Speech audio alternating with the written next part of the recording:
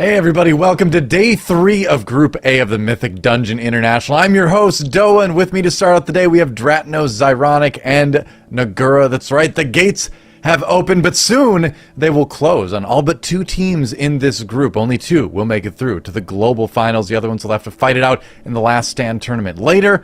But we got a lot to look forward to today. As usual, if Echo is in a group, the question is, can anyone beat Echo? And as we kind of talk about it, as we kind of break down what this group might look like by the end of the day, let's take a look at some of what happened yesterday. And there was a lot. I mean, we had 6 matches, a lot of teams getting eliminated, a lot of interesting stuff, some tough stuff time to time, but a new pillar's ironic to talk about in this poll. Dude, The Rock is going to be the new spot for everyone to be just AoEing these wargs from. Of course, they can't jump on range targets there. It's great.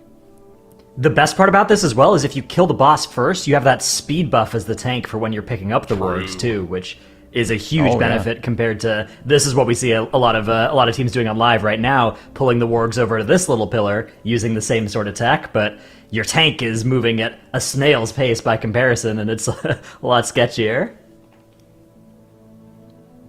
It gets a little bit scary where you have to like do that turning thing where it's like I don't want to get in the back, but I want to keep moving, and like every tank kind of learns how to do that. Nagura, how do you think some of this? How do you think SLOTH was looking in their 2-1 against Legendary? Because they're going up against Echo first today.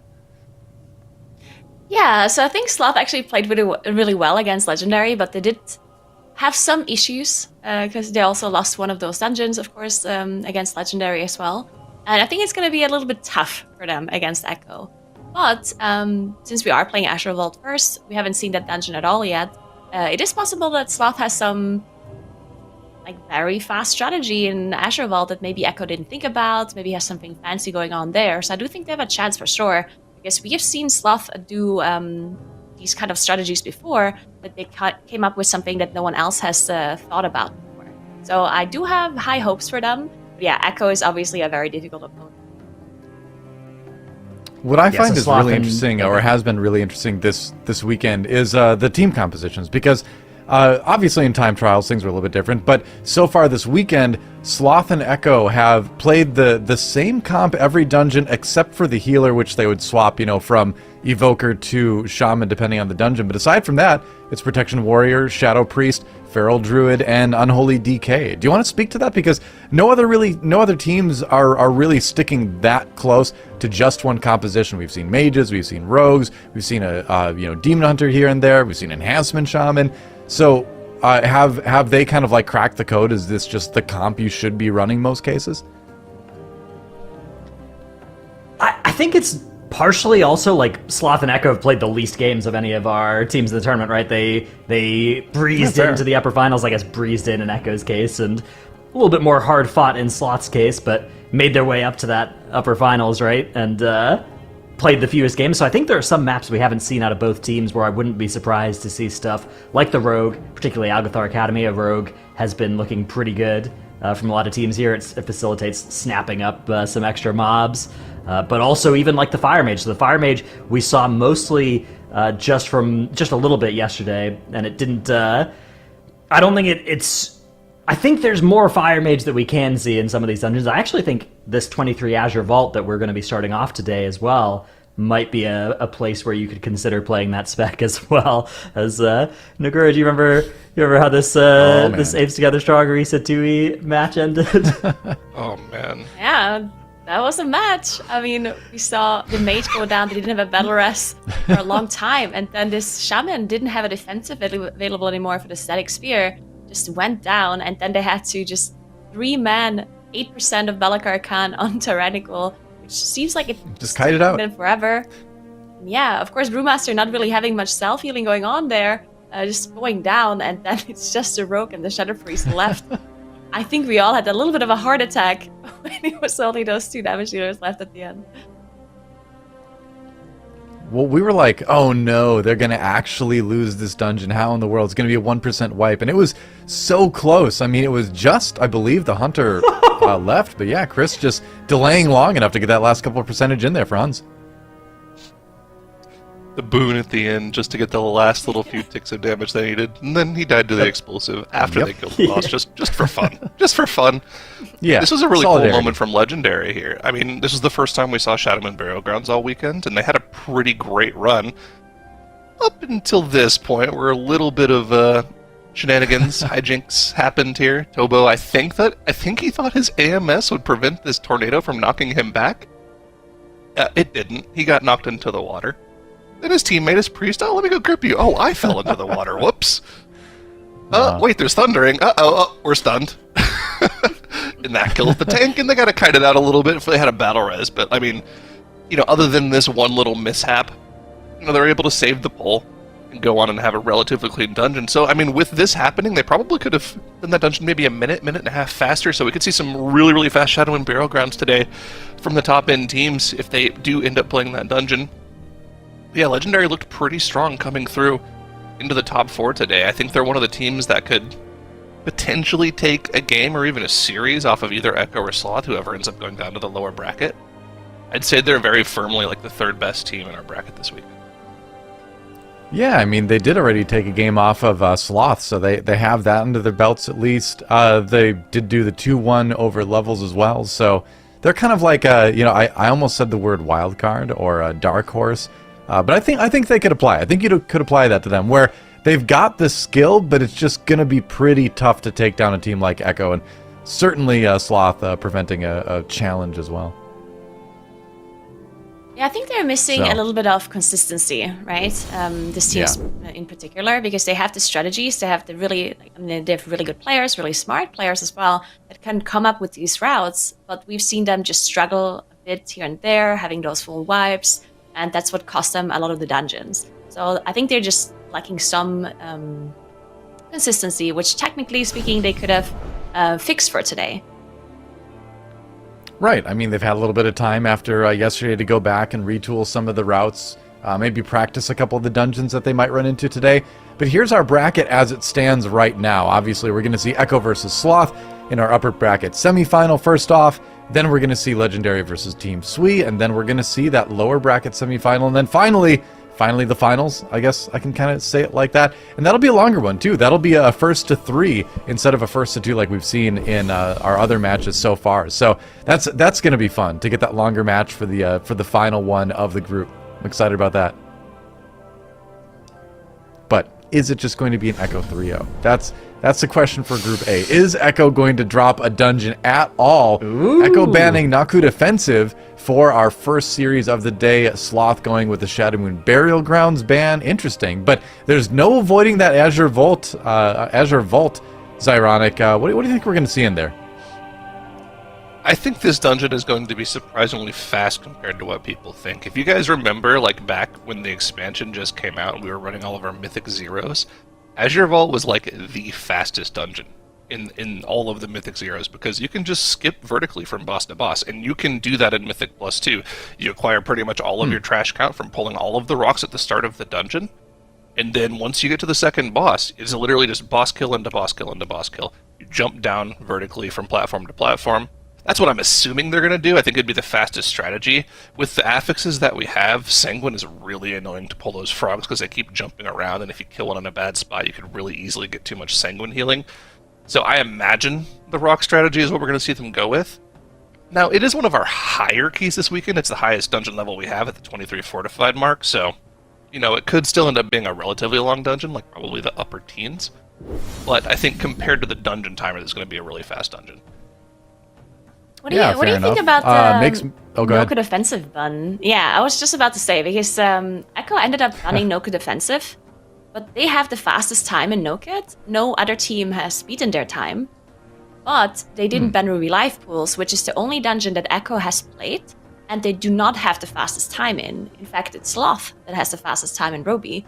So the fact that they left that open is very... I feel like they could have optimized better than they did on day one. Maybe they felt like they weren't, 100%...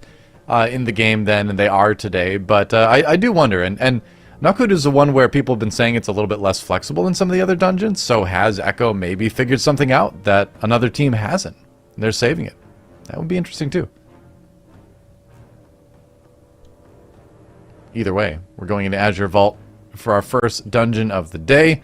And excited because we haven't seen this one. There's Laymore, everybody's favorite boss in the whole world. No one would disagree with me at all for saying that. But let's get things started. Echo versus Sloth. See who takes it. I really want to see what this first pull that they're going to go for is. I mean, this is like one of the biggest potential pulls in the dungeon. You let those whelp casts go through.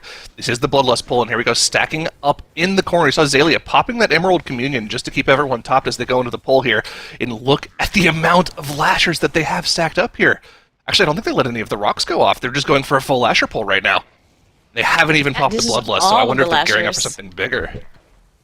They did use the Master Spell immediately once they had a 4 stack of that Mystic Touch and everyone. Zalia dropping really low, using the Dispel to get rid of that Lasher debuff again. There we go, they're done. The Tender going down as well. This was a 17.8% trash pull that they did. While Sloth, on the other hand, decided to actually go with those whelp casts going through and just making sure they get those extra rocks on their side. So a little bit of a different route.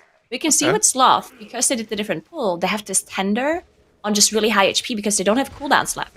Right? They used all of their cooldowns on their initial pull, and now with this Tender having so much HP, much more HP than the Lashers, they're just quote-unquote wasting time sitting there single targeting this Tender. Did they pull the Tender from upstairs down here into this pull? I think they have 4 Tenders on Echo's side. That's what it looks like for me. It's kind of hard to see with the way the nameplates stack. But you can see that they do. Yeah, they have 4 markers in there. They've got four, Skull X, Triangle, Square. Yeah. So they've got 4 Arcane Tenders here. They pulled the one from upstairs for a little extra trash count. So skipping all of the rocks like Echo has done, this is completely opposite from what we thought that they would do here. So I guess they're probably going to have to pull some frogs at some point. But I wonder if there's any tech that they can do to skip that. Obviously, that's going to be way further on into the dungeon, so we'll have to just wait and see what they plan on doing. But pulling the 4 Arcane Tenders altogether is pretty annoying. Every single time they cast that tether on someone in the group, you really need to make sure you interrupt it, otherwise you'll have to dispel them, or they'll just be pacified for 6 seconds, so making sure they have perfect hits for those erratic growths is really important, but it doesn't look like it's going to be too much of an issue for them. Because they do have that one final Tender left, and they're going to be pulling it on top of the boss, and they're just using the Bloodlust on the boss here. Interesting. Yeah, I also do want to mention that I think our overlay is a little bit wrong. This is a 23, and it's also fortified, right? We do have Sanguine. Is Explosive correct? Haven't seen that. Sanguine is definitely correct, but it's a 23 fortified. I want to say it's volcanic. Okay. Yeah. Yeah, so it's fortified, 23, Sanguine, Volcanic, Thundering. And yeah, there's still some more rocks they could play technically, right? Right before the 2 elementals. There's these 3 Whelplings that you could let cast, technically speaking. And they don't have a rogue. So usually the way you skip those elementals is you Invispot or you use a Shroud. Or you can even have them, like somebody pulls them away and then uses Shadow Melt, which they could do on the Pharaoh, on Gingy. So we'll see what they deal, or how they deal with that area after Lamer. But Sloth, on the other hand, he's now down to that area as well with the Tenders. And look at the trash percentage, right? Sloth dealt with this first area quite a bit slower. They also have less trash. So it definitely looks like whatever Sloth was doing was quite a bit slower because they had to do this pull without those offensive cooldowns available, and that slowed them down quite a bit. I wonder what the reasoning for using Lust on the boss is. Okay, actually, I guess it makes sense, right? Because they didn't really need the Lust to enable the first couple of pulls. They had the cooldowns to burst through that. And there's really not a whole lot of trash that you can pull on top of this boss, right? Because you have to deal with the 3 Arcane Tenders that are in the room before you spawn the boss. So there's not really that much trash that you can pull on top of the boss to be like efficient with count. So I guess it makes sense you want to use Lust to just try to burn through the only single target part of the dungeon that there is at the start. A little interesting strategy from Echo. I'm sure it's, correct time-wise for them to do that. It's not what you would assume, though, going into a high-level fortified key, though. Interesting. So let's see what they have planned. Like you said, there are these rocks right here that they could technically pull if they wanted to. And, yep, they're pulling the Whelplings, so they will be dealing with these rocks. Here we go. Yep, there we go. I assume they're also going to be pulling those elementals. Zalia is tagging them or on his way to tag them. So this is going to be another big pull. We do have a lot of offensive cooldowns available. But there's going to be a lot of other big pulls happening as soon as this pull is over. So we'll see how they use their offensive cooldowns, and there's a lot of interrupts they need to do as well. Well, rather disrupts, I guess, because these Furies they cast a frontal, the piercing that has to be disrupted with a stun or a knock or a knock-up, stuff like that. And then the elementals also have to be interrupted whenever they cast their sleep. They don't want anyone to fall asleep. Of course, they do have Dispel in case one cast does go through. We still don't necessarily want that to happen. You can see AoE Fear being used by now here as well at the end to drop that. One frontal actually went through, but only hit now. And as long as it's only one stack, he should be fine, using Shield Wall as well to make sure that he's okay. Okay. Yeah, that was pretty clean from them. Now, let's see how crazy they're going to go here. So technically, you don't have to do any of this trash, but because we've already talked about it, they skipped so much of that trash at the start of the dungeon, they're probably going to have to pull most of this in this area to get their trash count, especially if they don't want to do any frogs. So they could go for some pretty massive pulls here. You can pretty easily like triple pull these packs, but going for a nice, simple double pull here, even committing the Army of the Dead to it. I mean, remember, this is a pretty high key, so gotta play it kind of safe. You can't go for the super crazy pulls every single pull in the dungeon. Yeah, the really cool thing about these pulls is just looking at how they're using their utility, right? Because there's so many disrupts, as I talked about. We saw Incap Roar being used by Gingy, but then we saw it followed up by a Shockwave. We see the Fear coming out. Just lots and lots of AoE CC being required. Plus, of course, you can also see the markers on all of the elementals, because they need to solo interrupt the sleep cast as well. So I assume all of them have one target they're interrupting on top of the disrupt rotation that they have as well. Echo is doing what we talked about. They're skipping trash. Notably, I mean, if some people aren't aware of this, normally you'd have to kill all 3 of the corner packs that are preventing you from using the book to go downstairs. But because the platform is just below you, you can just jump down there. And, if you have Levitate or a Blink or a Leap, or, if you can glide down like an Evoker or a Havoc Demon Hunter, you just won't even take any damage from doing it. And there we go. Echo only dealt with 2 packs upstairs, and they instantly jump downstairs, pick up a couple extra trash mobs. Are they going to be chaining this into something else, or are they only killing these 3 for count? Let's see where Now's going. Oh, we are pulling a patrol in. Okay, so they need a little more trash count here. Yeah, they definitely have a lot of cooldowns ready. Gingy now popped Incarnation, so I was assuming they're going to just chain a little bit. Yeah, not an absolutely crazy pull here. We do see Sanguine and Typhoon being used immediately to make sure they are getting out of that pool. They are a little bit spread out, so not too efficient when it comes to the AoE damage right now, but that's just what Sanguine requires you to do, not have any of that heal going off.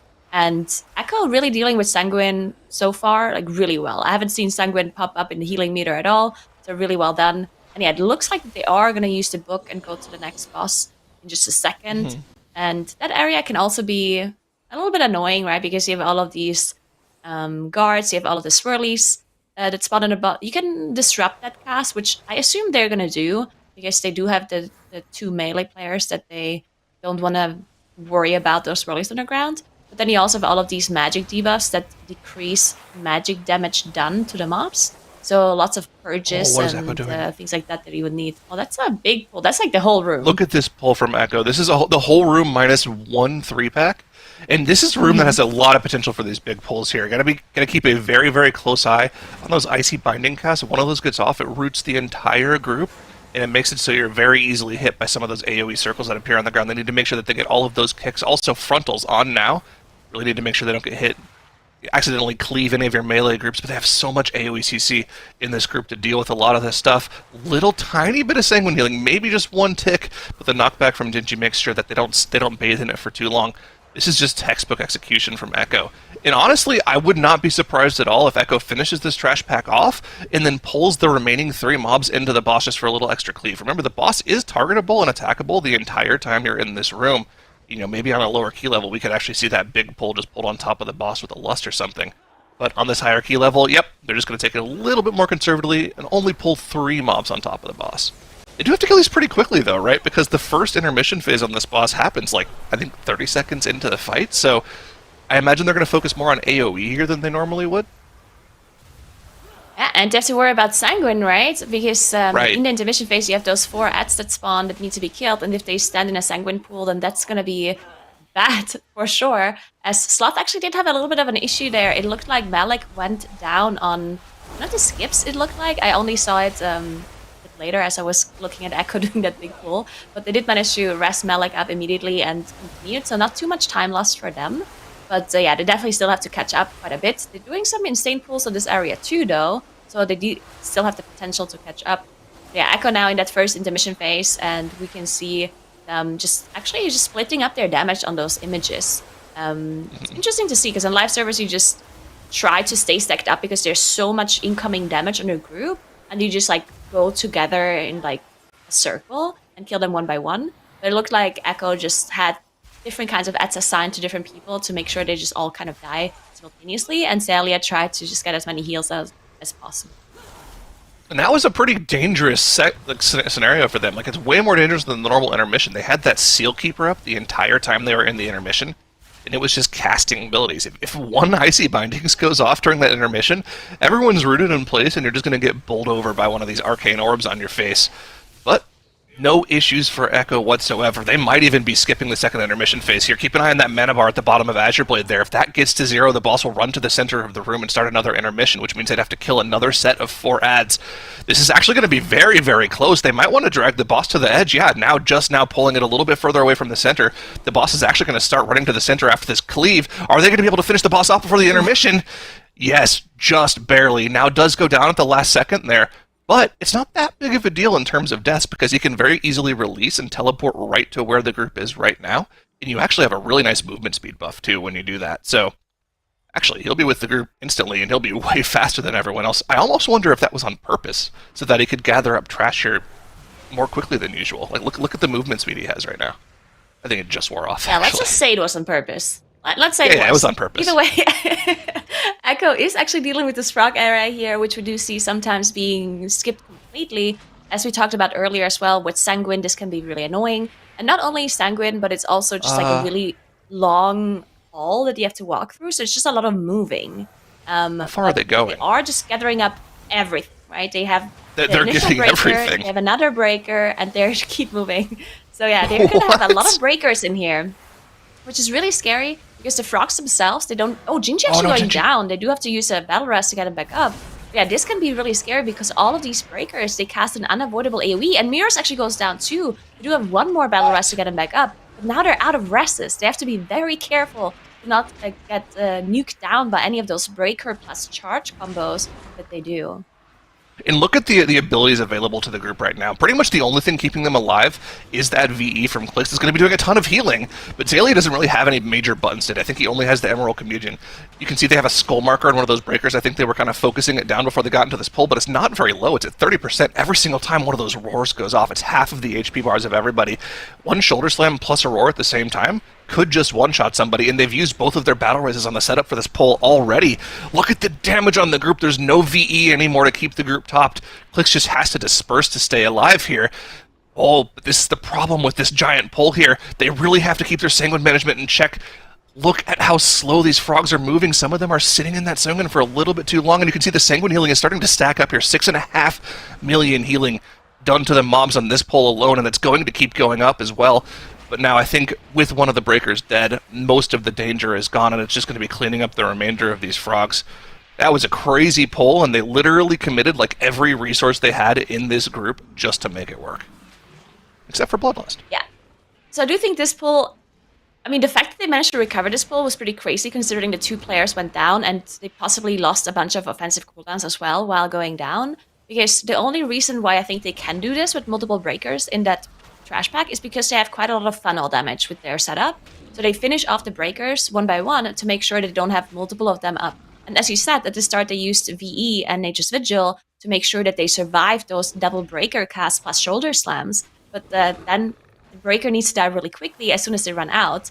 And because Gingy and Mirrors went down, it was actually alive for longer than they probably anticipated, but still managed to finish off this pull, which is pretty impressive. Now it looks like they are skipping those 2 breakers at the end, though, with Mind Soothe and just walking past. And you can see they're at the 100% trash now, so it's only going to be bosses from here on out. Yeah, just boss to boss. And I was kind of surprised. I did not think that they would go for even like half the size of that frog pull, but I guess I should never be surprised when it comes to Echo. They always try to pull off the craziest things. Check out the Zalia POV. They're even rescuing Clicks out of the frost puddle so he doesn't actually have to stop casting. Tiny little bit of just movement min-maxing from Zalia there for his Shadow Priest. Love to see it. The Lash is another phase. Like a lot of the bosses in this instance are very like intermission based, right? I guess this one's only like a slight like 8-second intermission, but the boss going immune doesn't really feel that great. So you really want to try to beat those intermission phases. So they'll probably definitely get one more. Do they maybe skip the third with their damage? It's going to be hard to tell. Yeah, we'll see. We did see Zalia topping or being second on the damage meter on that first one because the first absolute zero actually happens pretty quickly. So usually if you have the offensive cooldowns available, you do not want to use them as soon as you pull the boss, just because the boss goes away in that absolute zero very fast. Unless you have really short cooldowns, I guess, then you could just make sure you use them. But yeah, the boss is dropping quite fast. They'll definitely get one more absolute zero. That's going to happen in just a second. But they might be able to just skip the next one. 35%, that sounds doable, but they don't have a lot of offensive cooldowns available anymore at this point. Okay, I'm going to show my age here. Hopefully, well, actually, maybe I won't. Do Shadow Priests still have Execute, where they do more damage, sub 35? Do we know that? That is a very good question. I don't know. Execute's important. I would imagine they probably still do. I mean, I feel like with the new talent trees, everyone kind of Twist got of Fate? cool stuff. Yeah. Twist of Fate, yeah. Oh, they definitely still have that. I think. I'm sure we'll know in a minute and a half when the delay comes up and chat's like, these casters don't know anything. It used to be pretty cool, right? Because Twist of Fate would proc both on healing low HP targets and also damaging low HP targets, right? So if you have stuff like VE, does it proc still? Or if you just like shield some when it is low? I don't know if that's still how it works. I actually don't know. Either way. Oh, look at the skip here from Echo 2, not taking the book down. They're going again, once again, jumping from platform to platform here. They don't take any damage because everybody in the group has a way of preventing fall damage. The Evoker hovers, the Warrior leaps. I think they had to levitate the DK, but the Druid can also just disengage, right, I guess? Or just Feral Charge. Yeah. Either one of them works. And the Priest can levitate, so nobody worries about taking any fall damage, and that actually is like a 10-second time save. You don't have to worry about your little book that you click swirling you around 70 times. And they're right onto Umbral Skull, the final boss of the dungeon already. This is definitely going to be a sub-20-minute Azure Ball, which is really impressive considering how long this dungeon is. But how fast can they go? This boss is just melting. They even saved the second Bloodlust for it. Yeah, the one really cool thing that I just saw as well is that when they use Bloodlust now, which they used approximately when the boss was at 90%, so they didn't use it immediately at like 90, they had all of their offensive cooldowns available, right? Sometimes lining up your offensive cooldowns with Lust is kind of difficult in an M+ dungeon because you want to use your cooldowns as often as possible. You have different kinds of cooldowns, right? You have 3 minutes, 2 minutes, 1 minute, so it's difficult to just line them all up. But Echo, of course, knowing exactly how to play this dungeon, had all of their cooldowns available and made sure they're delaying Bloodlust just a little bit to make sure that everyone has their offensive cooldowns up. And look how fast they're pushing the boss, though. They get back-to-back of these shards. And at this point, I'm not even sure if they're finishing off the shards. It looks like they're not even focusing them. Oh, they realize at the last second they have to swap to them. At the last second, they're like, wait, we need to kill them. Maybe it was also just a min-maxing thing, you know? Like, maybe they had, like, dots or stuff like that rolling on them, and they figured, okay, we have to switch last second. Or they just thought they can finish off the boss before they explode. But yeah, there we go. They did finish them off. And yeah, what an insane run. Even with the 3 dash on the board. Yeah, crazy. Echo does it again.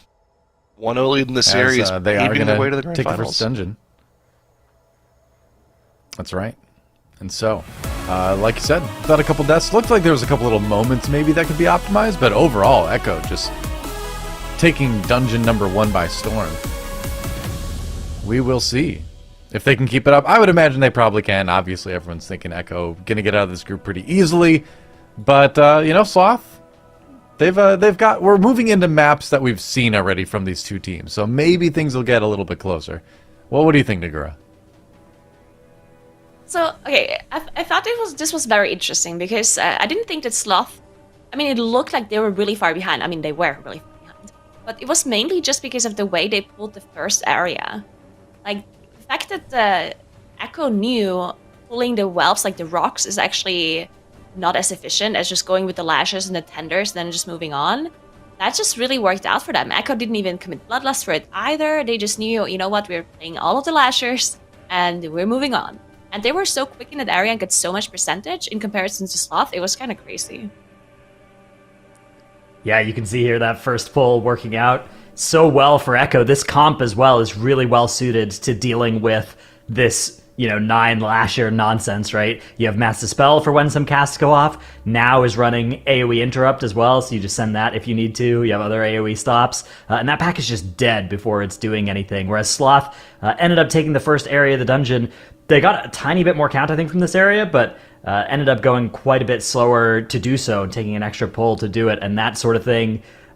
In this dungeon in particular, we were kind of wrong about what this dungeon was going to be about, right? We thought it was going to be about, okay, let's skip those frogs at the end to go boss, boss, boss, but it's actually, the problem with skipping the frogs at the end is you have to do basically everything at the start of the dungeon. You have to do all of these pulls in all the way up to Azure Blade, right? You can skip 1 pack total between the start of the dungeon and Azure Blade. So if there are mobs that you don't want, you're obligated to pull them, basically. Whereas Echo instead said, okay, look, let's just construct a bunch of big pulls, and then we can use that frog area later for a massive pull, right? We can do that, and we can skip the stuff that we don't really want up here, because these pulls that are on this ring, maybe they're easier than the frog pulls, they're more consistent, and they lead to less travel time in the dungeon, but particularly in an MDI setting, travel time, you've really planned for how you're going to do all of these, right? You're not losing much time to these jumps because you know exactly where you're going to be at the end of each pull. You know exactly how you're going to do these jumps down between the rings. Everybody's got all their stuff ready. You're not spending like 30 seconds doing logistics. That's all been done in advance, and so you're able to get those pulls going. Sloth as well, though, I think their pull sizing in this area was also good. I think the way that they ran the middle of the dungeon, like Nagura was saying, looked pretty good to me as well. I don't think they were losing as much time here as, that first pull, the way that worked out from Echo, I think was one of the big advantage openers. I think this pull as well is another one to highlight. It's just absolute mayhem of a huge amount of enemies. Look what Now is doing here as well. Look at the spacing he's creating between him and the enemies. A lot of the tank damage in this fight you can outrange, and it's 15-yard range, 25-yard range, 10-yard range on some of these abilities. So you just back up, don't let them actually cast off you, and you can survive a pull that normally would murder a tank. That's kind of the big problem with that pull is, well, first of all, there's a couple of casts you need to look out for, a couple of swirlies people are going to need to dodge, but second of all, your tank is going to die, but using that S key on your keyboard to full effect can be really big. And then, of course, here's that frog pull. There is some sanguine healing, of course, that does happen when you're doing this. You can see it on the meters here by the end of the pull, just a lot of sanguine healing. But the benefit is that in a dungeon where most of your pulls are going to be 5% count, 10% count, you get to do like 30% count in one pull, and that advantage just, it overtakes the cost of having a sanguine healing pull and a pull that may be a little bit inefficient normally. And then, of course, you get this beautiful skip at the end of the dungeon where, again, everybody knows a way to jump down there. You wouldn't really do that on live key, right? Because you're just going to click the book and it's going to be fine. But unless you're like right on the line between depleting and not, and then you're like talking about it at the end of the third boss. But in MDI, that's 10 seconds, plus 10 seconds. Those win dungeons.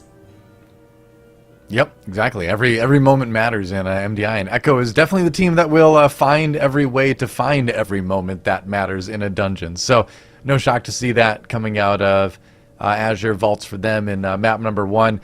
I'm really interested to seeing what's going to happen on our next dungeon. It's going to be Ruby Life Pools, and like what was brought up earlier, this is actually a dungeon that Sloth has a slightly faster time than Echo in so far over the weekend. Now, obviously that's a small amount of data to go by, but it is the only dungeon that anyone has a faster time than Echo in this weekend, so it is kind of significant in that way. But we'll see. I mean, it's Echo obviously looking like the favorite here, but maybe Sloth can tie this up and send us to that Halls of Valor after all. What do you think's ironic? I don't know. See, the thing is, yes, Sloth did have a faster in-competition time than Echo this weekend, but number 1 Echo's still Echo, and number 2 Echo, remember Echo did have the fastest overall time in time trials in the dungeon too, so I imagine they can go a little bit faster than what we saw from them earlier this weekend. Echo is also known to be a team that kind of like hides strats in early rounds too, because they just don't need to use their fastest route to beat the lower seeded teams. So actually, I don't think it's quite as cut and dry as, Sloth has a better time, so they should win this dungeon. I think Echo's still a favorite here. I mean, Certainly are. I would say, though, They have been like known to if they say- can win any dungeon, like in this whole pool of dungeons, if Sloth can win any, then in my opinion it's Ruby, right? Because I mean they have faster time so far, and they both know what each other do. Like Sloth knows what Echo does, and Echo knows what Sloth does in this dungeon. So I do think that Sloth does have the best opportunity to win this one, because all of the other dungeons, Echo had a faster time, or we haven't seen the dungeons at all, and we know that Echo is just really good at coming up with routes like this that are just incredibly efficient, and we just saw it in Asher Vault, right? So not that Sloth played bad at all, and their route was good, but it's just really, really hard to tell how efficient you can be in a dungeon like this, and Echo just, they just know, right? They're just really smart. Well, to break it down even more into the minutia, it was an 11-second difference between the two teams on Ruby Life pools so far this weekend, and it was a 0 deaths from Sloth to 1 death from Echo. So you take that 5 seconds off the timer for Echo if they eliminate that 1 death. Suddenly we're 6 seconds apart. So it is, that much closer. And yeah, I mean, if you remember previous seasons, Ironic is right. Echo is the kind of team that plays like enough to win against some of the teams early on, but they really don't pull out all the stops until the bigger matches. Maybe with Sloth's good time, very clean run on this dungeon already, that is going to push Echo to play it a little bit tighter than they might want to at this point in the tournament. But at any rate, if we get another, if we get an Echo Sloth rematch later in the day, then I think they might need to kind of go all out. I'm looking forward to it either way. Yeah, I think this one is going to be. I'm kind of curious. Can we pull up the live stats for Ruby Life pools? We have those for a bunch of dungeons. I kind of want to see it for this one now. We look at it at the end sometimes, but we're waiting for the players to get swapped over, get there. Although they really haven't been doing much swapping between classes, so getting to the dungeon, I guess. Yeah, that really doesn't take that much time either. So I don't know. We've seen some other stuff in Ruby Life pools from a lot of teams, but I don't think we're going to see much deviation from Echo at this point. I think they're pretty likely to keep running the same stuff. But yeah, here's our fastest live time of a 22 Tyran is 21:35. Our current fastest MDI time is 14:10. So well faster. A full third of that time just cut off as we're about to get underway here. And I expect that we're going to see the same plan out of both teams, because I don't know what Echo could do to cut a pull from their run, although maybe they've got something up their sleeves here to take an extra minute off it. Let's see how it turns out. Wait a minute, Echo has 3 extra players in the group? Yeah. That's not normally. I would just love to see them pull stuff on top of the boss, because that's something that they could technically improve, but it's kind of crazy, so I don't know if they would actually do that. But yeah, the first pull from both Echo and Sloth is already pretty insane. You can see just the whole area just here being pulled with the mini boss and the Juggernaut as well for both teams. They are committing their Bloodlust as well, and all of the offensive and defensive cooldowns that they have available to survive this. We also see the Arcane Torrents coming out, a lot of their players switching to Blood Elf to make sure they can get rid of that shield Sneakus as well. What does Marky do? Is Marky actually playing the massive uncapped AoE disease build that we haven't really seen DKs committing to this weekend? He bursted the highest we've seen all weekend. I think it was 1.2 million DPS. That is crazy impressive, but the pull isn't really dying that much quicker for them too, and I'm pretty sure Echo had more trash in their pull anyways, so... I don't know if that's going to work out for them. Well, Echo already onto the boss, just pulling that Juggernaut and the remaining trash mobs in with them. They had about a 10-second head start here onto Meladrusic Chillsworn over Sloth. That is pretty crazy what we saw come out from both teams there. The execution was near perfect, 0 deaths, almost even 0 scary moments for either teams. But yeah, look at the trash count here. Echo has already dealt with everything already at 41.5%, whereas Sloth is still finishing off that remaining trash pack that they didn't pull into the initial pull. They saved it for afterwards. Interesting. Are they going to get more funnel with that on the boss, actually? Yeah, it doesn't necessarily mean that they're going to be slower, right? It could mean that they get the more funnel, and maybe if they just full single target the boss here and only use funnel spells and cleave abilities to get it down, it doesn't necessarily mean that they're going to be behind. But we'll see how it turns out. There's definitely more for them to look out for, which can be scary in a boss like this, especially when the whelp spawn, when she shields herself, with all of this pulsing AoE damage. If you have to watch out for other things while that is going on, it can be scary. But if you look at the HP of the boss, even though Sloth pulled it a couple of seconds later, they did manage to catch up a little bit. But yeah, because they triggered that shield later, Echo is a little bit ahead. A couple of seconds, not too much though. Okay. And so Marky isn't running a different build in the DK, he just bursted for more damage. I like to see that. Just a little bit. DK is one of the specs I know very little about, so I don't know if there's too much RNG in their ramp, but I think that's the highest burst number we've seen all weekend, so I want to try to hype it up a little bit more, but what can you do? But yeah, big numbers. Sloth really not getting that much more funnel out of this, right? They just had to do more cleave, which means they did really not much more to the boss. They did pull ahead a little bit here, but I think that was just damage that they did to the boss before the shield came out for them. Yeah, Echo was dealing with that second shield from the Frost Overload phase, and yeah, Echo's going to be pulling back ahead a little bit here, keeping that 5% advantage pretty much the entire time on this boss. The single target DPS from both of these teams is essentially neck and neck. And I mean, this goes to show, like, when we talk about how good of a team Sloth is that they can compete with Echo, they really can. They have essentially, like, the same skill level on their players. I think the main differentiator between the two teams is just the experience for Echo, right? And I think they have a little bit better route making. But, I mean, Sloth is right there, neck and neck with them every time. And if Echo does falter just a tiny bit, we can very easily see Sloth take a game off of Echo in this series. They have a little bit of a difference in cooldowns as well that have been used here. You can see, for example, Army for Marky is on a 7-minute cooldown, while for Mirrors it's ready in 20 seconds. So definitely a little bit of a difference there. And maybe that's why Sloth managed to catch up a little bit here in this boss, because they used the Army differently, or a little bit of a different cooldown management for the DK. But then, of course, that means that Echo will have that damage earlier for the next area. Look how close it was. 1 second in favor of Echo on that first boss split. So perfectly even, or basically 1 second difference with the exact same amount of trash as well for both of these teams. So this is going to be incredibly close. We're going to see how they play with this ring area, because we know if the teams play 41% trash downstairs, then it very likely means that they're going to skip both of the dragons here, which means that the second boss is going to be a bit more dangerous with the lesser space that they have available. And we'll see how many destroyers they pull together as well, because we saw Echo do a double destroyer pull before. Yep, here we go. This is the Echo pull right here. Mind Soothe onto Thunderhead so they can skip past it and pull the first destroyer pack, plus the patrol in between the two destroyers into the second destroyer. This is a crazy pull. So much has to be committed here just to make sure they live. You can see the personals are just being expended at every single second. Nature's Vigil and VE popped at the exact same time, making it so Xaylia really doesn't have to expend that much of his cooldowns here. He can save that stasis, hold on to it for later into the pull here, and he still has the rewind too for any really, really bad overlaps. They are so safe here. Look at all the buttons that they have available to them just to live through if they really, really need it. Man, this is just great execution once again from Echo. Yeah, really well done. Sloth, on the other hand, did not do a double destroyer pull, but of course, because they had less trash gathered up, they finished off their pull a little bit quicker. But now they're in their second destroyer pull, and Echo is already done. Like, they're at 58%, Sloth still dealing with that second pull, so Echo pulling ahead quite a bit because of that bigger pull they did on their side.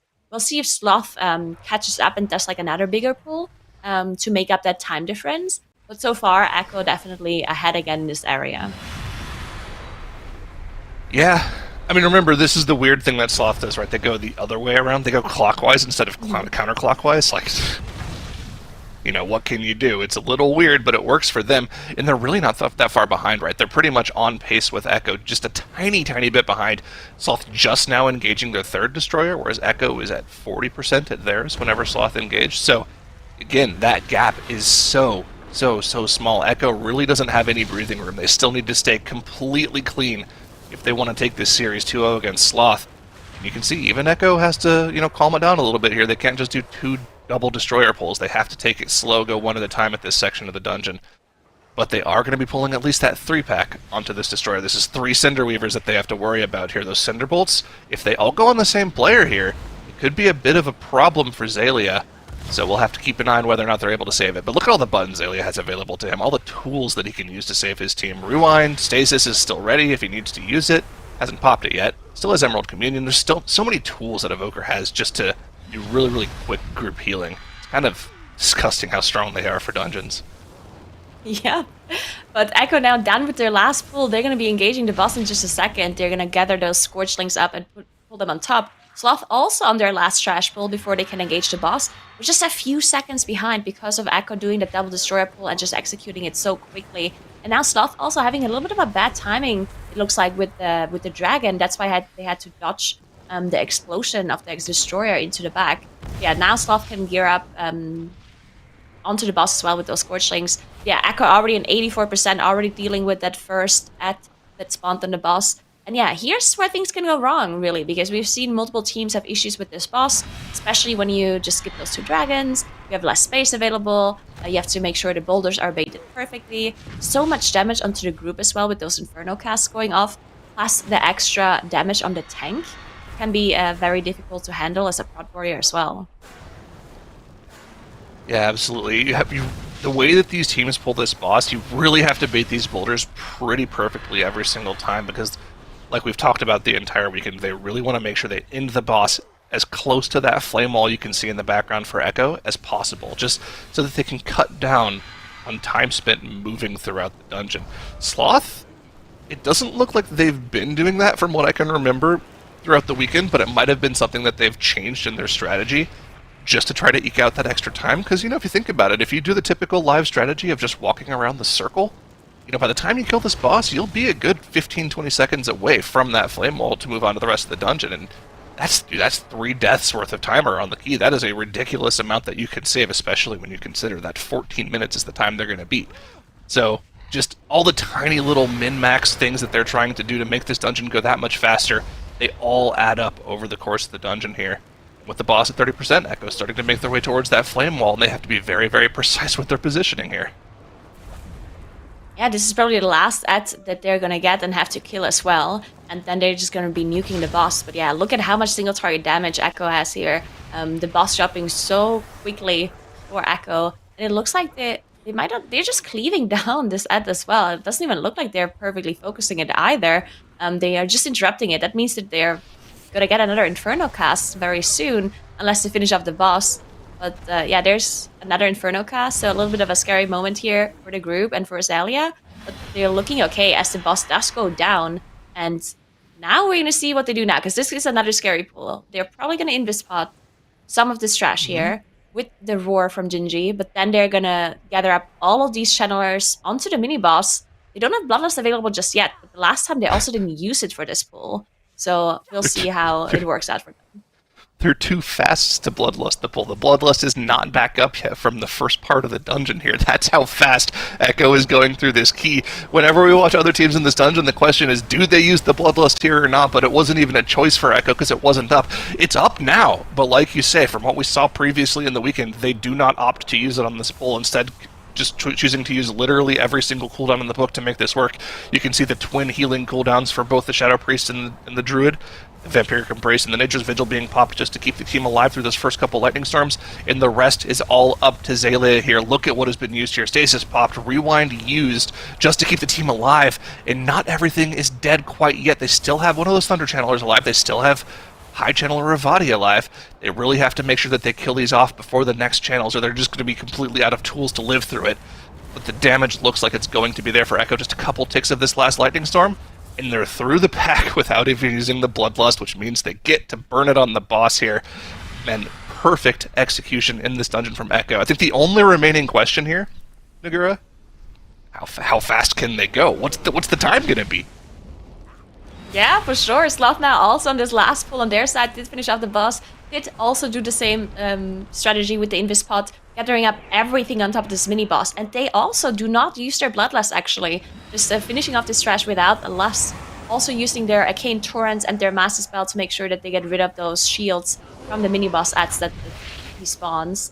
Yeah, I mean, looking at Sloth, right? Their route is really insane as well. And they had 0 deaths, such a clean run by Sloth too. But just like barely not enough for Echo, because Echo just doing everything a little bit quicker, and just that big pull with the double destroyers really pulled Echo ahead. And there we go. Now we're gonna see that last boss. We're gonna see Bloodlust being popped in just a second whenever they enter phase 2. And yeah, I mean, 12 minutes into the dungeon, they're definitely gonna beat the best time we've seen so far, which is 14 minutes and 10 seconds by Sloth yesterday. I mean, you know, not for nothing, but dude, Sloth is keeping this so close. Already through that pull of their own, also without the Bloodlust, too. They have the Bloodlust on the boss here, but just 30% behind on the boss is just not going to cut it. They need Echo to make some crazy mistake here. And, I mean, the thing with Echo is when they smell blood in the water, no mistakes will ever be made for them here. Entering the first intermission for them here, this is the first AoE flame spit on the group. All 3 spits go out. None of them prevented. Zalia just has to heal them through it. But once again, the dual healing cooldowns, the VE and Nature's Fizzle pop just to keep everyone topped up. They've got the Bloodlust. They'll be getting one last set of Flame Spits here onto the group. This one's up to Zalia, I believe, or just the Personals. Yep, Emerald Communion popped. And they will be totally fine. No more Flame Spits. Just 20% of Storm Vein left to go for Echo. And man, what a series this was for Echo. Sloth kept it close to give them credit, but Echo is looking in peak form here. There's no rust for them to shake off, and they're going to be our first team through to the Grand Finals, and thus the first team qualified for Global Finals later this year. That's so impressive by Echo, actually. They nearly beat their time from Friday by a full minute. And Sloth is it looks like they're on track to beat their time from yesterday too, so just 2 really good runs from both teams, but it is just so hard to get ahead of Echo at all, and I was really keeping my eyes glued to Zalia the entire time, and as somebody who's playing a lot of Preservation of Evoke right now, this guy's just so good. Like, he's even running, so Emerald Communion, right? There's a common talent that you take underneath that called Dreamwalker that lets you move while you're doing it, which seems like a no-brainer, right? Especially on a dungeon like that. There's a lot of movement. He doesn't take it. He takes the one that gives himself some extra health. He's like, nah, I don't need to move. I'm going to be in the perfect spot. Don't worry about it. But you can't argue with the results. Echo is just that good. Yeah, we're all stunned. Insane, in silence. Insane out of What can you Echo. Also out of Sloth as well, right? Sloth is coming in here. It looks like they're going to stop the clock at 14-14, so a tiny bit slower than their run before, but still it would have beaten Echo's run from day one. And yeah, I mean, given that they're our 6th seeded team overall from time trials, if there are 6 teams of this caliber in our MDI, right, Global Finals is going to be a blast because all of these series are gonna end up being so close between the top teams. But Sloth unfortunately do get sent down to the lower bracket where, that there's still Legendary waiting down there as well that potentially they might need to deal with in the lower finals too. So it's not a foregone conclusion yet that this will be a rematch that we'll get to see in the finals later today. Keep the damage meters too, by the way. I think this is the first time we've seen somebody on a team just beat Echo straight up in damage. Both the Unholy and the Feral did higher effective DPS throughout the dungeon. This Sloth team is insanely good. Yeah, every single DPS player. The only place that Sloth was lacking a little bit was in the tank and healer DPS. This team is crazy impressive. If Sloth just improves a tiny bit, they will... I mean, they're already up there, right? I think they're one of the top overall 5 or 6 teams in the competition, but man, they're insanely good. Yeah, and one way that Sloth kind of keeps pace with Echo is they have a plan that is the same number of pulls as Echo. Now, it is very rare to see teams be able to pull off 0 death runs that have a plan that's in the same number of pulls as Echo, right? That is a really hard thing to do. Of course, Echo, you can make a couple of arguments for things that might be a little bit more efficient with how quickly they're pulling into boss, for instance. One thing that Echo get to do here as well is based on their cooldown timing, they're actually able to get their cooldowns back right after the first boss, whereas Sloth aren't. Sloth are using their cooldowns slightly differently, and that means that Echo, coming out of first boss, are going to have CDs right at the start of the upstairs ring, so they get to just head left and do the double destroyer pull immediately, whereas Sloth instead are needing to recover their cooldown, so they have to do the single destroyers first, and potentially that's one of the ways that Echo squeeze a little bit of time from this, is doing the first area a tiny bit faster and with one less set of coolies, and then getting to send immediately upstairs. That's, I think, one way that we're starting to see the time difference come out. There was also just a little bit of unfortunate waiting around for dragon activity and moving to dodge dragons on the side of Sloth, which, that can be just hard to avoid. It's the kind of thing where sometimes Echo actually has it planned out and they know, hey, if we're making it up here at 6:03, then the dragon is here or whatever, and we can manage that. Or I actually think those dragons maybe start once you actually fly up, so from however long after that.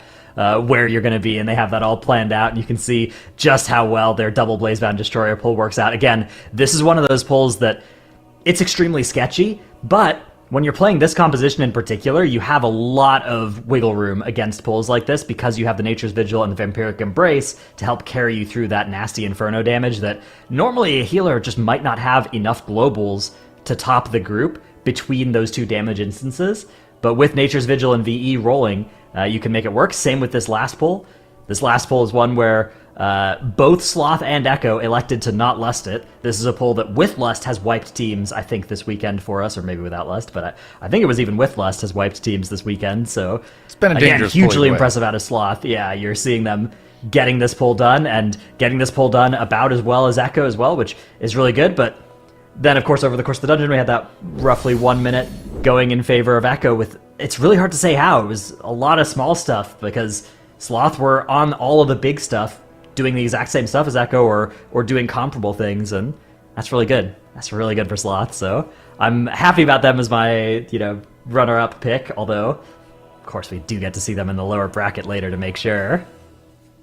Yeah, they are going to be a pretty major threat in the lower bracket, but they've got some good teams to get through, including our two teams that we're going to see in our next match. It's going to be Legendary versus TEAMSWE. I think Legendary is kind of the other team we're looking at as maybe a team to be a contender to possibly be that second team to make it to the global finals, but it is going to be a brawl down there. So do not go anywhere. We're going to be back in just a few with our second match of the day here on the Mythic Dungeon International.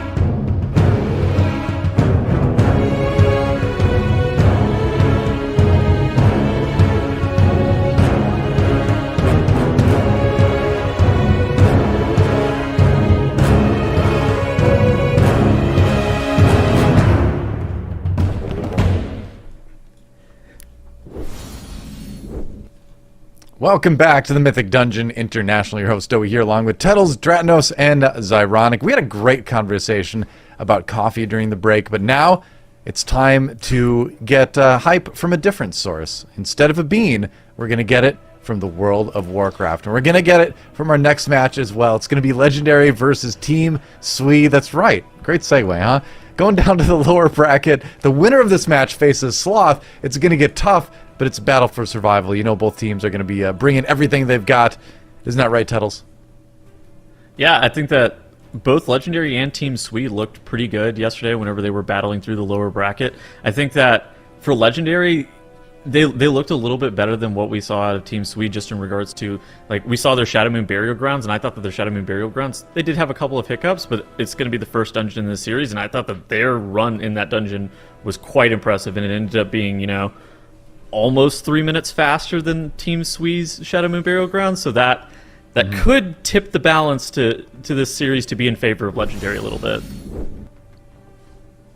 Yeah, well, here we go. Both teams ban Azure Vault, so just not wanting to give anything away on that dungeon yet if they don't need to. They got a little bit of data from our last series, seeing Echo and Sloth go at it on that dungeon, but we're not going to see it here. It's going to be Shadow Moon, then into Halls of Valorant if we need it, Ruby Life Pools.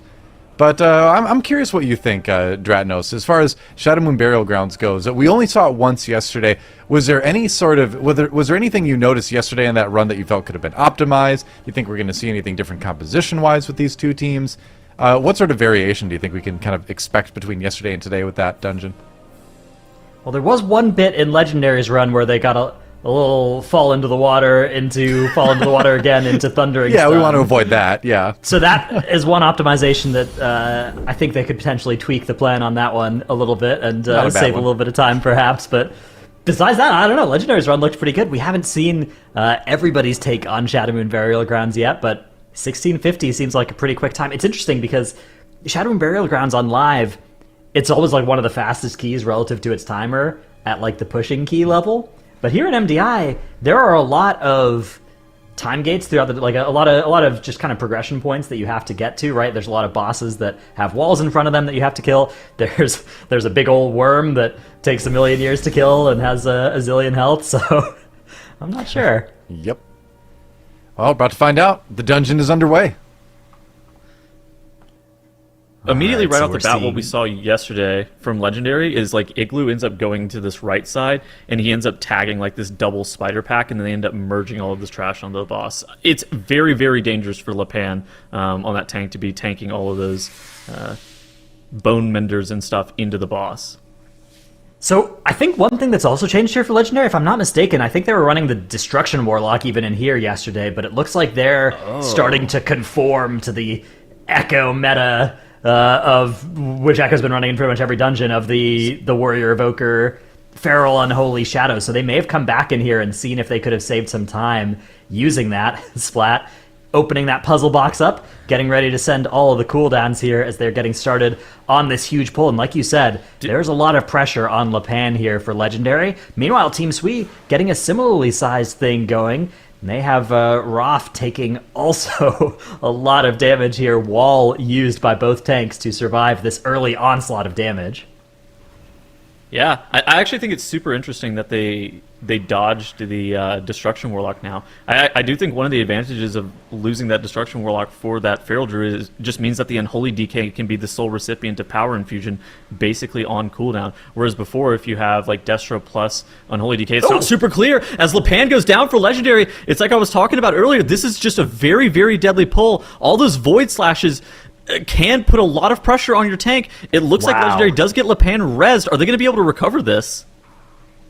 So here comes the Whispers of the Dark Star. This is a lot of damage on the group. Igloo is very, he's got a lot of things he needs to do all at once here, but wow, as that Evoker, he is able to do it. Lepan, meanwhile, trying to grab threat on everything once again. Tobo doing a beautiful job using Chains of Ice on one of the Ritual Bones that wasn't on Lepan to help keep it locked down. and they've actually done a pretty good job here, although that Defiled Spirit is getting awfully close here to healing the boss, but they've managed to kill it off in time. Wexy, though, goes down for Legendary. No, and this dude. is tragic for them. They don't have a Battle Res available here, and they still have a lot of enemies left. These Bone Menders, one of them has gotten its Shadow Mend cast off. Now the other one has as well, and now the first one has gotten a second Shadow Mend cast off. That's a lot of Shadow Mend cast. That's several more than you would hope to go off here, and so those mobs are not they going to gonna be wipe? dying anytime soon. Well, so the Bone Menders aren't a big deal, right? Like, you can just try and kill the boss, but they are a big deal if they have that debuff go out on Lepan and are undispelled.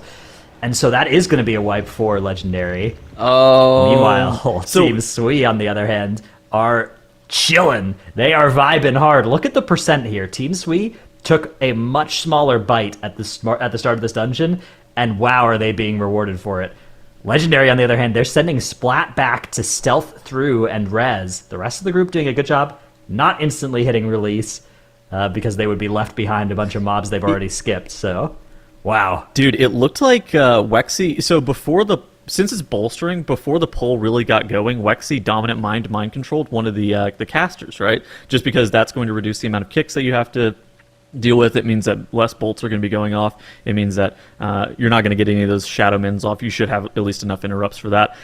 But eventually that MC got broken and he got bolted, and that's how he ended up going down. That's really bad for Legendary. On the right side of your screen, now we see TEAMSWE. They finished off the first boss, and they're making their way onto the Dominator pulls. I think there's something in the order of 3 minutes, 4 minutes ahead, because wiping that late into the first boss is very, very costly.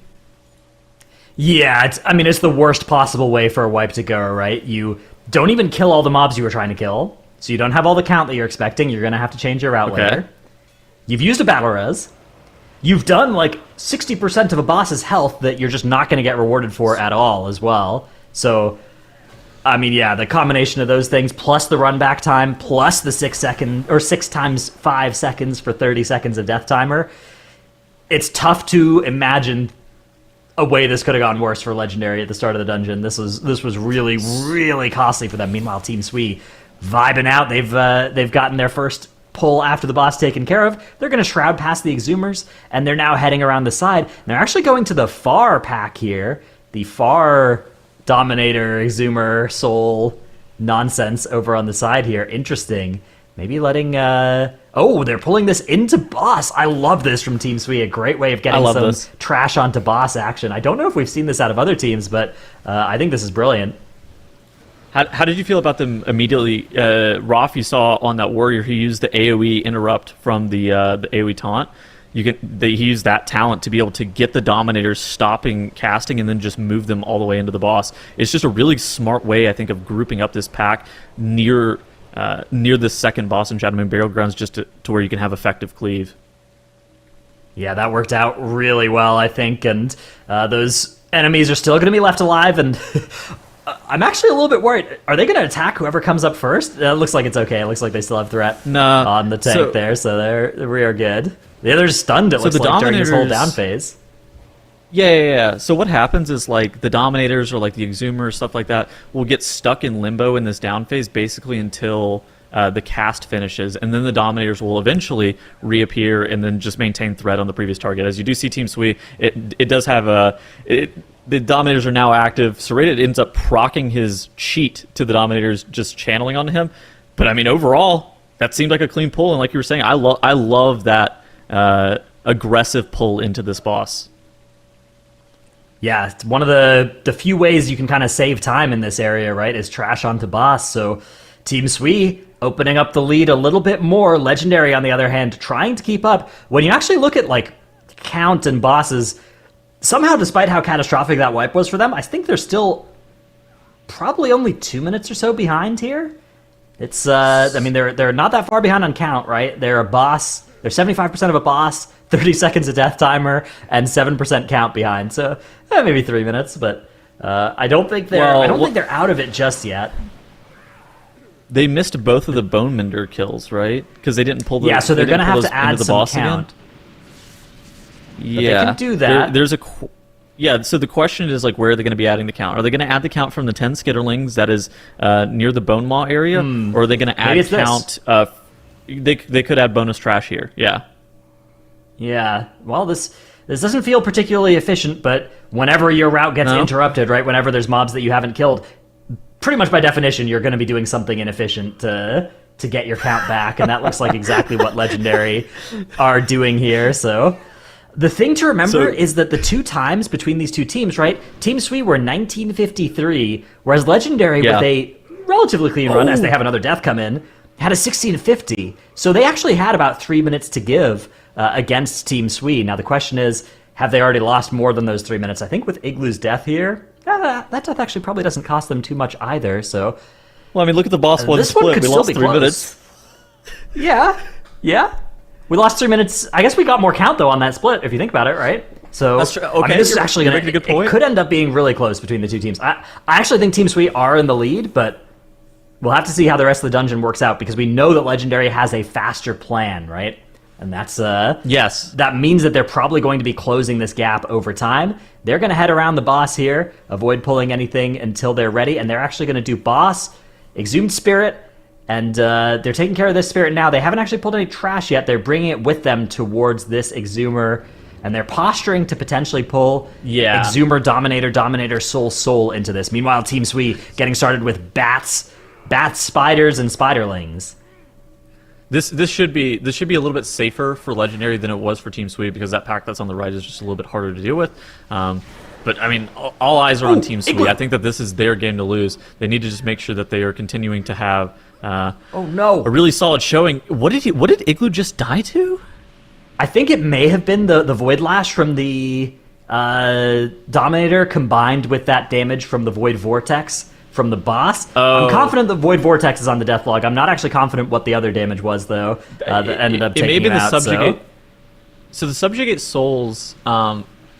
mechanically, sometimes they'll drop threat in melee players. It's so pretty unclear as to why they do that sometimes. I have a theory on how those work. I'm willing to hear it. I think when the Dominators start a Subjugate Soul cast, the soul that they were dominating before ends up attacking whoever they're doing that cast on pretty often. But if you kick it quickly, it can stop. But yeah, Splat going down here as well for Legendary. The bad news here for Legendary is they have 2 players dead. The good news is Lepan is getting a lot of uses of Manic Grief Torch. That is really good for the overall. That's what you love to see. You have the cha-ching Weakor going off. You whisper the person, thank you for resetting my Manic Grief Torch, as their second battle res becomes available and is immediately used to return Splat here. No need to get Igloo back. Igloo would just be a... you don't need a healer on this bull, especially with the specs they have, but this boss doesn't actually do any unavoidable damage here besides this downstairs phase, which you can mitigate by just killing your thing fast. TEAMSWE here, I actually think that it's pretty reasonable for them to be taking this area as slow as they're taking it. We've seen a lot of teams tanking the spiders on top of these worms. They tank like 4 spiders on top of these worms in some situations, but now TEAMSWE is playing a more traditional live-esque route where they are focused on safety, not wiping, because they know that their position in this dungeon, I don't want to say it's secure, but Legendary has to kill Ner'zhul by over 35 seconds ahead of where TEAMSWE are for Legendary to be able to win, and that would be a pretty large ask of them. Now, this pull from Legendary, if there's a way for them to try to get back into this game, it's going to be based off the back of like this pull and the pull that's after Bone Maw that we know is much more aggressive than TEAMSWE's variant. Yeah, TEAMSWE are on 2 deaths as well, so the death timer is only 35 seconds in favor of TEAMSWE. But TEAMSWE still have 2 battle reses, so the safety net is hugely in their favor, and Legendary are now doing some of the most dangerous pulls you can do in this dungeon with no safety net. They're taking just a million creepy crawlers with them into this worm. Bats as well. The Plague Spit's going off. Splat's going to be targeted here. Splat could shapeshift out of this, but that is 2 globals of not doing damage if you're a Feral Druid. So yeah, Nature's Vigil's up. Just heal me. Vampiric Embrace lands on Wexy as well, and yeah, we are going to be fine. No need to worry about dispelling that thing. We just really need to make sure that we're getting the spider kicks here. Yeah, the spider kicks are the damaging ones. That applies the disease to the whole group versus the bats that just choose a single person. Whereas TEAMSWE, they're just fighting this worm by themselves. They're having a nice walk in the park. Oh, and they've sent out Bad ahead of the group to grab the pull from in front of Bone Maw. This is a really nice pull to pick up before the boss, because if you send somebody around the side there, something like Demon Hunter is perfect for it, because they can just Fell Rush. Then you get these extra skitterlings. These extra skitterlings just happen to be there, and they go away after Bone Maw dies. So you get a tiny bit more count if you do it this way, and that can sometimes make the pathing through the dungeon a little bit easier to set up. TEAMSWE, though, aren't even going to be pulling it onto boss. They are just chilling out, doing their thing, planning to not wipe, play it safe. Whereas Legendary, on the other hand, are taking bats into this second worm along with another 2 spiders. So they are doing their best to try and catch up here, but TEAMSWE are already on the boss. So I'm really not big on this lust for TEAMSWE. They lusted whenever the trash pull came in, and while they are getting some value onto Bone Maw by like chaining in, it would have felt a lot better, especially if you're committing something as large as like a 10-minute CD with that Bloodlust. It would have felt a lot better, in my opinion, if they were pulling it like straight on top of the boss and they were able to deal with it like that. Now, it was a lot safer the way that they were able to execute it, right? They chained it in whenever the pack was only at 20% HP. That, of course, like reduces the amount of spits that are going out by the bats. In addition to that, you have the kicks for the spiders, which should be fine. But I think in reality, Bone Maw can be, especially for like melee comps like TEAMSWE has, a fairly large time sink, because the Havoc Demon Hunter loses a lot of damage on this boss, because a lot of the Havoc Demon Hunter's abilities struggle to cleave once Bone Maw starts to go into those burrowing phases. Like, it's so like you want to be able to kill Bone Maw within, you know, like 2 or 3 up phases, but if you get to like 4 or 5, you're going to start losing a significant amount of time. All right, so we can see Legendary are going to get started on boss 3 here, only a little bit after TEAMSWE. And look at the bottom of your screen here. You can see the splits between the bosses, right? Legendary lost 3 minutes on their first boss. They lost another 30 seconds on the second boss split. They're behind a little bit in count as well. They haven't pulled the spiders and bats after Bone Maw yet either. But they are going to be picking up a lot of time on this boss 3 split. The thing is, I don't think there's enough dungeon left for them to get the rest of the timer back. I think that TEAMSWE are far enough ahead here, especially with that trash pack after boss already taken care of. I think TEAMSWE can just keep their they can slam the door here on Legendary just by doing their thing and playing safe and steady. I mean, we got Lust. I don't think it's going to be the big equalizer, though. But I do think it's going to be quite close, because we know Legendary's next pull is the bat plus the spider pack into the blueberries. We know that is their next pull, and so that should catch them up a little bit more. Again, whenever we saw these two teams coming into this dungeon, it's not going to catch them up a little bit more, though, because the spiders and the bats are already dead for TEAMSWE, right? So both teams have one pull in their future, and TEAMSWE, I guess relatively, yeah, okay, I see. Yeah, but it's not going to catch them up all the way. But we knew in advance that Legendary had about 3 minutes to give over TEAMSWE in Shadow Moon Burial Grounds, but that wipe at the very beginning of the dungeon pretty much took up all 3 minutes of that. Yeah, I mean, look at the boss damage here, though. Somehow Legendary have just melted Bone Maw here. They pulled it, I think, when TEAMSWE are at like 50% or something, but TEAMSWE kills it while Legendary have it at 25%. So their single target is looking good. It is a 23 keystone level as well, so they're going to get a nice long last boss as well, even though it is fortified. And that should mean that they can... I think, again, they'll be able to close the gap, but especially when you factor in the 35 seconds of death differential, I don't think they're going to be able to close the gap all the way. I think they're going to get closer on time over the next split. Yeah, TEAMSWE should be able to close this out, barring any catastrophic deaths. Yeah. Now that being said, last boss is one that I think it's underestimated by a lot of players.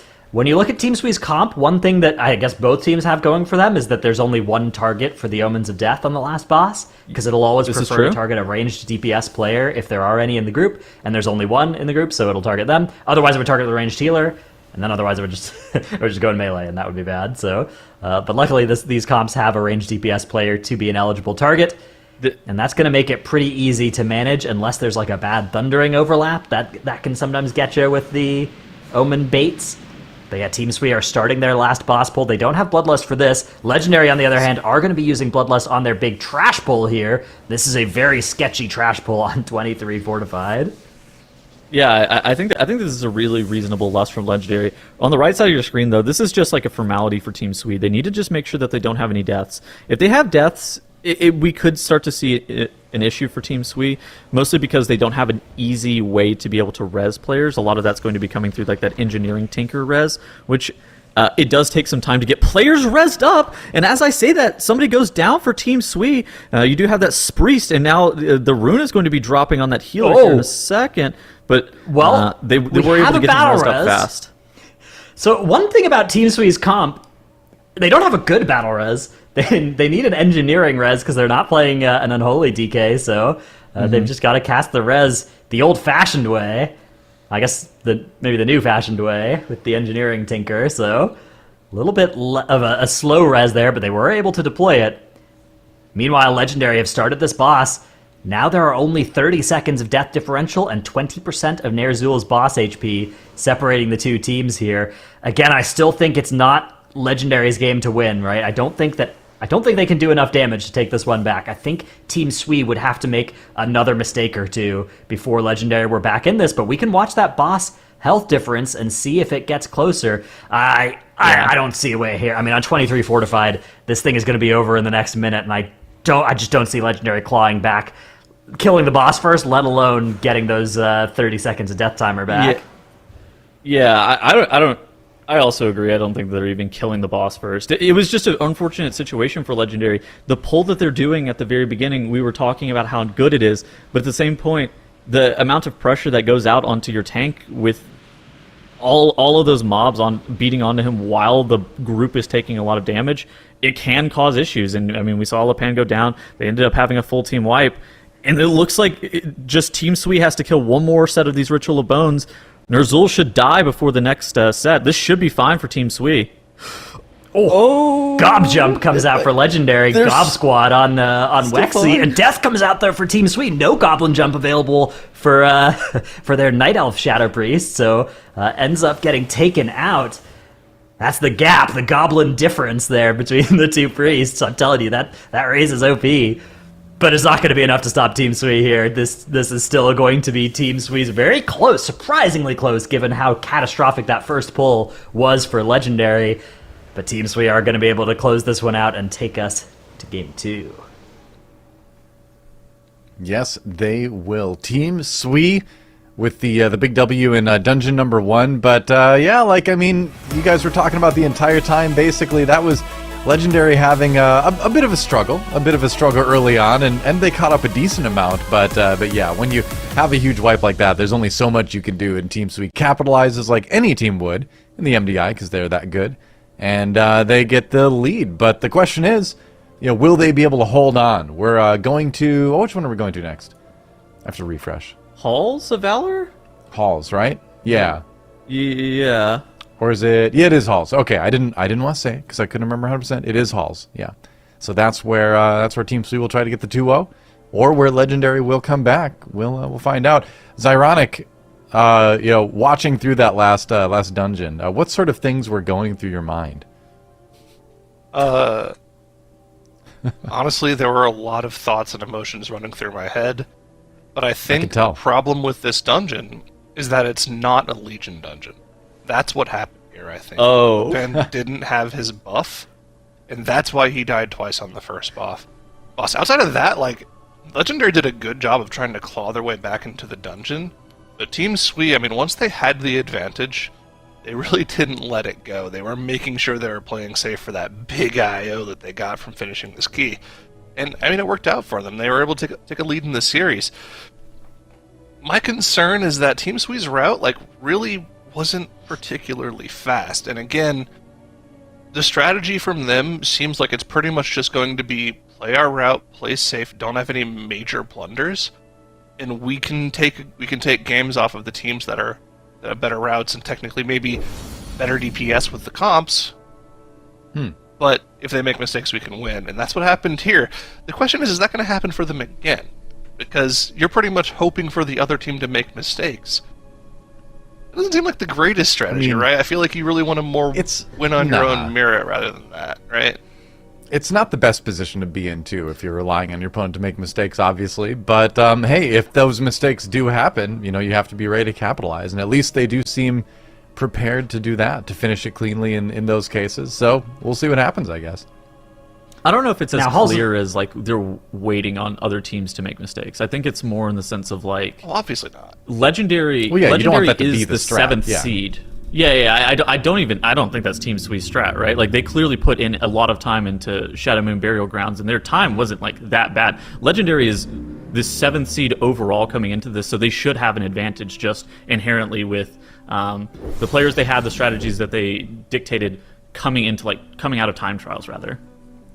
So, at Halls of Valor as well, this is a dungeon where the gap between the two teams' times is a lot smaller. We've seen a 23-minute run out of Legendary, a 24-minute run out of Team Sui, both on similar numbers of deaths, 1 and 2. So I think that means that this one, when you compare that to Shadow and Burial Grounds, where there was like a 3-minute gap, this one will be much less Team Sui needing Legendary to wipe in order to win, and I think it could be much more a case of Team Sui with a great run and Legendary with anything less than a great run. Could mean that Team Sui just 2-0s Legendary and completes the upset here that they've started in that Shadow and Burial Grounds. I mean, yeah, the pressure factor is kind of there, isn't it? Right, where it's like these teams, you'd expect Legendary. You know, they've got a lot of their players have some MDI experience, so you don't think they'd be feeling that pressure too much. But after a run like that, it's got to be in the back of your mind a little bit, right? None of the teams really in this group or that have made it this far are going to be total pushovers, and so yeah, you got to really put everything out there. That's for sure. I think it's also important to mention that it's not as easily clear-cut as like one team's overall strategy is just to do this one particular playstyle in a dungeon. It can also come down to how much practice time they've put into different dungeons. So, like for instance, usually just might not have had enough time to put in some crazy routes in Shadow and Burial Grounds because it's really only seen in the later matches. They wanted to make sure they spent most of the time practicing earlier day dungeons. That's why their Halls of Valor is actually such a really good key. They're really close to Legendary, who should, based off of seeding, be technically much faster in that dungeon versus Team Sui. Like, this could actually be a banger dungeon between the two teams. You know, unfortunately, like Tettles has mentioned, this is a Legion dungeon, so, you know, Legendary does have a pretty big team buff. Have you heard about Well, the who's got Lapan Oh, go ahead. Legion dungeon theory, Dratnos and Doa? Yeah. I mean, I've heard about the buff. I haven't heard about the theory. Yeah, so the theory is that Lapan just automatically wins every single Legion dungeon he zones into, just because he's so that's that the buff. experienced. Yeah. Yeah. Yeah. I mean, exactly. I had never heard it described as a theory before, but yes, the Lapan Legion dungeon buff is well known. My question for you, though, is who's got the Warlords of Draenor dungeon buff? Anyone from the Mirez. MDI you can think of. Mirez, yeah. Mirez. All right. You have to go back a little bit Mirez. farther, yeah. Mirez or Shine, probably. Is the real homie. Yeah, I Let's like go back how to in Warlords Mop. of Draenor, I enjoyed how in Warlords of Draenor, whenever they introduced like one of the orc chieftains or something like that, they did like the Quentin Tarantino zoom in with the name popping up next to them. They haven't done that since then. Where did that go? You remember what I'm talking Yeah, about? it was cool. Yeah, like at the intro thing Exactly. as you get through the Dark Portal and introduces all the warlords. Yeah. Yeah, like whenever you went to a new area and met the new warlord. Yeah, you got the big zoom in name thing dropped. So the fastest time that Halls of Quests Valor on evolved since 22 then. Fortified has been done on live is 28 minutes 20 seconds, which should just put in Wow. perspective how even our slow runs in MDI are unbelievably fast compared to what anybody ever does over on the live servers. I mean, you could do a faster run if you were trying to MDI route on the live servers as well, but usually not something that's seen done. But look at that average deaths as well, 8.5 average deaths in the 22 Fortified Halls of Valor. Again, should just go to show the lethality of this dungeon. It's a dungeon as well where bosses are lethal even on Fortified, so could be a lot of potential for things to go wrong here. I'm really worried about the first pull of the dungeon. The Shadow Moon Burial Grounds first pull was also very dangerous whenever you're taking all of that trash onto the boss. The Halls of Valor first pull, we're going to see teams take every single trash mob that's in that first area, including that Storm Drake, and take it straight into Heimdall. That, coupled with the Horn of Valor, we're going to need to watch the tanks. How the tanks rotate defensives, how the tanks are getting the pull set up and making sure that they're not going to just get like meleeed to death. That's already a pull that you see tank deaths on fairly often on live servers without the boss. Now, just adding the boss into that is a variable that should be very, very dangerous. So what do you recommend? Have you seen any tank behavior you would take issue with so far in some of these early pulls? Have you seen ones go well, ones go poorly? What makes the difference in that pull on this dungeon? I think Zyro, either of you. I think there is room for some like backpedaling away from those power strikes, backpedaling away from the mobs to reduce damage taken on that pull. Although you have to be careful because you want to make sure that everything stays grouped up. You need to make sure that you're still landing your interrupts on the 2 Thundercallers, and ideally you need to make sure that everybody's doing damage efficiently. The trade-off between efficient damage and safety damage is an interesting one on that pull as well, because eliminating the Thundercallers really quickly reduces the complexity, the burden on players' kicks, but doing damage to the Stormdrake and to Himdall are the best ways to finish the key quickly, so how players decide to put their globals is an interesting choice that you get on that pull as well. I do think that, like, realistically, you could, like, leap away from, like, the Dragon Breaths and whatnot, but like Dratno said, I think that, like, spreading that pack is almost always just going to be a mistake as a whole. I think one of the advantages is like, you have Lust going into that pull, but a couple of the disadvantages is that it's, like, bursting explosive, right? So that's something that you know that your healer is going to be focused on a lot of other stuff other than healing the tank. So I think that it's just, like, making sure that your Dilate is coming out. I guess this is assuming that they're even playing a Preservation Evoker, which Legendary is literally playing Restoration Shaman here. So making sure that you just rotate your defensives is going to probably be the most important thing. Here we go. See if Legendary can tie it up. Both teams are on a pretty similar plan here, the same plans they ran in their last Halls of Valors. Legendary are swapping in the Shaman over the Evoker from last key, but otherwise it is the usual suspects here in DPS that a lot of the top teams have been gravitating towards in a lot of these different dungeons. And that gives them a lot of extra off-healing potential on this pull as well. You can see there are 3 players fighting for those 2nd and 3rd spots on the HPS meters in this pull. The rest of Shaman nowhere in sight. It's actually Splat and Wexy for the Legendary that are there. But TEAMSWE are having a catastrophe going on for them. The full wipe comes out, and I don't think they've even killed any of the enemies here, and that is the exact reverse of what we saw at the Shadowmoon Burial Grounds, right? The early wipe. This is actually a lot less costly in terms of time than what happened to Legendary, but because, right, like they didn't wipe in the middle of the boss fight. They only lost like a minute and a half here versus 3 or 4 minutes, but the other problem is that with cooldowns expended, they're now going to just have to slow down and fight this pack all by itself, so losing even some more time on that. Yeah, I mean, they do have their Lust as well. I'm interested in seeing, like, where they're going to be slamming that now. I think that realistically they would have loved to slam it with that pull with the boss, but now Legendary, I think there's something in the order of, probably 2 minutes ahead of where TEAMSWE are just off the back of that big mistake. So for Legendary here, they just need to make sure that they have a clean run. They need to make sure that that Shadowmoon Burial Ground stays in the past, and that we just continue to have a clean run through probably one of the most volatile dungeons this season. This dungeon is very, very difficult to execute clean, and it's long on top of that. Yeah, I mean, you have so many dangerous pulls in your future. A lot of the pulls in that Fenrir area, right, can just murder your tank or your group, depending on what the pull is. And the bosses, right? You've got Herja, one of the harder bosses in the game, so... Legendary, though, with the quick 2-11 boss 1 split, picking up all of the count available before that boss as well.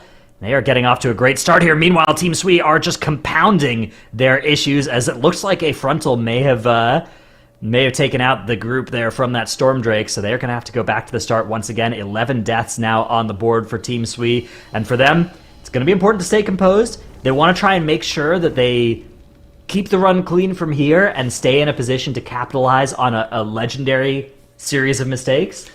And also that they keep morale up, because there will be at least a Game 3, even if they lose this Halls of Valor.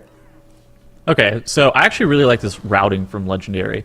They utilized Mind Soothe to skip the pack that's at the bottom of the stairs and the pack that's up at the top of the landing with like the Mystic and the Thundercaller, and instead they just start playing this Great Hall trash. They line of sight it onto the corner, and they tank it in here with the Shield Maidens. I feel like this route is a lot more direct, and since they don't have like access to Shroud, they're not going to have to like be burning invisibility potions, which is something you would have to do. So they're utilizing Mind Soothe as like they're utilizing Mind Soothe and kind of skipping all of the trash that they realistically can, and now they're just playing some of these pulls together. I wonder how big they're going to go here. Would you ever pull any of this trash with maybe like Solstin? You could. Solstin creates a little bit of a problem where that Eye of the Storm combined with the this dodge that you've got going on. Yeah. You'd have to take damage from the dodge probably. You'd have to be really precisely positioned. The other problem with that positioning is that your tank is getting frontaled, so you have even more area denied for the rest of your group as well. So I think if you want to go big in this area, I think you could you just do more trash into this pull rather than doing trash onto Solstin, but maybe. Some teams actually take this trash into the boss, and they play like Solstin and Olimir first, and then they pull this trash into the boss. I think that's actually a pretty unique strategy. I don't know how much faster it is realistically. Sometimes you end up like pulling trash into bosses, and it ends up not being that much faster because you have to do things like, you know, dodge Mortal Hue. You have to make sure that your healer's killing all the explosives and whatnot. And so that can be a little bit dangerous in some aspects, but Legendary is playing it. I think that they are playing an aggressive strategy. I don't think that they're playing anything that's like super slow. And now they're tagging Olimir after Solstin drops that Eye of the Storm, making sure that the Sanctify is not going to be synced with that. So yeah, if you're looking at this and you're like, oh my goodness, they're pulling these too many bosses at the same time, you know, that's super scary. It's actually not. It's a very safe strategy if you time it right. If you pull Olimir in during the start of that first Eye of the Storm cast, as long as you can kill one of them before like the third Eye of the Storm ends, you're not going to get any nasty overlaps if you time it like this.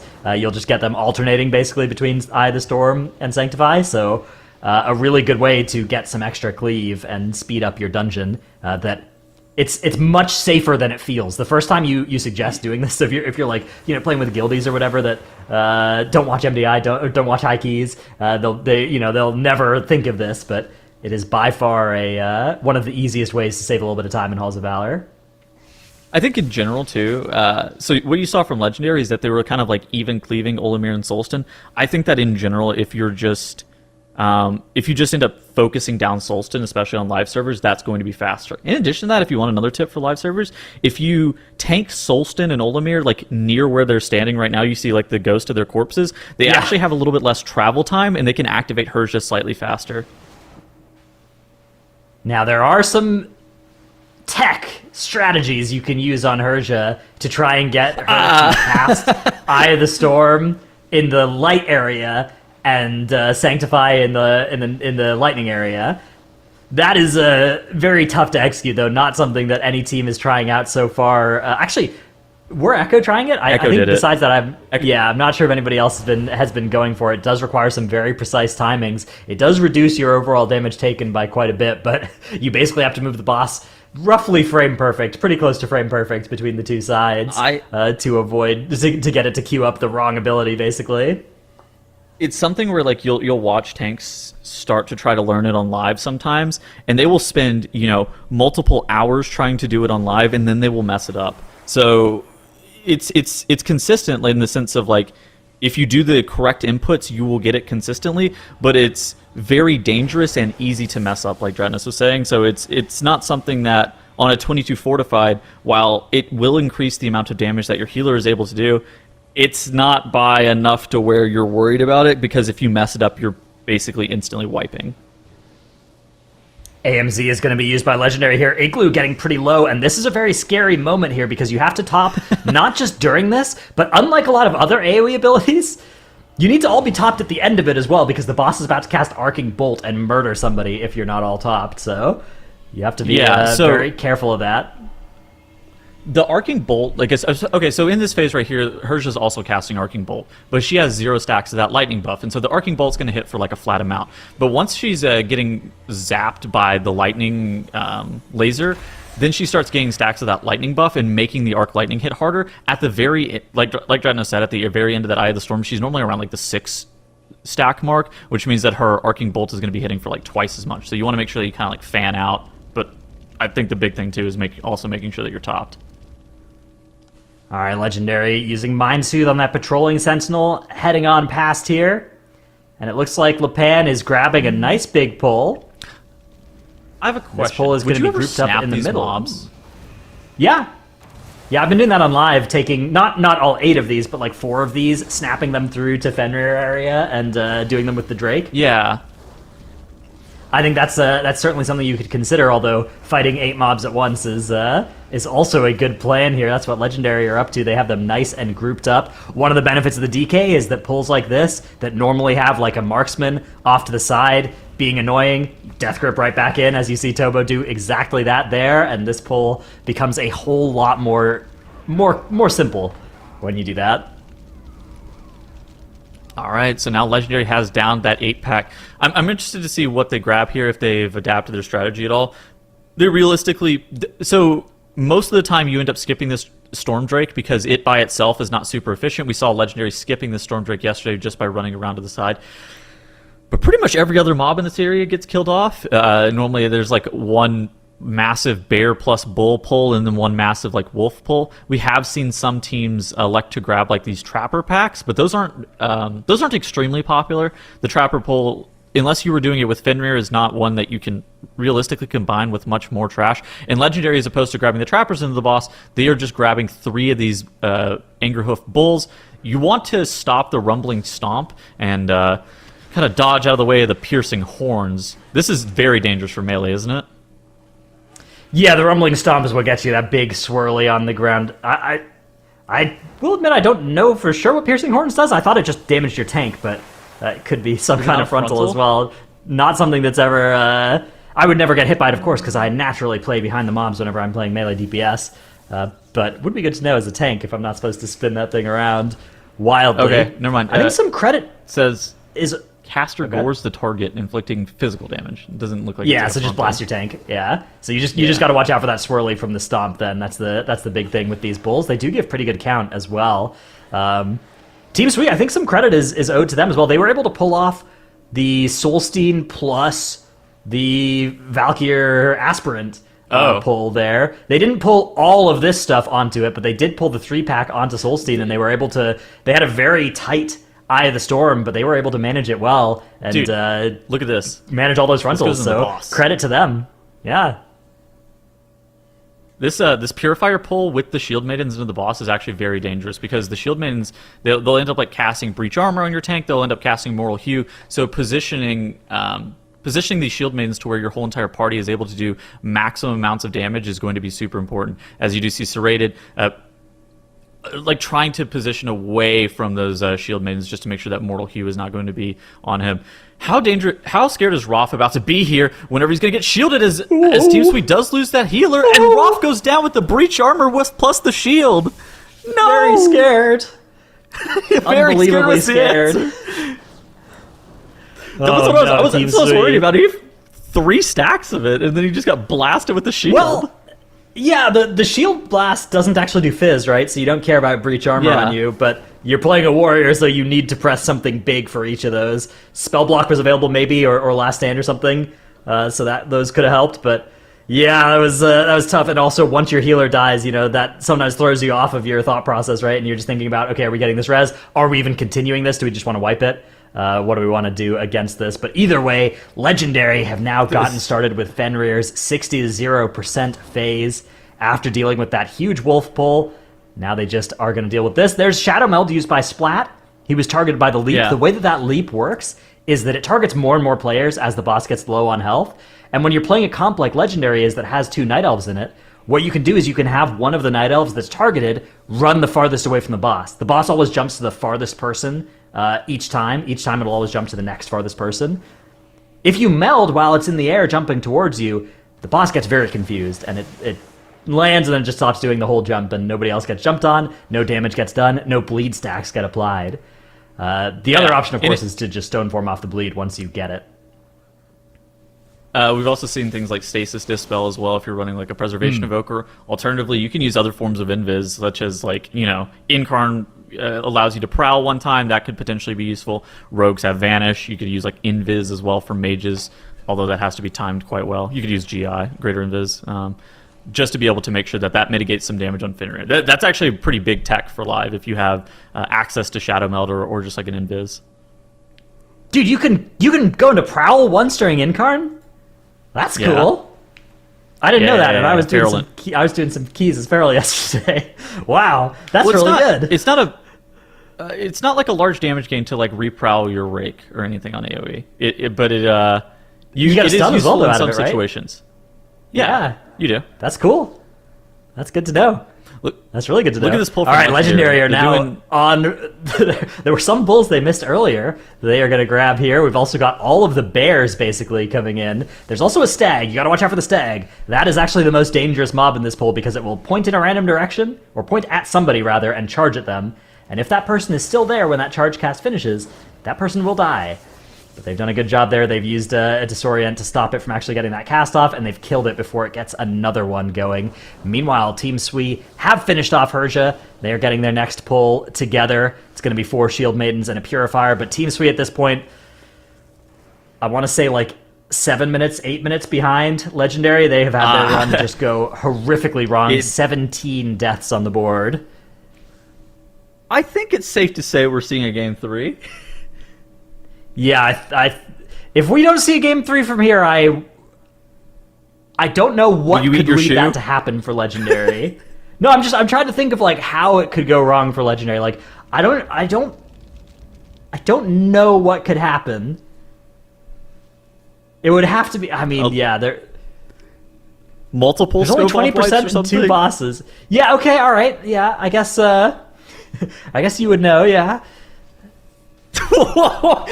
Wait a second. Why'd you say it like that? I'm just remembering a certain iconic clip from Legion. That's not the same A God King Scoville that I remember. Yo, okay. By the way, that's true. let's get a look at Lepan from the side of Legendary. So Igloo here. So Legendary Setting up. This is good. with their 4 stack. Yeah. This is really efficient. They're going to be doing 4 kings, and one of the big things with the 4 king pull is like the beer mechanic. And so, but the downside of the beer mechanic is like if you're in combat in advance, the beer gets taken away. And so the players from Legendary here are going to be activating the king on the far right, Tor, and then like at a certain period of time, they're going to be throwing their brews. They're going to be dragging Tor over on top of these other kings to activate them. Now, if we cut back to where Igloo is now going to be tagging these sentinels because we need these for count here in a second.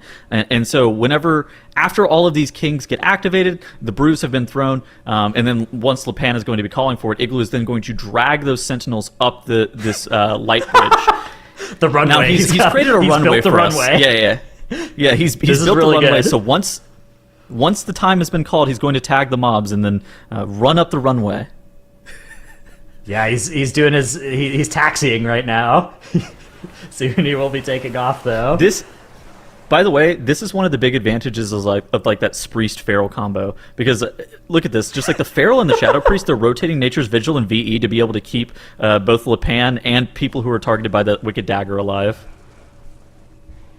Yeah, Legendary are dealing with these kings. Lepan also having to entirely sustain himself here. He's got 3 stacks of that increased physical damage taken debuff as well, so he's going to cycle in a shield wall here. Meanwhile, Igloo taking a little bit of time to AFK, perhaps play a little game of Hearthstone, register for the Diablo 4 open beta, something like that. Thinking about what he's going to do here. Maybe He's probably just like Sentinels? scrolling Oh. social media, you know. Walks down. Oh, turns around. Nope, not yet. No need. No, Goes back to the little triangle AD, on the AD. ground here. www. Yeah, you can see meanwhile Splat fighting for his life with the bark Wait, skin against Randolph it. got healed. Randolph did appear to get healed. Yeah, so maybe an ancestor reached. That's unfortunate. Yeah. Igloo just having the time of his life, chilling down there. Splat is actually fairly low here. He's going to use Nature's Vigil to top here. If that next dagger comes out too soon, though, and targets him, it could be a death there, a dead kitten. I can't believe healers contest sometimes that they're not a cosmetic role. Yeah. Yeah, Igloo just... I wonder at this point if it would have been better to come up, do some damage for a while, and then go back down. I guess the thing is you weren't expecting that heal. But yeah, I think what they want to do is they want to do the 2 Sentinels during Scovald RP into Scovald rather than into the Kings, right? And so yeah, here they're coming. We made it. Yeah. Do you think he asked for like a Discord stream during this so we could see what's going on? Maybe, yeah. Maybe he just got up. Maybe it was a good time to go get a drink, just chill. Use the bathroom if you need to.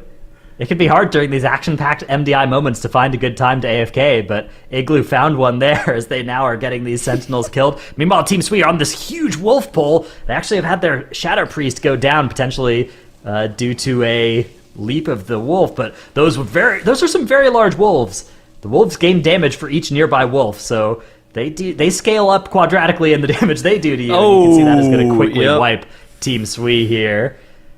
Unfortunate turn of events here, but you know what? The thing is, if you lose a dungeon by 5 seconds or by 50 minutes, it doesn't change anything, right? It's the same either way at the end of the day. So TeamSWE would rather win 2 close dungeons and lose 1 by a lot than the other way around. So they've just got to keep their spirits up, get ready to come back into this in the game 3. And if something goes unbelievably wrong here for Legendary, of course, they'd like to still be able to contest this one. But really at this point, Legendary would need to wipe 4 or 5 times probably in order to throw this one back. So here comes that Scovald. They don't even have one of the tanks that can easily wipe you here. Some tanks have spinning crane kick that they can press to drop the shield here, but Lepan is not one of those. I think Vengeance Demon Hunter is the one that I've seen. Yeah, Feldev. I guess. Yeah, Feldev. They just want to press Feldev so bad that they end up. Well, you just don't know. You just don't think about it, right? Shield. Every tank does it once on each tank that can wipe you here. They press one of those buttons. They're like, oh, wait, I wasn't supposed to press that. Hold on. Manic Grief Torch also gets used sometimes and drops the shield. Oh, yeah, that's a good point. So Lepan actually does have a button that could be used. There's actually double value as well. So if you think about it, if you press Manic Grief Torch on the last tick of the Ragnarok, you're not going to die because you're a tank. You're going to get your Grief Torch, and then you're going to reset your Grief Torch because the rest of your group is going to die, and you're going to get to press your Grief Torch again. Okay, somebody in chat says that TeamSWE needs to finish this run. They need the Eye of Scovald trinket. Yeah, that's true. You need this you need to still try and time it. They are still on pace to time it as well. That's one of the joys of MDI runs, right? Okay. It's, 22 deaths, still time the 22 Halls of Valor. Not something I've ever been able to do. Yeah, I mean, they're probably going to time this by, like 5 minutes even. Yeah, it's maybe even a 2 chest still. It's still on the table here for TeamSWE. But yeah, they are. It's mostly about just keeping the spirits up, keeping the morale high. Yeah, for them, I think that it's more like, okay, we need to make sure that we're going to continue to focus on this next dungeon. What do we have? Azure Vault got banned, right? So we have Ruby Life Pools as the last dungeon? We do indeed, right? yes. So okay, if I'm not mistaken. I mean, Ruby Life Pools is actually very volatile. So yeah, that's one of the places we've seen Legendary. I believe Legendary has had catastrophes in that dungeon at least once, maybe twice. So yeah. Yeah.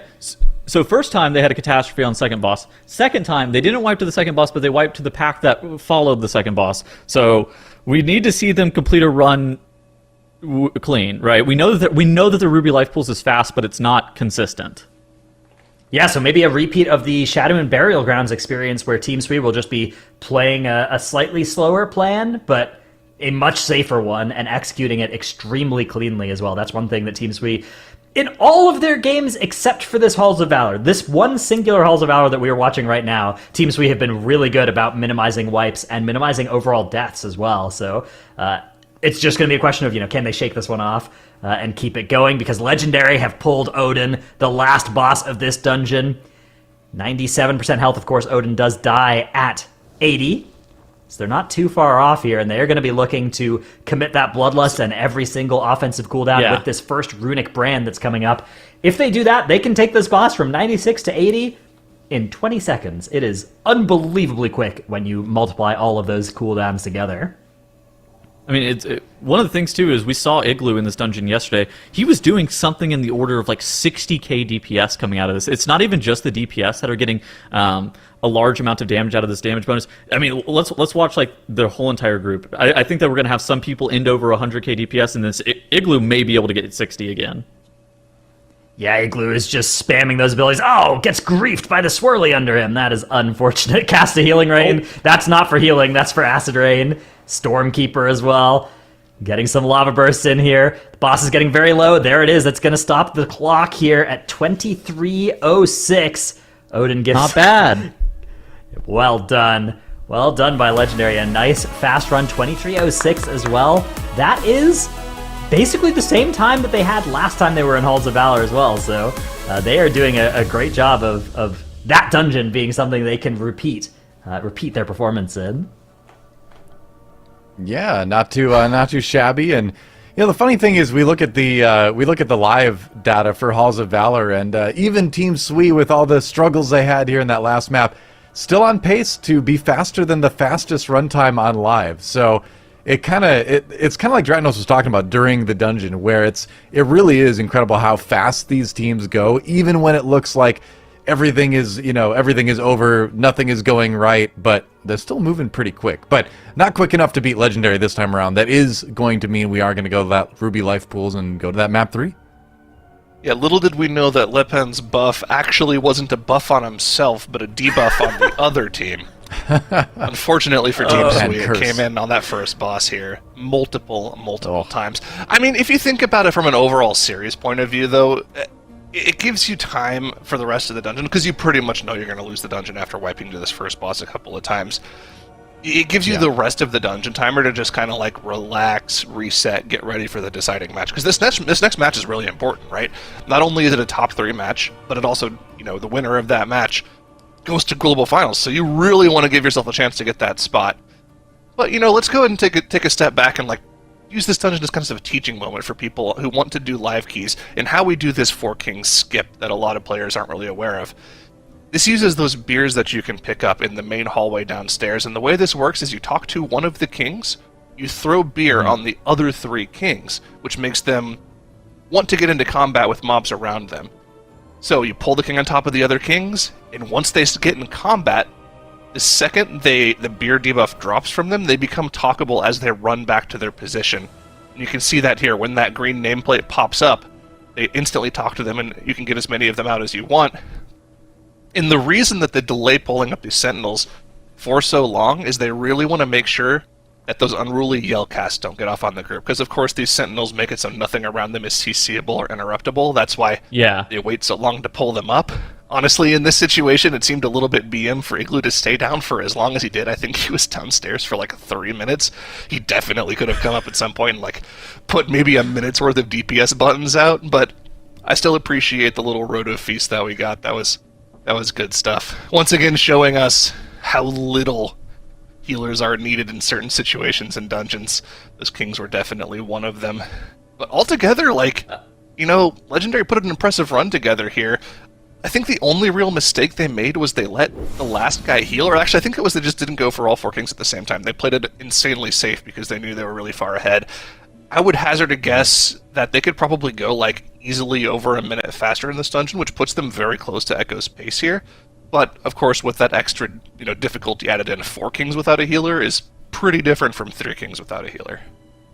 Yeah, so they did the 4 kings without a healer. Something ended up happening with the heal. In addition to that, if you're actually looking to do do this on live, I think the easiest way to set it up is you actually just do a /pull10 timer. Whenever you have 3 people with the beer, one of them throws the beer on 8, one of them throws the beer on 6, one of them throws the beer on 2, and then the tank clicks the last king at 0. And so that is able for you to stagger and drag the active king across and be able to get them all active at once and make sure that you're getting the clicks on them as well. Sounds like Tettles needs to make a weak aura.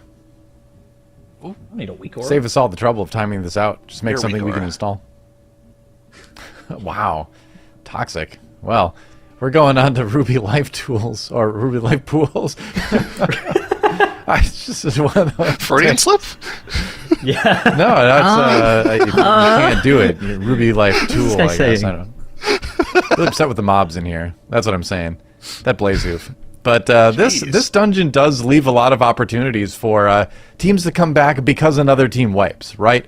There's some really dangerous stuff in this dungeon. Most of it's centered around that ring up top, and so you never know. I think this one is genuinely up in the air. I think Legendary has proven themselves to be the more efficient team overall, but there are still those moments where you have the wipes, and TEAMSWE has the capability to come back from that. Zyra, are you worried that they're gonna wipe again? Because we've seen Legendary wipe to 2 different things in this dungeon now. Yeah, was it Makes yesterday who was saying we need to see Legendary banning this dungeon because they keep wiping in it? Yes, I said that. I was I don't know why they don't ban this thing. Yeah. They keep dying in this dungeon, and they have a great route, but they just keep making these silly mistakes in certain important parts of the dungeon. Like, for instance, that wipe on the last trash pack of the dungeon, like, that sets you behind 2 or 3 minutes, especially when you commit lust to it like they did. I mean, hopefully they went through and, like, made certain changes to the route, figured out what their problems were between yesterday and today. We're going to need to see it, because this is a very, very important map. Well, we have moments to go before we jump into Ruby Life Pools, our final map between Legendary and TEAMSWE. Now, the winner of this goes on to fight SLOTH for that last spot in the Global Finals from Group A and that chance to go head-to-head with Echo. But let's see who takes it. Legendary versus TEAMSWE, spot in the lower finals coming up. Legendary are sticking with their Destro lock overnight in this dungeon. I think this is one of the best looking dungeons for the Destro lock. Legendary were using it in a lot of places. Yeah. In some of them they've swapped off of it, but I think Ruby Life Pools makes a lot of sense. TEAMSWE, no! Rock has gone down on the very first pull here with the Bloodlust, and that is going to be followed by the rest of the team as well. The Bloodlust has also now been committed for naught. And now there's this first Primal Juggernaut as well that they invis-potted past the first time, right? Now how are they going to skip it? They're not. They're going to pull it. This pull... Gosh, that pull is so dangerous, too, because they have, like, Draghar into a Juggernaut, into all of the mobs just meleeing down Roth, and if you just make one mistake, it's so easy to have a tank death here. Now for TEAMSWE, they have to play, like, a live route and just hope that Legendary has... I think multiple mistakes, because Legendary got their first pull dealt with. So, in TEAMSWE's favor is the fact that they could still beat Legendary's Ruby Life Pools' from their two with the huge mistakes with this run, right? TEAMSWE's wipe, it sucks that you lose the Lust, it sucks that you're going to have to do an extra pull now as well, but you haven't lost as much time as, like, Legendary would lose by wiping at 10% on a boss, right? Or, like, wiping most of the way through that big pull at the end of the dungeon. So... I think TEAMSWE should still stay in it. They should know that they could overtake if Legendary have a similar sized catastrophe as the last 2 times they were in Ruby Life Pools. But yeah, Legendary definitely are in position here where if their route is clean, or even not just clean, but like a little bit scuffed, but not horrific, they are now in position to make their way into the lower finals, which is going to be huge for them if they can get that to work out. They're working on that first boss. It is a 22 Tyrannical. This boss is not easy, but they've been doing a good job here of managing the damage, and there goes all of that healing as well. Everybody is totally topped. Well done. How are you feeling about Tobo's character name, Tobozo? Tobozo. Yeah, Tobo has like 6 different DKs that I've seen. There's Tobo DK, Tobo normally, Tobozo. Tobozo is the Blood Elf, which that is actually something I like quite a bit in this dungeon. Blood Elf has a lot of value, especially on your DK. You can see TEAMSWE, they're playing it on their tank, so are Legendary. But your tank, there's a lot of value in playing Dwarf in this dungeon, so you can Dwarf off the bleed on the second boss. That is a really nice single use of Stoneform that I think justifies the Dwarf throughout the whole dungeon. Although, Blood Elf is really nice too, because you can Blood Elf the Ice Shields in the first area of the dungeon. Yes. You can Blood Elf the Blaze of Glory in the second area of the dungeon. And then, crucially, you can Blood Elf off the shields from the little Stormlings at the end of the dungeon. That's, I think, the biggest value out of Arcane Torrent. They also have, like, it's crazy that they have double Belf plus a Master Spell, right, on the side of Legendary. That just proves how important purges, like offensive purges, are in this key. Legendary, Meladrusa is down to 30%. They do get through that second Ice Storm phase. This is looking fine for them. They should be able to get Meladrusa killed off. Their count is looking like they're in a spot as well where they don't have to play any of these dragons. How have you liked the... I think it's been so interesting to see teams adapt to not playing any either Thunderhead or Flame Gallet. Yeah, I think that for live players, I would recommend pulling exactly 1 dragon. I think it makes sense. I think you often get a good natural cooldown timings on them. Often you can get a good lust on one of them as well and make it a nice 3 lust dungeon with 3 good lusts. But... for MDI, those mobs, they give quite a bit of count, right? They give 6% count, but the danger that they represent and how much they limit how much you can pull with them, I think makes it so that that 6% count is not worth. The only thing that I have seen that I've sort of liked that I think might be workable is if you're going to do Thunderhead into a destroyer and then chain the 50% health Thunderhead into the next destroyer. I think that can potentially be justifiable, especially depending on what comp you're using. Other than that, though, I think playing dragons would be it's a concession to slower but safer because you're getting your count from that instead of a bigger pull earlier. Dude, get ready for this next pull from Legendary. This pull that they do right after this is so dangerous.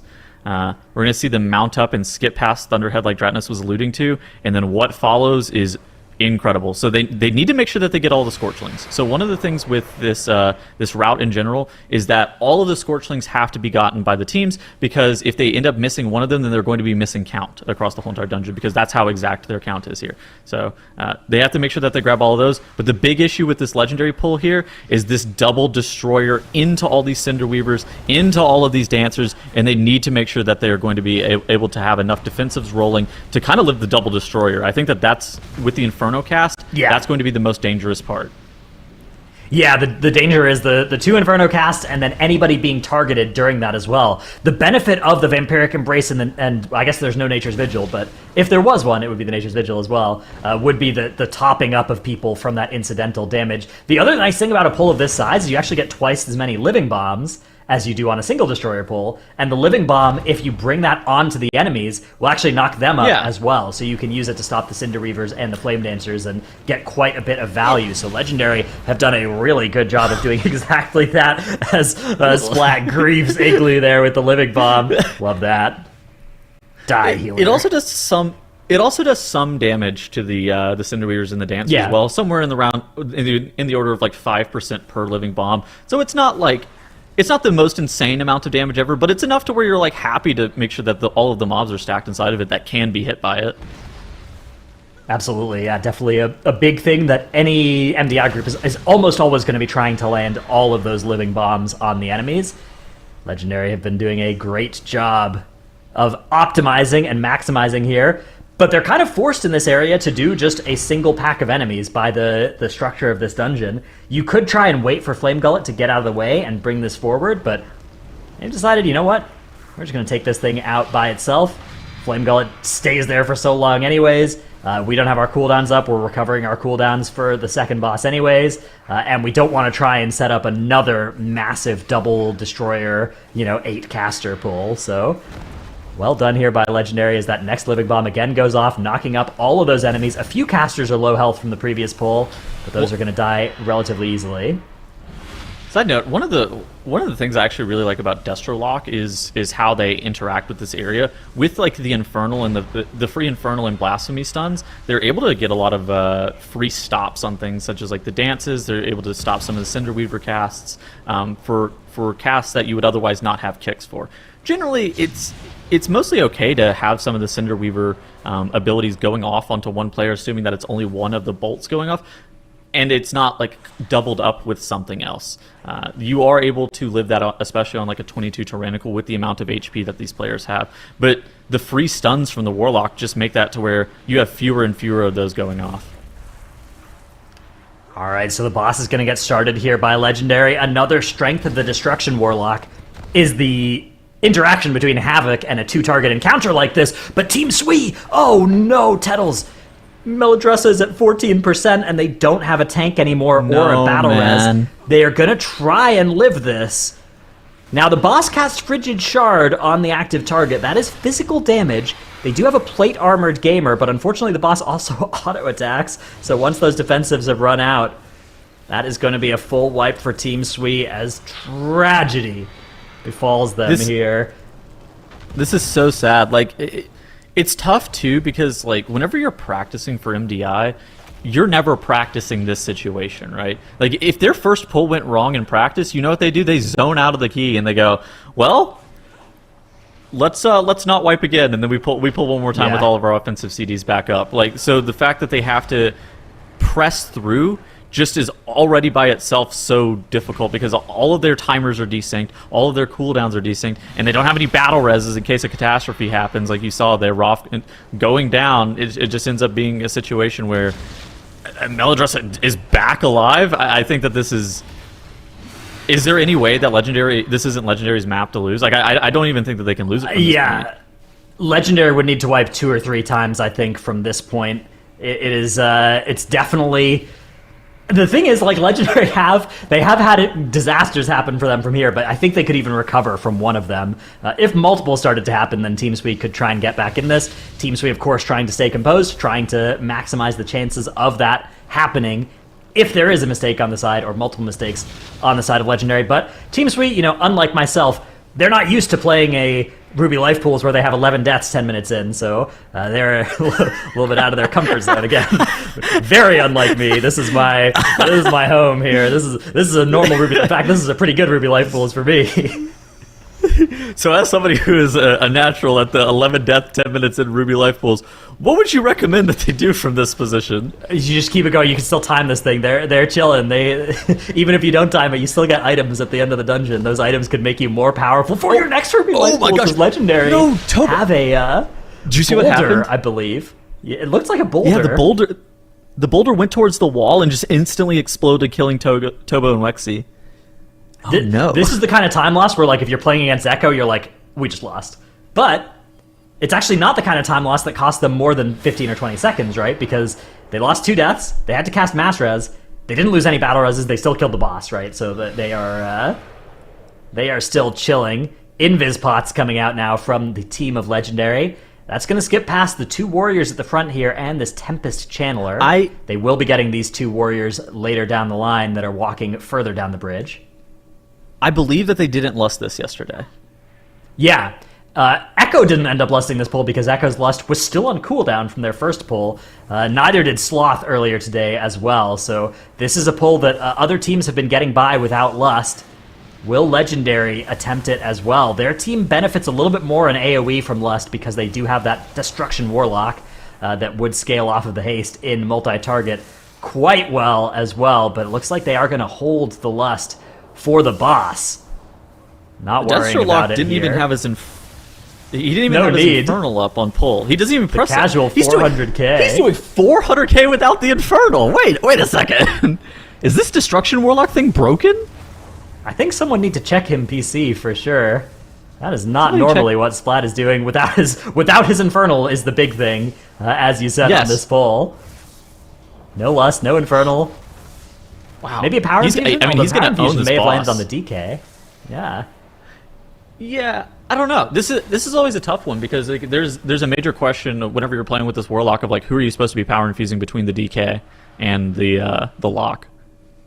Yeah, it's a really good opportunity if you are in a guild group with this comp. You can make a lot of gold as the priest here by auctioning that thing off. But I don't think that Legendary, you have infinite gold on the Tournament Realm anyways, so not something that they'll be thinking about on this one as they get started with the last boss of the dungeon. TeamSWE, unfortunately, still on the first boss of the dungeon. Really have had things go horribly wrong, but to TeamSWE's credit, they've kept going and they've taken out that boss. They will be heading upstairs as well, but it is all about Legendary at this point as they blast their first set of damage into Kairaka, the dragon. Then once Kairaka goes up, they start hitting Urquhart. But you want to try and do as much damage to the dragon as possible whenever the dragon is down here so that you can keep their health bars relatively even. And because you want to kill the dragon first, usually. You want the dragon to die because that's the more dangerous one, sub 50%. In addition to that, whenever Karaka perches at 50%, like Dretnus was alluding to, you can't, if you push it while it's perched and doing that flame breath, it won't immediately cancel and go into that second phase where it's doing the flame spits. Whenever it's in that second phase, it's most dangerous. And so, like if you delay pushing just a little bit, you can get like pretty insane cleave value. Ooh. The winds nearly get them there, but yeah, so like you said, the push happens at either boss hitting 50%, so you want them both to be getting cleaved to around 50%, and then what they're going to do here probably is as soon as the boss comes down, this is going to be their lust, and they're just going to send it on the boss now, on the dragon, because they know that they're going to push here. If you're doing a high live key, you could actually stop DPS and get them both to like 52 and then wait to start the push until the next time the boss landed. That's not going to happen in an MDI setting though. You are just pressing lust here and nuking Kairaka as fast as you can. You're probably getting 2 flame spits in this phase. Here it comes. Everybody's ready for it. Defensives have been used. Igloo's actually the player in most danger of death here, but does survive it. The next Winds of Change comes out. but they've dodged those flame puddles nicely. And one more flame spit, probably. Maybe not even one more flame spit. Okay, one more flame spit, but that boss almost died before getting the second flame spit of P2. What on earth were Legendary doing to that thing? Dude, they're doing so much damage right now too. Holy moly, Legendary! I feel like I would be so happy with this run if I was Legendary. It took them 3 attempts. They got a 1 in 3 success rate in Ruby Life Pools, but they're finally able to win this map, and they take down TEAMSWE. That's right. A victory for Legendary over TEAMSWE. TEAMSWE, credit to them for making it all the way to the lower semifinals, but now it's time for Legendary to go on and have a rematch against SLOTH that they did in the quarterfinals of the winners bracket. So that's going to be fun. That was a 2-1 victory. So that was close. Yeah, this is an extremely important match coming up between Legendary and SLOTH, but let's talk more about that later as we go over what happened in this Ruby Life Pools. And unfortunately, as has been the trend for the entire series, it seems like the entire dungeon is decided by a team wiping on the very first pool. It literally happened in every single dungeon in this series. And this is like the worst way to lose a dungeon, right? Because you know you're so far behind and you're clawing your way back the entire dungeon trying to figure out how you can do it. But with a big pull size like that, committing your cooldowns and your bloodlust, you're just probably 2+ minutes behind, and you really are hoping for Legendary to make a major mistake, which has been the case this weekend, right? We talked about it. This has been Legendary's kryptonite, right? They've wiped to this second boss or the trash pack right afterwards in every single attempt they've made in this dungeon. Then they almost wiped again here with that boulder. We've talked about this boulder every single time we're in a Ruby Life Pools. Those last boulder baits are so scary because there's walls all around you, and those boulder explosions are a lot bigger than they seem. 2 deaths, but the boss is at 1%, so not too big of an issue for them. It's just, a little blip in the grand scheme of things. However, getting to this pull, which has been one of the bigger pain points for them as well, the safety was there, personals were popped, there were no errant extra damage taken from Thunderclap, which has been a huge issue for them. Every single time teams have wiped to this pack, there's been a lot of extra Thunderclaps going on in the group, which not only is extra damage for the heal to heal through, but it's a hasty buff on the player it gets applied to, which just makes living through things a lot more dangerous because you have less haste to actually cast your abilities that keep you alive. But this last Lust Burn on Stormvein, it was executed perfectly. The pre-Lust for the intermission phase, knowing that there's a guaranteed amount of time that they have before the boss actually enters the 50% phase, they just burned that boss so quickly, almost beating the second Flame Spits. And while the time wasn't really something we'd expect to see from like an Echo or a SLOTH, we could see that the potential was there. But there's really no time to execute that potential because the important match is coming up right after this, literally like 5 to 10 minutes from now, so there's no time to practice. They've just got to get in there and play their hearts out for that top 2 slot. I mean, Legendary has Ruby Life Pools in that lower finals versus SLOTH in their next series. Like that is a map that they may end up playing just depending on where the bans land. Are you worried that like that was their clean version of Ruby Life Pools, Zyro? Yeah, I don't know. I mean, that Ruby Life Pools definitely, that one we just saw isn't good enough to beat SLOTH, right? Like, okay. They would need SLOTH to make a pretty large mistake to beat them with the life pools they just had. And I think one of the problems is that the comp doesn't seem like it's as good. I think Warlock is technically a little less good in that dungeon overall compared to the Feral Druid. But maybe the Warlock is just a little bit of a safer pick, right? You get more AoE stuns from the Infernals, you get the Curses, which are pretty nice for living in some of those bigger pulls. We saw it being applied pretty heavily on that High Channel or Ivadi pull with the Lightning Storm as well. I just think that the overall cap for your time is worse in the dungeon with the Warlock. But the thing that's confusing to me is that Splat does play Feral Druid. He plays it in every other dungeon, and I wonder why they're just so concerned with playing Warlock here. A little bit. I actually what you think just it's mentioned. Yeah. I think it's not bad in Ruby Life Pools. I don't think their ceiling is worse, or if it is worse than SLOTH's, it's not by more than a few seconds, right? That was a 14:30. SLOTH's 0 death runs are 14:10, 14:14, right? And that was a 2 death run for Legendary, so you factor in the time it takes to cast the Master Res as well. That's equal, right? That's the same timer. So it's close, yeah. It's close. It's definitely close. I don't think SLOTH's run was...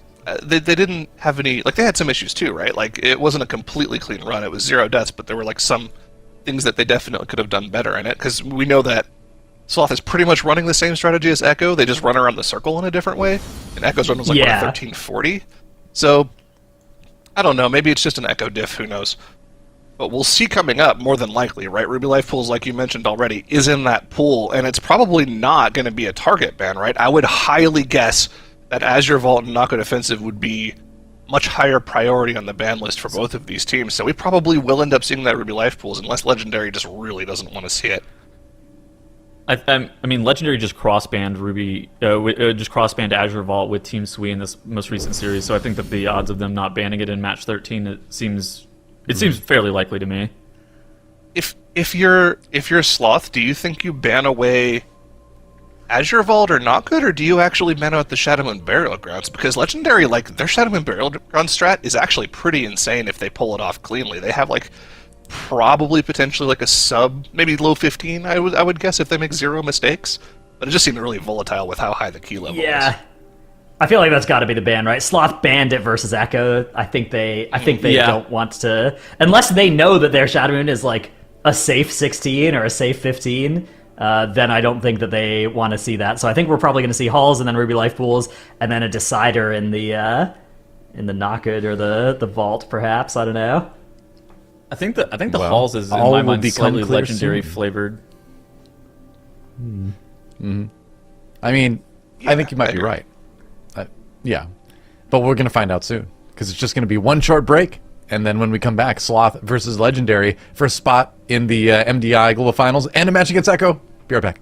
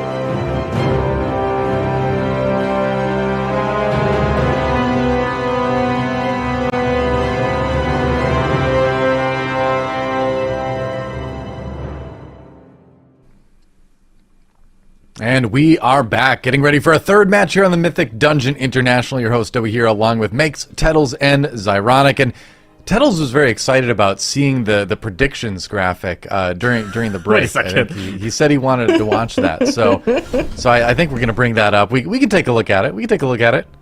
Yeah, not bad. Oh, well, I mean, Legendary still might get there. Everyone else picks Sloth. You still sticking with it, Tettles? I think this will be a close series. We were talking about it a little bit before we came back on the broadcast, and we already know the bans, but I think that Makes made a good point where, like, I do actually think that this map pool is a little bit Sloth favored. Yeah, fair enough. I think starting off with that Halls, we saw Legendary in, and you guys have been talking a little bit about that Legion buff for Lapan, and I do think it's definitely relevant knowing that Sloth is one of the younger teams in the MDI. Like, they haven't been playing keys for eons and expansions.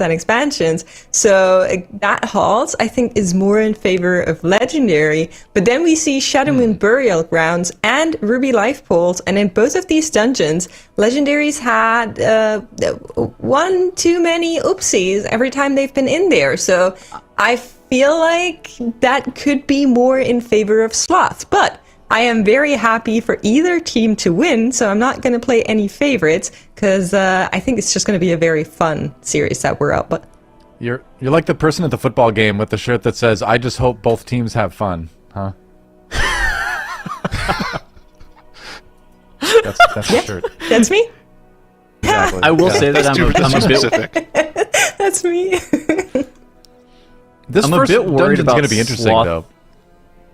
though. No, yes. I was about to say, I'm a little bit worried about Sloth and Shadowmoon Burial Grounds, though, the second dungeon of the series, because they banned it versus Echo, and we haven't seen them play it. It's not that they necessarily don't have a route for it, but the fact that they went and banned it versus Echo, and then don't have a ban for it right now I think it's a little bit telling. Maybe they were hiding something, but I don't think that you're going to be really hiding much of your strats in the upper finals, but we'll see.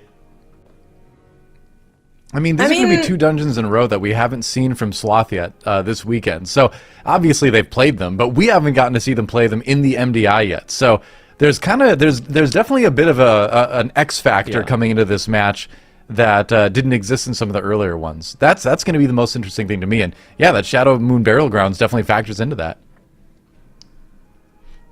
Going back to the Shadowland dungeons, we saw Sloth do well in dungeons that weren't necessarily the favorite dungeons of teams. Like, thinking back of Sanguine Depths, which most teams avoided.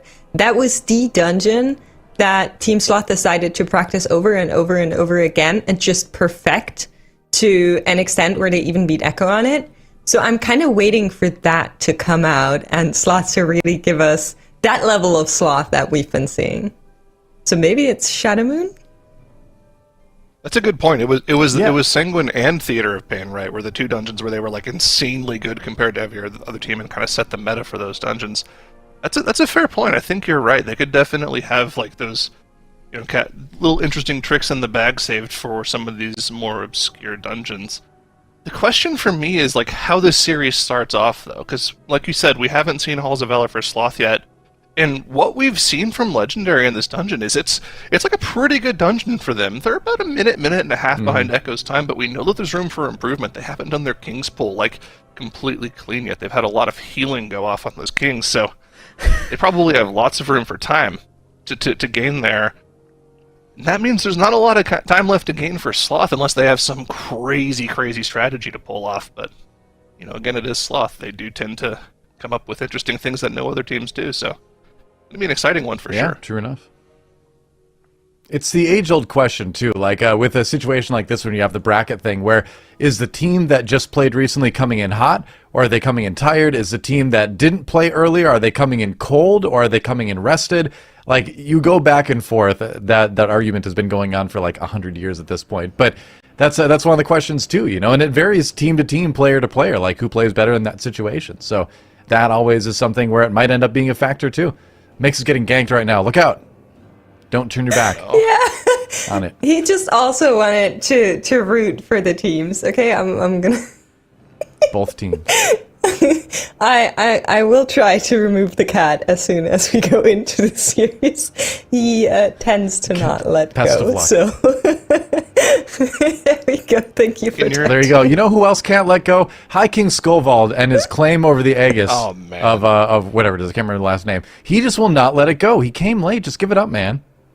Aegis of Agrimar.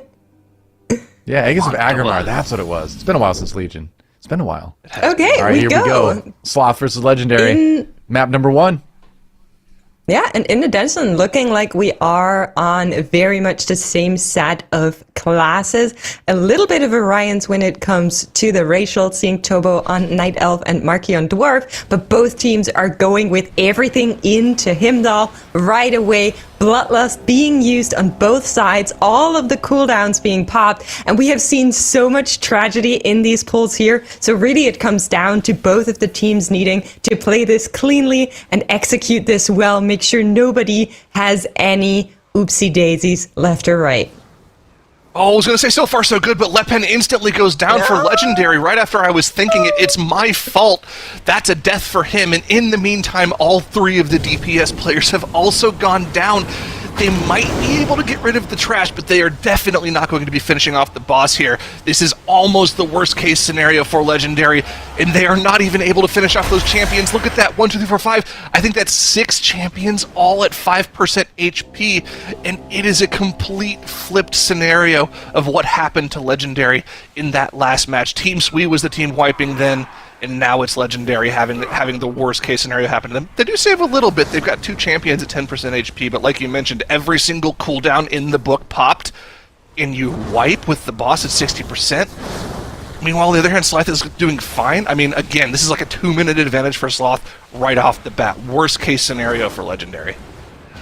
Yeah, absolutely. I am heartbroken at that wipe. This is not how you wanted to start this series. If you're fans of Legendary, you wanted to get this one done cleanly. But Legendary, of course, not going to get tilted, not going to get frustrated. We've seen how big they can come back in that Shadow Moon Burial in the previous series, where they played with a disadvantage of a similar extent. They had a wipe at the first boss. It was pretty tragic. They lost like 3 minutes, and at the end it came down to like 20 seconds. So they know giving up is not going to happen now. But Sloth, of course, moving on here, pulling a huge Valhalla patch. And this could actually go wrong as well. You really need to interrupt all of those mystics. That is so important. The Holy Radiances and the healing coming out here. And you need to have everything under control. They're doing a fantastic job of that so far. A lot of AOE CC being used. And most of them are starting to die off one by one. This is where things get dangerous, though. The Nature's Vigil is gone, the Vampiric Embrace is gone. It's all on the healer to keep their group alive. And as the bursting stacks start to wind up, but do go away, I was going to say it gets a little more dangerous here. They still do have that Master Spell at their leisure to make sure they remove those stacks, and there it is, just removing a nice 5 or 6 stack from the group there. That is one of the powers of the Shadow Priest, to just help the group stay nice and safe in this bursting scenario here. That was a great pull, great execution from Sloth. Looks like they're kind of taking a page out of Echo's book there. That was a quad pull coming out and playing it very, very safe. Let's see what the next play is here for Sloth, though. This 3-pack was left alive. Are they just going to pull this into some Shield Maidens? And how far are they going to go? Are they going to go all the way up to the Aspirant, or are they just going to take it nice and easy and play it here with the Purifier? Yeah, the Roar was Sloth? deployed, so that usually means running is in order, and that is what's going to happen. You can see the team rally up on top of the stairs here. Everything is following them, and they're even going to add the other Shield Maidens that are in the middle of the room on top of this. This is a ginormous pull. They don't have Bloodlust, they just have Coolies, and they need to lift this. This is super, super scary. Well, they don't even have the cooldowns. You can see the Power Infusion and Dark Ascension aren't available for the Shadow Priest, right? So that means that they're pretty low on damage. They did use Army. So. They did use Army. They have Nature's Vigil. They have Vampiric Embrace if they need it. But this is going to be a lot of kiting from the tank here, and of course the DPS have to be very, very careful not to ever be in front of where the tank is kiting to. You don't want to get cleaved by those Shield Maidens. That's pretty much going to one-shot the melee, but this is going so, so well for Sloth, and it looks like they aren't really too worried about trying to line of sight those Aspirant jumps either. They're just trying to make sure they kite the packs around, and it's going well for them. This is looking very, very good, clean execution from Sloth on this poll. Yeah, that is incredibly impressive. We are in a 22 fortified, so keep that in mind that this is the kind of level that the teams are dealing with. I always see questions about that, so I'm just going to reiterate. But Legendary are on their way to catch up after that devastating wipe in the beginning. They are now dealing with that second and actually third pack here at the bottom of the stairs, pulling a little bit different from Sloth. Sloth took all of them up the stairs and then pulled it there in a little bit of a bigger fashion, but Legendary is on their way. They are now picking up the Shield Maidens. We'll also add the Shield Maidens that are in the middle of the room just now coming down, and Sloth are dealing with the mini bosses here. I love when they pull these together. Oh yeah, I mean this is like a little preview of what's about to happen on the boss, right? One mechanic going off, then the other, the Eye of the Storm, then the orbs, the Sanctify.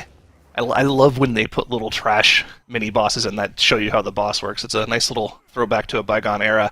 It does look, if you were looking at the dungeon progression, like Legendary is slightly catching up to Sloth, but you have to remember Legendary's route has them pulling less trash packs before they make their way to Herja, and they make up that trash later on in the dungeon by pulling a couple things together. They pull those 2 Sentinels up to the Kings.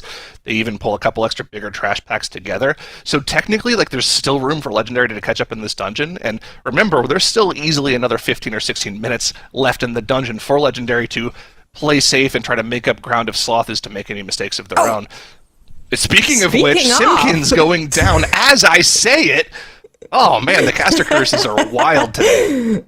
I thought you were playing mage now, but those are surely some warlock curses coming out of you here. But yeah, Simpkins can be rest, of course, nothing going on. A very forgiving death there for this moment. And Legendary, you can see they're catching up. They're now on those mini bosses that Sloth just finished. Sloth with, of course, a little bit more trash percentage here on 52. Legendary is on 32, so roughly 20 trash percentage between them and the HP of these mini bosses. But still, after that wipe, that's a lot of catch up that they already have done. And Herja now being fought here by Sloth. They're going to go on over to the other side. You can see Malik getting teleported or yoinked or however you want to call it to the holy side, and in comes another wave of these orbs. They changed the aesthetic on these orbs, the little image, to make them much more visible recently. I really like that change personally as a melee player. I don't know how you feel. I think it's amazing. Sanctify being much more clear now, especially with the hitbox, so that shouldn't give them too many problems. Oh, it definitely is there's much more visual clarity on that ability now. I love it a lot more. I mean, I would always cheese it as a range player and just stand max range and I could just stand still. But I can definitely tell how nice that would be for somebody who has to stand right next to the boss to do max DPS. It's very, very good. You can kind of see where we are, too. When you combine the two teams together here on the same boss, here's where the lead is for Sloth. 80% on the boss, plus that 12 extra percent trash count they have at the top here, right? That's probably, if I had to guess, probably about a minute and a half advantage for Sloth, which is pretty significant 8 minutes into the dungeon. But again, plenty of time left for Legendary to try to scrape at that advantage and maybe get back into the dungeon. Not to mention also the 25 seconds and death timers that they have to get back to. So, yes, still an advantage for Sloth, but Legendary's doing a good job of keeping it close. Yeah, I mean, it is definitely a huge task that Legendary has in front of them, but we know that they are in the position to do so, just judging by that Shadowmane burial that we saw. And of course, we don't want that to happen, but always something could go wrong for Sloth as well. So we'll see how this moves on further. No team is going to give up here, of course. And the Valacha poll from Sloth is now in full motion. We saw some teams yesterday bloodlust this specific poll. Sloth does not have their bloodlust available, so I'm guessing you're going to use it for either a big Valacha poll onto Fenrir, which is something Echo has been doing in the halls, or they're actually going to hold it just a little bit to do the Wolves or Fenrir in the second phase. I'm very curious where this one ends. I feel like you kind of want to pop it ASAP, right? Because we know this is like a 22-23 minute dungeon. So if you want to get 3 bloodlusts in the dungeon, you pretty much just pop it on the pull that it comes up on. Good Basta spell coming out there from Tundra just to make sure that 5-sec bursting doesn't tick on the entire team for no reason. And that pull was dealt with pretty cleanly for a giant double pull with plenty of kicks and interrupts that the groups have to worry about. That bloodlust is up for them, in a few seconds here, probably about 15 seconds, so we'll see where they plan on using it. Of course, they have to make their way past the Storm Drake here at the start of this Fenrir area first, and we can see on the other side of our monitor here, Legendary is now on that same pull that Sloth just pulled, so they're about 1 pull behind in the dungeon in terms of progression, and if their bigger pulls later on, where they're going to make up that trash count, actually end up working out for them, again, they do have a way back into this dungeon to potentially take a map off of Sloth here, but I think they still need a little bit of help from Sloth. They need mistakes to happen to really have a chance of taking the game here. Okay, let's look at what Sloth is doing. Like you said, that Bloodlust is coming up in 3 seconds, and we're seeing the bulls being pulled on to Fenrir. But so far, they're not popping that Bloodlust just yet. But there it is. You really need to control these bulls. They are susceptible to CC, so you can make sure that these AoEs, the rumbling stomps, doesn't go through onto your entire melee camp if you can just keep them CC'd. But of course, it's also a lot of healing that has to go out here onto the group, so that Bloodlust is going to make it a little bit easier for Mickey to top everybody as the bleeding continues. Fenrir still needs a little bit more DPS, and those bulls haven't died. So lots and lots of stuff going on for Sloth, but they're doing a fantastic job in playing this down. Fenrir now being pushed, the bulls have vanished, and they can move on to the next pull, which should be a big wolf pull. Let's see, are Sloth posters or are they rockers? What do you think? Well, they're not pulling the wargs right now, so it looks like they're going to be doing... Yeah, they must be they must be rockers. Oh, they're pulling a pack with the boss. Okay. All right, this is no lust. This is just natty. And again, at the start of the pull here, they even pulled more in on the left side. Oh no, these are just from the left side. So, yeah, VE, Nature's Vigil popped here. Okay. And they use the Shadow Meld on the first jump. That means the only thing they have left is the Free Prowl from Incarn. I'm not sure if that's going to be back up by the time the next leaps go out, so they might just have to take the leaps and use their Dwarf Racials to get rid of the bleeds. At that point, the boss will be at like 10%, so I can't imagine it'd be too big of a deal for them to heal through. But still, there is going to be a little bit of extra added danger here the next time those leaps come out for Sloth. Yeah, SLT being deployed while the wolves are still up. Really nice coming from Mickey, making sure that everybody survives this with that SLT support. And now the boss has spawned his next wolves. The roar is out and the next leap is incoming. Players need to be safe here. You can still see some defensives available. Simkin's going to use his here. A Legendary is on their heels. They also pulled some of the bolts into Fenrir, is going to push Fenrir into face. And now moving on to where Sloth was just a second ago. It feels like the discrepancy between the two teams is just getting smaller and smaller every second. Yeah, Legendary's still just about a pull behind, a boss behind here. Sloth is not pulling any more wolves, Mix. They're only pulling just those 3, which means they're going to have to get the rest of their trash count from somewhere in the hallway, which is a little bit weird. I don't think we've seen any other team really go for that strategy, except for maybe like one of our lower-seeded teams earlier on in the weekend, and it didn't seem that fast when it was pulled off. Of course, they have to pull all of these bears here first, and I think they have a few more bulls they could technically pull as well. But you can see Legendary opting to get that remaining trash count. They've pulled every single warg in the area, and they're using that post to make sure that they line of sight any of the potential leaps. 2 massive pulls from both teams going on at the same time here. Yeah, you can see the traditional wolf pull on the side of Legendary. You just said it. They're using their bloodlust here, making sure it's very safe. I'm not too worried about that. But Sloth on the other side, like you said, they pulled those grizzlies. They pulled the trapper. They pulled everything that was in this area. They need to get up to 84% on our overlay here to make sure they can play the kings, unless they're also pulling something from the hallway here. So let's see where this pull ends up for them. They're doing fantastic job of playing this one down. There's still a few mobs left. You can see the bursting just running out there, very nicely timed by the players, making sure they're not overstacking. I'm not sure if the Master Spell was still available after so many mobs dying.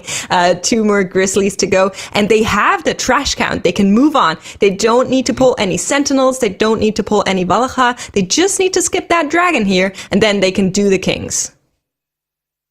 Yeah, and you can see now that the gap really hasn't closed as much as it seemed. It was just the fact that Legendary was so far behind in trash count that they had to spend an entire pull dealing with all of those wargs. They still have to do that massive bear plus a couple of bulls pull after this. And then we also know that their route has them pull 2 Sentinels later on too, whereas all Sloth has to do at this point is just kill the 4 Kings. That's all the trash count that they need. So Sloth has showed us just how far ahead in this dungeon they are right now. And of course, it's not just on merit alone. I think they still have a faster route than Legendary, but that wipe from Legendary pretty much sealed the deal for this advantage from Sloth. Again, Legendary is so far behind right now that even with a perfect run from this point, they would need essentially a full team wipe on a boss from Sloth to even have a chance of coming back in this dungeon. So, all eyes are on Sloth as they make their way up towards the final boss room of this dungeon and get ready to take on the 4 Kings here. Can they pull off the brew strategy perfectly? I'd certainly hope so. Yeah, we saw some healing go off for Legendary in that previous haul, so we're going to keep an eye out for that, as that definitely elongates this pull here. But you can see the Mug of Meat being deployed on several of the Kings. Malik is pulling, and just a friendly reminder, if you're a melee and this is going on, you want to make sure that your tank has all of the aggro before you completely YOLO into these. They have a little bit of a weird aggro table, so definitely a little bit dangerous, but it seems like everything is rounding up. Malik has them under control. They're all onto him, and now the group can finally deal the damage, make sure they have it all done and dusted here. Mug of Meat has worked out for Sloth. It has, and all 4 Kings are attacking Malik, just completely wailing on him. But he has the added safety of having his healer with him, which is not something that we've seen from Legendary, right? They have Igloo down, dropping Feast, making pictures, having fun. And Lopan is just playing on his own upstairs with nothing but the Nature's Vigil and the Shadow Priest Vampire Praise helping him out. But this is looking textbook for Sloth. These Kings are dying so quickly. No healing going off as Malik kites around. No issues with the Ancestral Protectors coming in. And no misinterrupts. The only thing they really have to worry about are those Wicked Dagger casts. You can see every single time one of them goes out on a player, it's about 70% of their HP with no personals up. So, something that they have to look out for. And I believe that they're killing that King last anyway, so there's never going to be more than one of them going out at a time. And yeah, great execution again from Sloth. They're on pace for a very fast dungeon here. 4 Kings dying at 17 minutes. What was Echo's pace? Like 21:30? Echo was at 21:28. I just looked it up because I also felt like Sloth was so fast here. Of course, now they still have to do 2 bosses, which always kind of doesn't feel real in Halls of Valor for me, because you already played that dungeon for 17 minutes, and then it's like, oh yeah, there's 2 more bosses, but it's not a tyrannical Halls. So let's see how quickly they can deal with that Scold. I still feel like they're on a great pace, and they might threaten that one that Echo put down in the books. We'll have to see. It's just 2 bosses, and remember, this is fortified, so these bosses die pretty quickly, right? They don't have that extra 20% HP from Tyrannical, so they could definitely do this here. Both of these bosses probably take about 1.5 to 2 minutes to kill, so I think they're definitely on pace. It just comes down to the RP, right? You have to wait a little time for God King to run up, and then you have to wait a little time for Odin to jump down and become attackable. So it'll definitely be like in the ballpark of Echo, but we'll have to wait and see if it's faster than what we saw from Echo. You know, Legendary holding their own. They're really trying their best to give themselves an outside shot of coming back in this dungeon if something catastrophic happens for Sloth. But that is just so far out of the question for a team of Sloth's caliber that hoping for that to happen is just it's kind of like it's a dream scenario for Legendary. But you know, they have to give themselves that opportunity and keep playing their hardest. Yeah, absolutely. I think it never feels great for these teams when you're in a position where you kind of have to hope that the other team makes a mistake.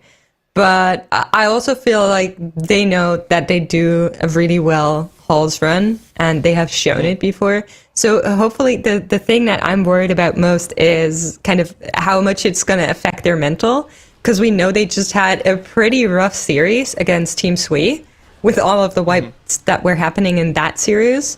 And I kind of want them to recover from that and approach the next one or 2 dungeons with more forward-looking mental, but yeah. Okay, so if you're Legendary at this point, you've tried, you went for everything, you gave it your all, but it didn't work out. I think what happened there, I didn't quite see it, but I can kind of guess what happened. The Sentinels came in while one of the Kings was still alive. It got an Unruly Yell cast off, and that killed everyone. That, if I would hazard a guess as to what happened to them. They tried. It was a really good effort from them, but Sloth is playing too good in this dungeon. Yeah, absolutely. I mean, Sloth have shown why they are here. They have been in the upper bracket for the entire tournament until Echo sent them down into the lower bracket just 2 rounds ago. They're fighting to get back up there. They want that slot for the finals. They want to represent Spain. Sloth being a team from a Spanish guild. They're all playing together in Mythic rating as well. And they definitely want to show that they have it in them. They've done some great keys in Shadowlands, and they want to continue that saga, waiting for Odin now coming in place. And I think they're going to be just a little bit over Echo's time. Just looking at the timer right now, we're at 20:15. Echo is at 21:28. I think we might end at like 21:40, something like that. It's going to be really close, right? Because the first 45 seconds of the boss, you really don't do anything. But that's when you get those runes that pop out, give you a massive damage increase. You pop Bloodlust, you pop all of your personal cooldowns in the game, and just burst the boss down. This is going to actually be very, very close to Echo's time, like you said. It could be almost pretty much exactly the same, depending on how much burst they get off and how much good RNG they get. But let's keep an eye on them here. Runes are going to be coming out very shortly. Which means they get a nice 30 seconds of just pure blast.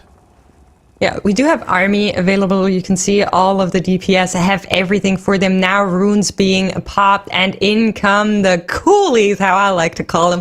Bloodlust being used here as well, and that should put Odin into a meltdown. Look at that HP bar going down. Of course, the boss fight is over at 80, so really, how much quicker can they be? They might even throw a fighting hand against Echo's time. 3%, 2% to go. 21-25 on the timer. 1 more percent, and the timer has stopped at exactly the same time that Echo has put in. Wow. All right.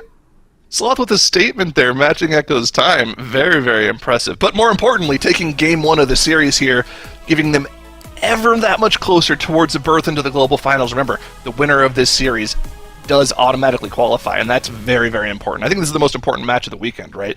Finding out who our second qualifier is.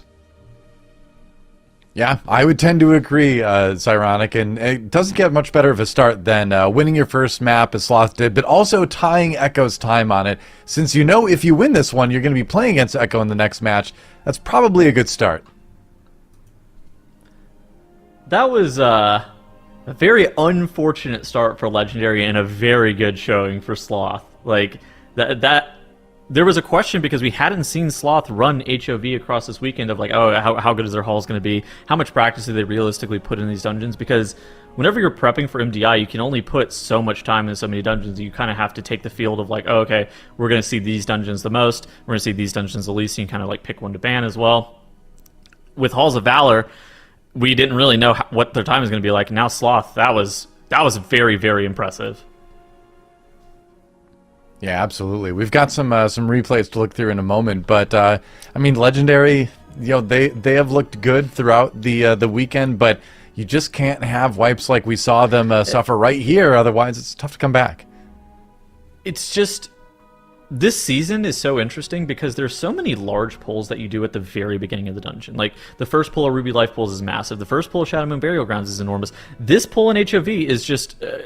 These are pivotal moments of the dungeon, and it's one of those situations where if you just have one minor mistake, like Lepan doesn't get moved fast enough for the Dragon Breath, he ends up going down, and that just ends up basically costing them the rest of the run. They were fairly competitive time-wise, even with that mistake, because they ended up losing, only like 45 seconds to a minute. So if Sloth were going to make a mistake, maybe Legendary could have came back. But Sloth, in their own right, they just have effectively a perfect run. They did some very interesting pathing stuff. I thought that I felt like the bull pull or this bear pull was going to be pretty standard for a lot of teams, especially with like how the wolves were set up in this Fenrir area. But Sloth's adaptation to this, they take some of the wargs plus the bears on top of this trapper pack, and then they were able to get a little bit of different count elsewhere.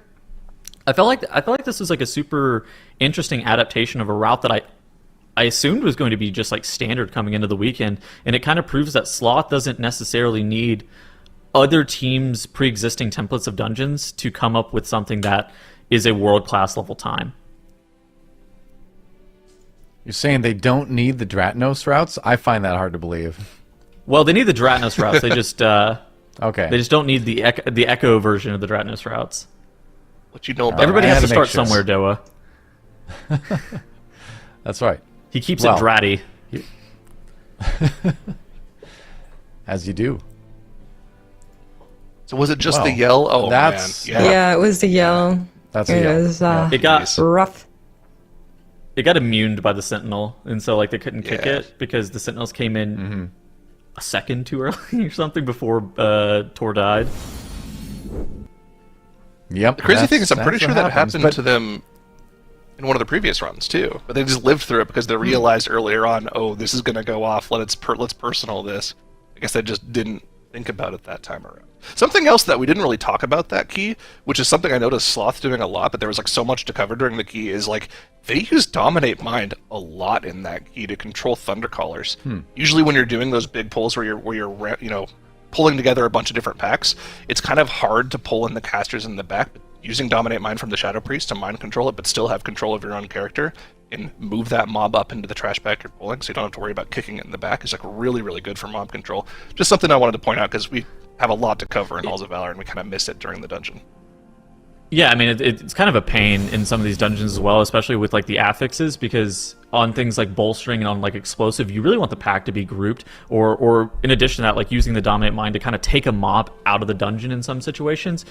It's invisible. It's not really always like the most important part of the pull, but it's something that makes the pulls a lot easier. And I mean, I think that one of the big points of looking at this in like Shadowmoon Burial Grounds is some of the first pulls that they're doing, they actually utilize the Dominate Mind on the Menders to make sure that, for one, the Mender's not going to be bolstered up, and for two, the casts aren't going to be going through, because it's difficult to get enough kicks on like a double Mender pull. So just kind of watch out for that. Well, we'll have a chance to check out that kind of thing in action in the first dungeon of the next series. But for now, we're looking ahead to Shadowmoon Burial Grounds, which is one we talked about a lot coming into this match, because it's another one makes that, like, we haven't seen Sloth play yet this weekend. I believe they banned it last time it was available, but here we are. So I'm curious. Yeah, exactly. So the best time we saw from a legendary in this dungeon was yesterday with 16 minutes 50. Earlier today was a little bit of an oopsie, but so was it in that 1650 time. So technically they should be even faster if everything goes to plan. I'm curious if Sloth can be quicker than that, because I really like the route that we have seen from Legendary so far with how they're pulling that very first pull. They're even using Control Mind there as well to make sure it's a little bit easier on the rest of the team. And I think if they can clean up that middle section that gave them trouble yesterday, then it maybe even under 16. And I think that would be a fighting time in Shadowmoon Burial. But here we go, going in Legendary with the Evoker on the side of Sloth. They're a trusted Resto Shaman. They have played it again and again, noting how much they prefer it in several situations. Let's see how they set up the first pull. Simpkins on the Fire Mage instead of the Feral Druid. True. Let's see what they have planned here. There are a couple of spell-stealable buffs in this section of the dungeon. Notably, there's a 100% haste buff here, which is pretty nice. You can see him absolutely popping off with the cast here, and that Ignite is going to start spreading and do a ton of damage, even though it's only on 5 targets here. But that is not the big pull, the make or break pull for this dungeon. We need to focus in on Legendary here. They have a 50-50 success rate here. 2 times in this dungeon they've tried to go for this and only succeeded it on the first try. The tank damage here is out of this world. It's a 23 fortified bolstering key. So that means once they get to those last couple of mobs in this key, their tank needs to get away from these mobs. Those Ritual Bones will melee him for his entire HP bar if there's nothing preventing that damage for him, if he doesn't block. So let's keep an eye on Legendary here. This is the make or break pull of the dungeon for them. Even an early time dilate from Igloo there to help him out and make sure it doesn't take too much damage. Yeah, absolutely. Bloodlust being used here by Team Legendary, of course, making sure they have everything available. The Defiled Spirit being gripped closer to the boss, actually into this giant pack of mobs, making sure that they can have all the damage that they need on it. There was one more Ritual Bones in the back there, and Lipan actually going down. They do have that Battle Res. Igloo taking so much damage here. What, Lipan being rest, but he falls again. Legendary does not have a tank. They need to go again. At least they finished most of the trash here, but still, that's tragic. What did he die to the second time? That was like an insta-res into another insta-death right now. Was he res on top of a sigil or something? Hopefully we can get a replay of that later on after the map, but we have to focus in on Sloth now as they are onto the boss. This was their big pull, just one trash pack on top of the boss here. Man, that looked so good for Legendary. That's so unfortunate that that happened for them. But man, again, the pull not going well for them. The worst case scenario once again. If there was another ad in the background with, I believe it was Control Minded. I'm not sure. I just saw the nameplate pop up later, and I think it might have came out of the Control Mind and shot Lepan after he rests, but I'm not sure. It's just what I saw in the second. We'll have to ask Tettles about that, but.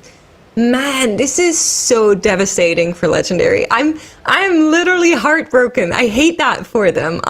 It's such a great pull, and we saw them pull it off before. It's not impossible, but it is definitely very, very hard. And now they're once again in a position where they are playing from behind, where they are playing catch up and trying to get with what Sloth is doing. Sloth on their side have had a pretty clean pull all throughout. There was one death happening. They picked the player back up, and now Sedana is on 8%, so looking really, really good here. SLT being deployed for extra safety as the last Dark Eclipse comes in, and the last 2% shouldn't give them too much trouble here as she finally falls.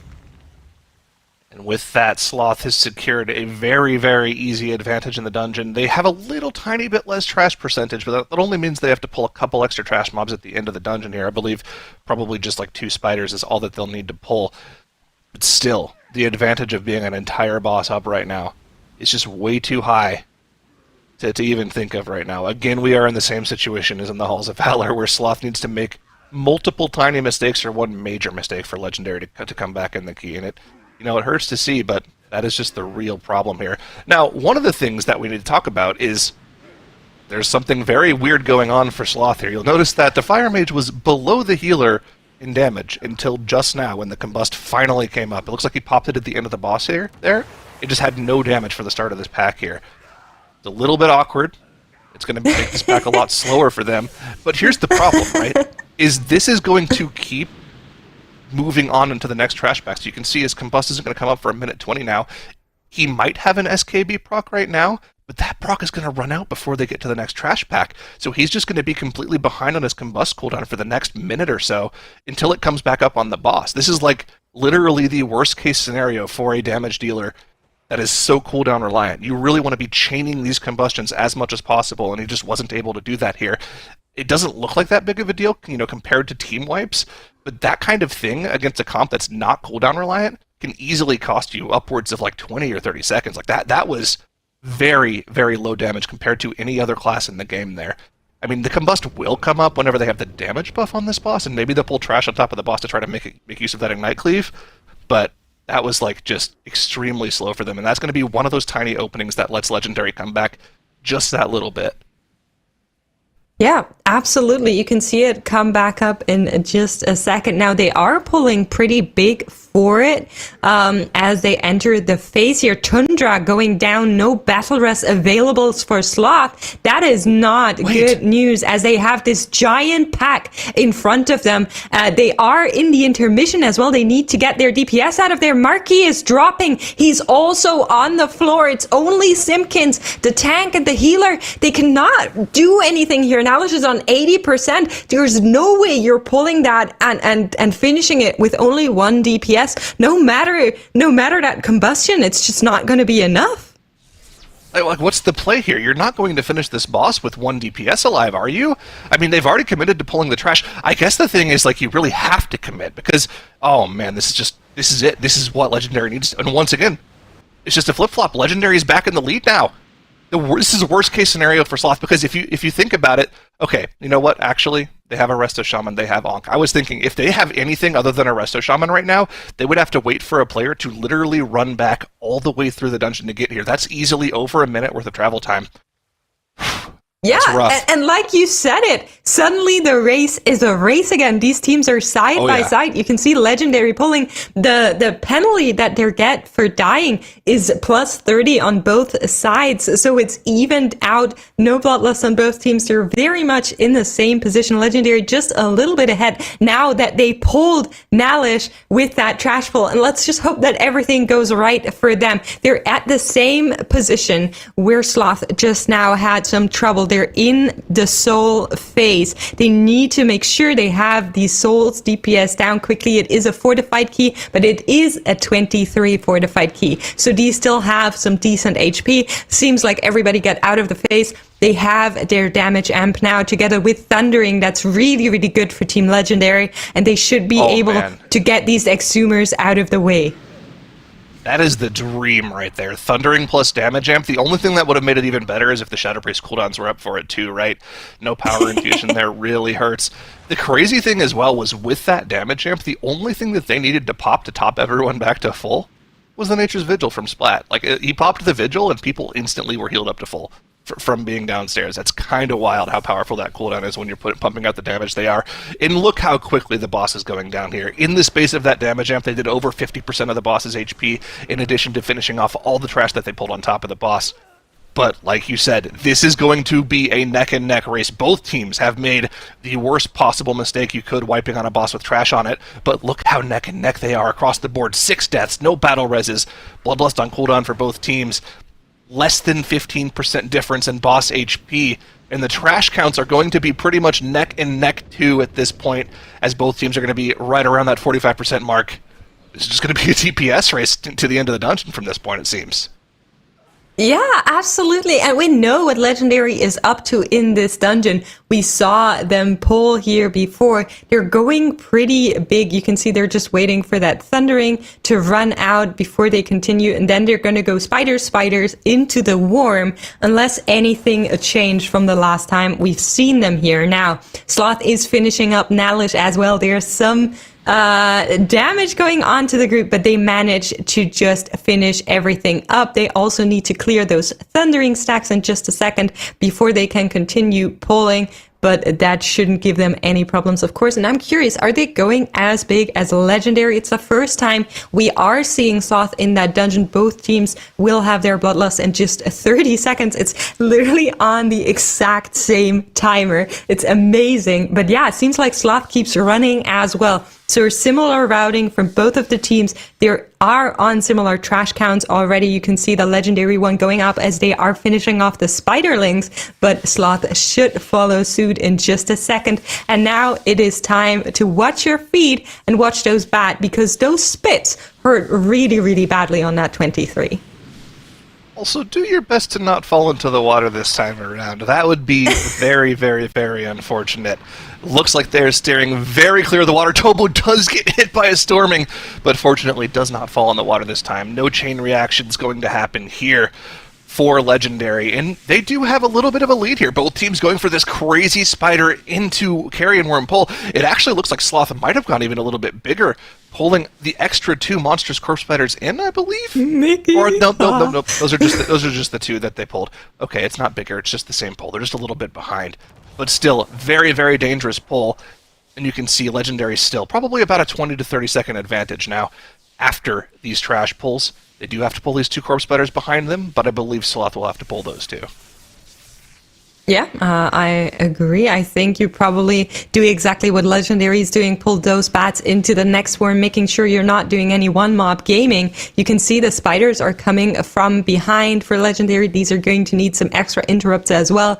That's a little bit of coordination that is now very important, but you can see the AOE/CC being deployed by Legendary, making sure they're making the most out of it, and Sloth is now following suit. Bats coming in, and maybe most likely we are seeing spiders coming as well. I saw Tundra in the background. I would assume he's getting those, or maybe not. Maybe not. Maybe they're not getting the spiders. They do have a little extra count, but we need to focus on Legendary. Legendary has wiped. Legendary wiped on the second worm with the Plague Bats, and it's back. The ball's back in Sloth's court now. Another full-on team wipe. Do they need this Exhumer? I guess they have to pull it because they need to get there as quickly as possible. man, what is happening in this dungeon? Sloth back in the lead here. They just have to hold on and make no more mistakes, and that berth into the global finals is theirs. But there's still 2 bosses left in this dungeon. There's still dangerous trash left in this dungeon, and we can see on this high-level key for the MDI 23 Fortified, it is just so volatile. So many things can go wrong for these teams.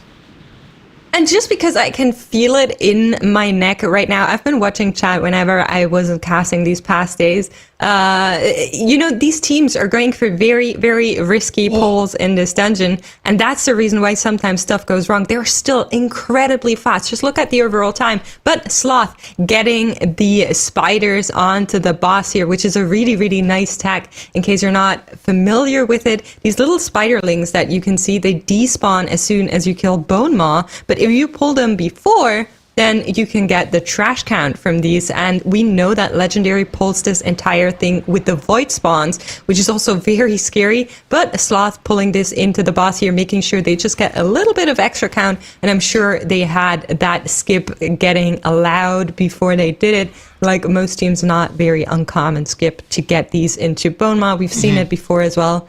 And let's see how their inhaling goes. Marky flew. Marky is on the floor. He's fine. He's fine as a DK. He'll live. Did you see the tech that they used to pull them, right? Though? I didn't see. I only saw Simpkins come back. It was Marky. Marky? It was Marky. Yeah, it was Marky. But the way that Simpkins pulled the trash, though. No, the way that Marky just got pulled I meant Simpkins got it. Yeah. No. Yeah. He got the trash. Well, normally you'd use like an Evoker or a Havoc Demon Hunter to pull them, right? They would double jump or hover over, but they don't have that in their group. So what they had to do is they had to have their mage slow fall himself and get a speed boost from a Windrush Totem to jump across the gap. And then he had the free alter time to go back to the group once he tagged the mob. Because otherwise he wouldn't have enough speed to jump back. That's some really funny tech from them. Maybe that's why they run mage? I don't know. Who knows? I think mage is a pretty safe pick as well. But here we go. Both teams on Bone Maw at the same time, and you can see the difference here. 6 extra deaths on Legendary. That's 30 seconds of dungeon timer for them that they have to beat Sloth by. But they're also 30% behind on Bone Maw here. Unfortunately for Sloth, they've already had their first burrow happen. Legendary hasn't had theirs yet, and they are the team that has had very good RNG on Bone Maw. They haven't had those burrows go off for them very often. Let's see if they have some potential way of making sure it doesn't happen again. Legendary getting another body slam, so let's see. Do they skip the underground phase here again? It looks like they do. Legendary getting very, very good RNG on this boss. Yeah, they're definitely blasting this boss here very nicely. But of course, they still have to pull the spiders. You can see them in the background for Legendary. They're going to pull these into the Void Spawns. They're going to use their Bloodlust on it, whereas Sloth just has to pull the Void Spawns. Bone Maw now going down slowly but surely, 3% remaining, and they will move on. Now, those Void Spawns are a challenge in itself. I think it's an even bigger challenge if you're doing what Legendary is doing, but still, these two on Fortified bolstering is something. As soon as one of the two gets bolstered, every single time it does the pulls, it takes down like 80% of your team's HP, so you really need to be very careful, particularly with that and the AoE circles that are spawning on the floor. So Sloth now engaging both of these, focusing one of them, making sure they're not getting too many nasty overlaps of the eruptions and the pulses, and looking really good here. Now, Happy Feet, make sure you're not stepping into anything. Everything stays alive like they want it to. Some tornadoes going off. This can be very scary here as well, and they also need to clear thundering in just a second. You can see Mickey and Tundra deciding to clear it just a little bit earlier, making sure there's nothing that's going to give them any trouble, as one of the Void Spawns has now been defeated. The other one has been bolstered up. You can just see the damage of that Void Pulse going out. Marky, incredibly low IBF being used here, making sure he stays alive as the Void Eruptions come crashing down once more. It's important to mention again cooldown allocations, right? Like Sloth really is not using that many cooldowns on these two blueberries, right? They're saving them all to get a big burst of damage on this last boss here. So while that did look like it was slow for them, it's still a big, big cooldown and time advantage for them, as Legendary does do their patented pull here, where they pull trash into the Void Spawns. This is going to be their Bloodlust. This is going to be a major use of cooldowns for them, so they should get it through quickly. But the gap is so big for them to catch up to Sloth here. Sloth already onto Nirzul, already have all of their trash count, and also have that 30-second advantage from death timers here. All they have to do is finish off Nirzul cleanly, and not only will they take this series, putting them into the finals against Echo, but they will also claim that second seed that we have available from the groups here to get into global finals here, and they won't have to go through the last stand, more importantly, which is a huge, huge gain for this team here. Just one 23 fortified Nirzul for that berth into the global finals. Yeah, and while Legendary was able to finish off that Void Spawns, Tobo going down once more, adding another 5 seconds to the already existing 30 seconds that Legendary is behind Sloth by default from the penalty. And I don't think there's coming back from this, but of course Legendary is going to try as soon as Tobo is back with them. Sloth now on Nirzul, 64% remaining. You can see Tundra and Simpkins actually baiting those omens. Actually, it's mostly Simpkins as Tundras and the melee camp, making sure those omens don't go into group as the Ritual of Bones come around once more. They're not going to get another Bloodlust. I'm just glancing over the CDs on top, but it doesn't seem like anything is going to be available in a little while, so they just need to zerg it down, but that's exactly what they're doing. Mickey still has SLT should it be needed, and they just need to watch their feet, play this down cleanly, and that second slot in the finals will be theirs. All you have to do is play it safe here, Sloth. There is no greeting here. If you get that, if you know you're getting that circle on you, you move instantly. No waiting for casts, no greeting, just finish the boss off, finish the job. Nirzul down to 20% here. They're going to get one final Ritual of Bones cast here. Honestly, they could probably just burn the boss here. I would prefer to see them play it safe, but I think they're likely to just finish the boss off here at 14%. Let's see. Nope, they're swapping to the Ritual of Bones. No mistakes are going to be made in this dungeon whatsoever. Sloth is guaranteeing They heard the us win. say play it safe, and that's exactly what they're doing. I'm very happy with that. Yep. They need to dodge once more, but no issues there as the pathway opens for Sloth to move through the bones, to move through the lower bracket and get that second ticket into the finals. Well played, Sloth. Yeah, Very Sloth clean. with the 2-0 victory. They are going to go on to face Echo, and they are more importantly going to go on to the MDI Global Finals a little bit later. But it was scary for a moment there. I mean, we had the wipe from Legendary, then Sloth wiped. They were able to recover from it. Then Legendary obviously running into a little bit more trouble. But that last map, I mean, one less wipe from Legendary and Tunnels, it could have gone the other way. Oh man, that was we got a lot of replay. I've handcrafted infinite replay for us, and Break it down right into off the details. bat, I was like, it was going interesting. I thought that the Fire Mage pick, especially with like doing a pull like this, I thought it made sense. Okay, so they're doing the Void Spawn, and they're kind of chilling here with making sure that the combust is on the Void Spawn. A lot of the free cleave damage. It seemed like it made a lot of sense just taking this pick. I was interested to see how it was going to progress through the dungeon. Legendary, I mean, we've talked about this first pull of the dungeon a couple of times. It's so dangerous, and Lepan is the focal point of like how this pull can be dangerous. And funnily enough, it wasn't even like necessarily the pack itself. It wasn't even like the trash mobs that ended up taking him down. He just charged the boss a little bit too early whenever the Dark Eclipse was out. And you see he was channeling that Grief Torch. He just charged in a little bit early. They were able to get him rezzed up, but then he immediately goes down again to a Shadow Bolt cast going off. Like that, it's very difficult to recover from a tank death generally, and that happening immediately for Legendary. I thought that they had lost. I genuinely thought they lost the match, and then Sloth decided that this pull was on the table for them. I think that this pull is sick. Again, if this pull is able to be executed cleanly, this is something that I wouldn't be shocked if other teams are going to adapt into Shadowman Burial Grounds runs in the future. Like this pull, with how they're pulling double Dominator packs, they're setting it up to where all of these mobs are going to be stacked up whenever they have the damage buff coming out of the phase.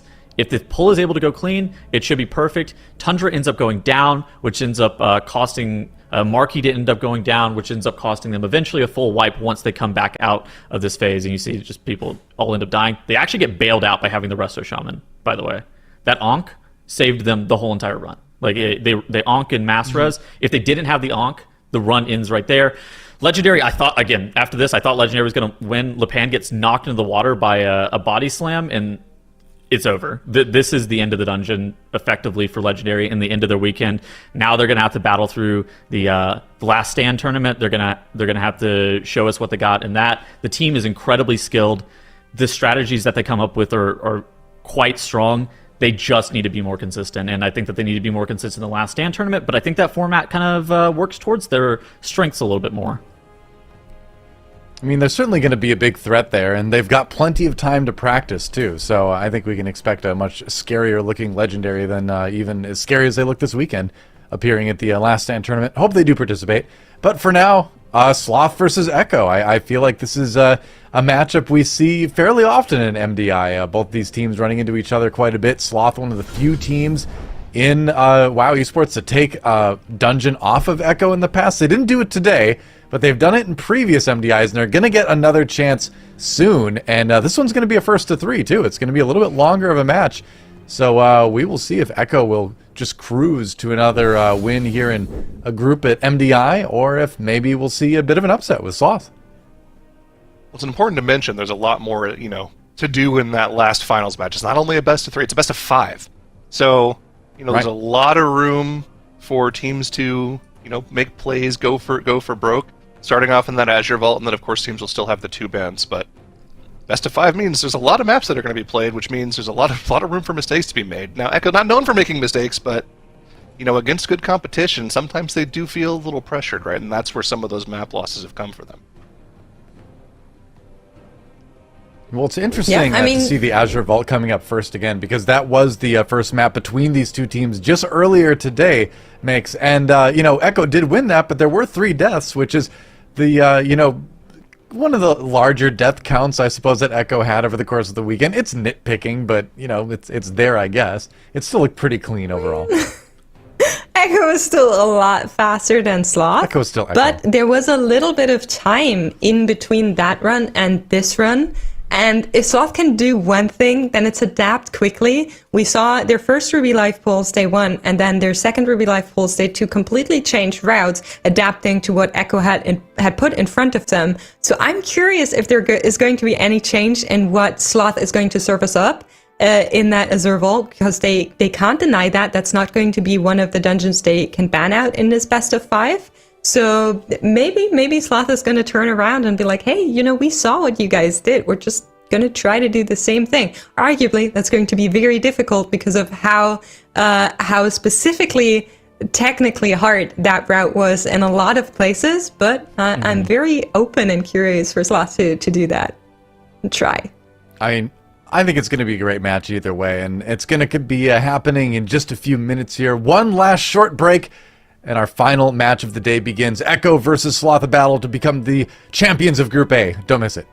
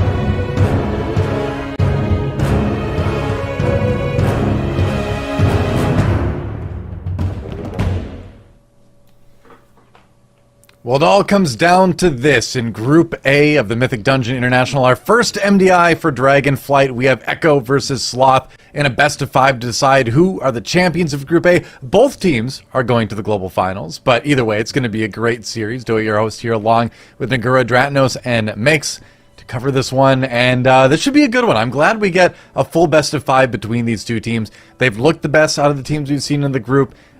Here we are in the grand finals. The only question is, is it going to be another walk in the park? How much, for Echo rather, how much of a fight is Sloth going to put up, do you think, Dratnos? I think the first game is going to be potentially the roughest for Sloth. I think they've got a lot of game and a lot of the maps in our best of 7 that's available to them. But we are starting off with an Azure Vault, an unbannable Azure Vault, which is the same. We've seen that once so far this weekend. It was the exact same matchup here, Echo versus Sloth, and Echo appeared to be dramatically faster there. So I think that is going to be, I think we're going to see an Echo 1-0 lead. But to Sloth's credit, much of the rest of the series, I think they are either close or arguably faster on. There are some maps that they've looked really, really good and really competitive on. Ruby Life Pools was also in the series against Echo. Echo ended up being about 40 seconds faster there, so that one might be a little bit of a challenge if we get there. But the Halls of Valor is a bright spot for Sloth. They have the same time as Echo there with deaths on their board as well, right? So without deaths, maybe even could have done faster than Echo did. So I think that as this gets later into the series, I'm hopeful for Sloth to be able to at least take some maps and potentially upset Echo and win the series. Yeah, so as you can see, the bands coming in: Court of Stars for Sloth, Althgar Canopy for Echo. Nagura, what do you think about the bands? Yeah, so we haven't seen Echo actually play Academy at all. So it is possible they just decide, you know what, we're just spending that dungeon every time. So that makes sense. It's also the last map, so maybe they were thinking they're just not going to see that map if they stay in the upper bracket.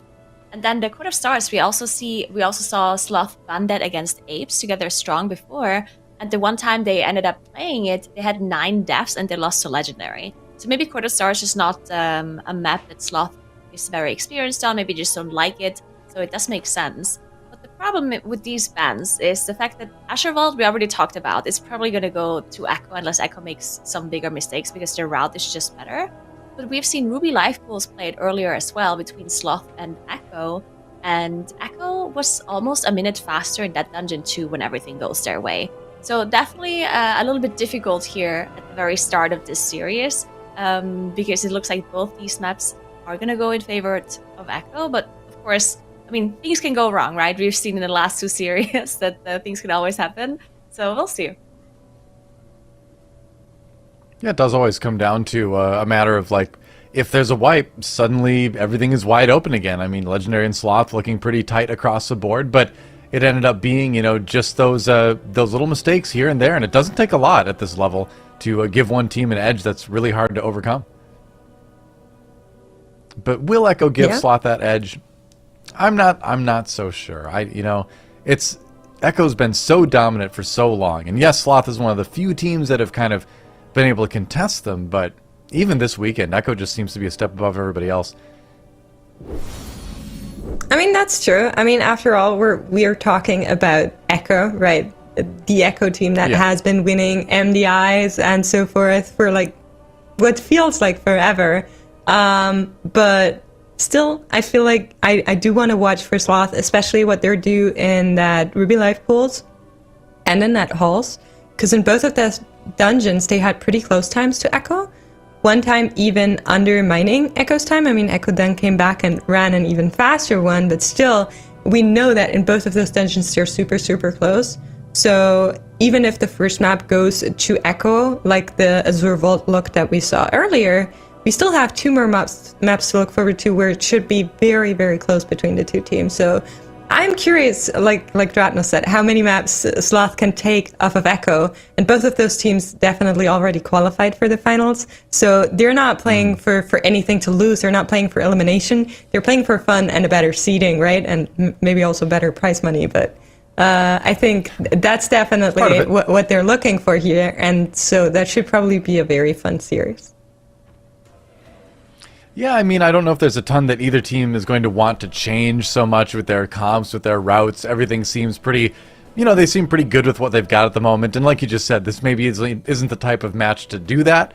But efficiency is always a thing. You can always take what you're doing and try to get that little extra second or two out of it, or make it just a little bit cleaner. But we'll see. I mean, we should be getting into the first dungeon fairly soon. Obviously, we wanted to give Sloth a little bit of a break because they just came off of a pretty exciting series and wanted to give them a chance to kind of catch their breaths, of course. But Dratnos, would you kind of agree with what's been said so far as like the maps that are going to be a little bit tighter? Yeah, I think that the Ruby Life Pools is definitely an opportunity for Sloth, although earlier today, Echo came in there and put up a pretty perfect run. So that would be game 2 in our series. Game 3, we know we're getting a game 3. It's a best of 5 series. That is Halls of Valor. That means that no matter what happens in these first 2 maps, Sloth will get the opportunity to play in Halls of Valor, which I think is their best shot. I think their best shot of taking a map off of Echo is going to be Halls of Valor. And then depending on how that goes, we start getting into Shadow and Burial Grounds. We haven't seen Echo in Shadow and Burial Grounds. Who knows what could happen there? It could be almost anything. We have seen Sloth in that dungeon a little bit, and it's been... Listen, we haven't seen the best out of Sloth in that dungeon yet, so we could see that in the future, and that could be cool. Room for improvement, a little bit. And then we would get to Naka Defensive, where in Naka Defensive, Sloth are maybe a minute slower than Echo in theory, but that's like a 40-year-long dungeon. What's 1 minute compared to 40 years? One little mistake somewhere earlier in that dungeon, and that entire thing gets upended. So it could be the reverse sweep angle, right? Could be Azure Vault, Ruby Life Pools, Echo, and then bang, Sloth kicks into gear in Halls of Valor, and they've got a slightly better end of the dungeon pool than the start of it, yeah? All right, I mean, Dratnos officially predicting the Sloth reverse sweep. A bold take, but I credit you for going for it. That's admirable, yeah.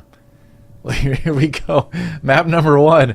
As we said earlier, it's going to be the Azure Vaults, and this is great because, again, this is an exact rematch of the first dungeon these two teams played against each other earlier today. So a chance at redemption for Sloth. They got to look at what Echo did in this dungeon. They also had to look at what they did in this dungeon and what they can maybe do a little bit better the second time around. So we will see if they can clean it up a little bit or if Echo takes the early lead as we get things started here in our Group A Grand Finals. Ooh. You can see those little lightning explosions around the players. You can pre-potion Shocking Disclosure, and your potion cooldown will reset, but you'll still have the benefit at the start of the dungeon. So a little bit of extra damage that you can get in your keys by doing that. Both teams are taking advantage of that, but it does look like Sloth are playing the same pull they did last time of these Crystal Furies, whereas Echo are just doing Lashers and a Tender. Yeah, and this is a pool that will bring Echo quite a bit ahead. This is the major difference in their route, where Echo will just pull all of the Lashers, which is a lot, right? There's definitely lots and lots of casts and lots of disrupts that they have to do. And they just funnel a lot of damage into the Tender, because this Tender has a lot more HP than the Lashers, but because they do have multiple classes that are able to AoE while also doing a lot of single target, they manage to pull off this pull, and it gives them 17.8%. Well, if you look at Sloth's pull, they already did their first pull, and it gave them around 10% in comparison. So that first part of the dungeon, Echo does so efficiently. You don't deal with any of those rocks that Sloth dealt with. And yeah, the biggest problem with Sloth's pull here is that the second pull that they do, where they pull this Tender in, they just don't have any cooldowns anymore, any offensive cooldowns. And then this Tender just ends up dying pretty slowly.